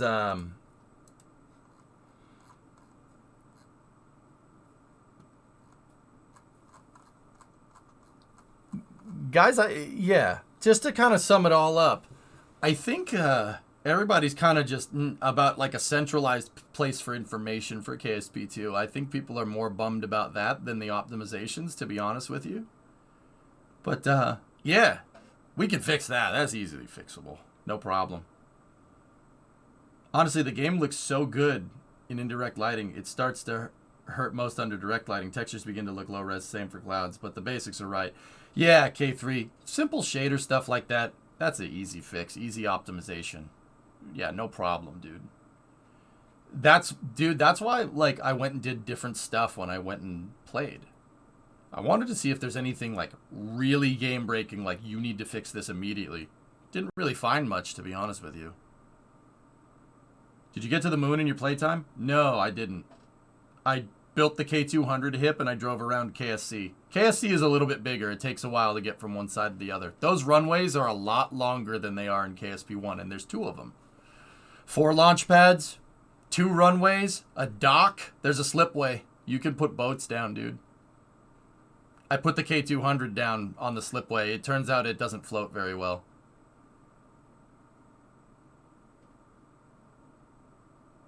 Yeah, maybe Zonic.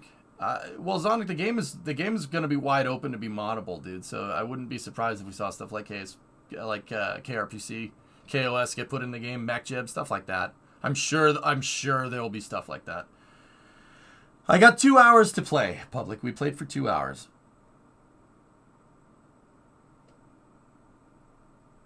and no lights at the end of the runway to hit. Everything is in a minimum viable product state, Rocket. That's all. They had to do it that way. It's just if you look at the early access roadmap, it doesn't make sense to optimize the game right now, considering the features that they're going to be putting in sooner rather than later.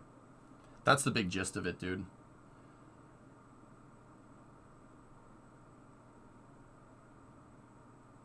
I got 2 hours of gameplay in KSP2. 15,000 hours just got reset. Were there docking controls in the test version? Timo, I didn't have time to test that. I'm sure there are. I'm sure there's something. I didn't have time to... Dude, I ran out of time. There were so many freaking things I wanted to do. Can you imagine? Like, I'm not saying that I have it worse than people, because, like, obviously there's people that haven't played it, right? But... dude, getting a chance to play it like a week and a half ago and only getting it for 2 hours, I'm like, oh, come back, please. Oh, damn. What about EVA? You can EVA Supercraft. Yeah, that's absolutely a thing. Do you think they gave the top modders a hand to start integrating their mods over? Considering one of the top modders from KSP1 is on the dev team, Toasty, I would say that, yeah, I would say that yeah. Yeah, you were there for like a week. We did other things while we were there, S, obviously. Duh.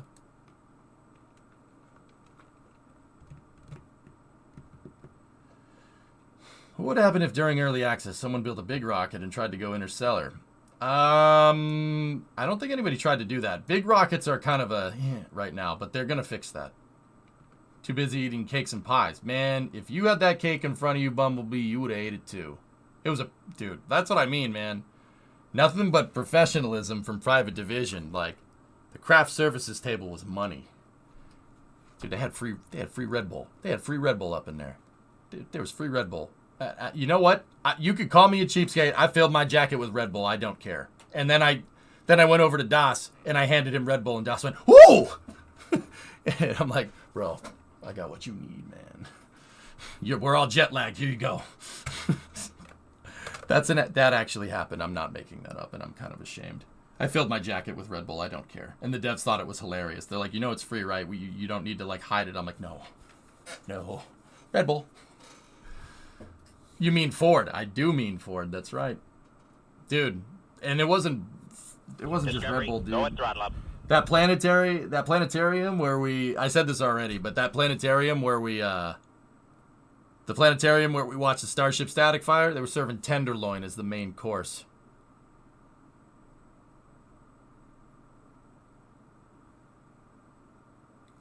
Impeccable taste, if I do say so myself. Hey, Oates. Thanks for the Prime sub, dude. I appreciate that. And dude, the tenderloin was money. The tenderloin was money. Dude, it was like a fine dining scenario, and I felt ridiculously underdressed for the occasion. The waiter comes. I felt like the Blues Brothers at the Chez Paul. It's an old reference. It's an older reference, sir, but it checks out, How much for the women, the little girl? Like, they're offensive smelling. I mean, they smell bad. Like, it felt like that. I'm like, the waiter comes up. Yeah, what can I get?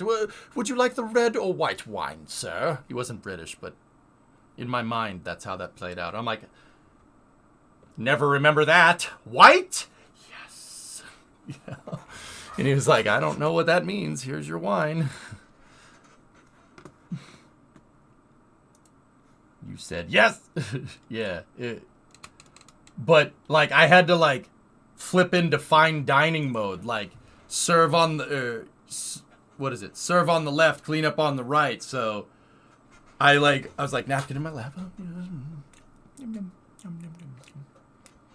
Yes.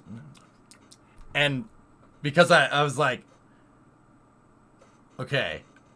Like, if you go, like, to a super fancy restaurant, there's, like, etiquette, right? And I'm like, this is a super fancy place. I'm going to go into etiquette mode. So I did, and I ate the tenderloin, and it was great. And the waiter actually offered me a second. And they had a second tenderloin. They're like, would you like some more, sir? I'm like, yes, I would. Thank you. Thank you very much. And then I finished the second one. I'm like, my compliments to the chef. And the waiter goes, Oh, well, 2 clean plates is all the compliments he needs. I'm like, oh, well, thank you. Thank you for your hospitality. I appreciate it. Dude, it was like that. I'm like, and then Starship Static Fire goes off, and I'm like, yeah! You know? That whole week was weird, man. It was a weird week. Did you hold out your pinky? I did. I did when I was drinking the wine. Oh, yes. Impeccable taste, old boy. Yes. Yeah, dude, the waiter gave me seconds. True story.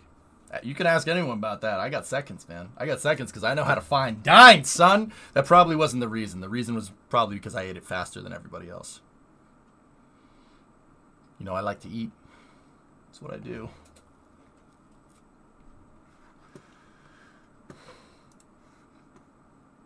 Yeah, dude, it was nothing but class, dude. Nothing but class. All right, so... shall we? Over into KSP1? It's already 4 o'clock. Yeah. Let's load up KSP1.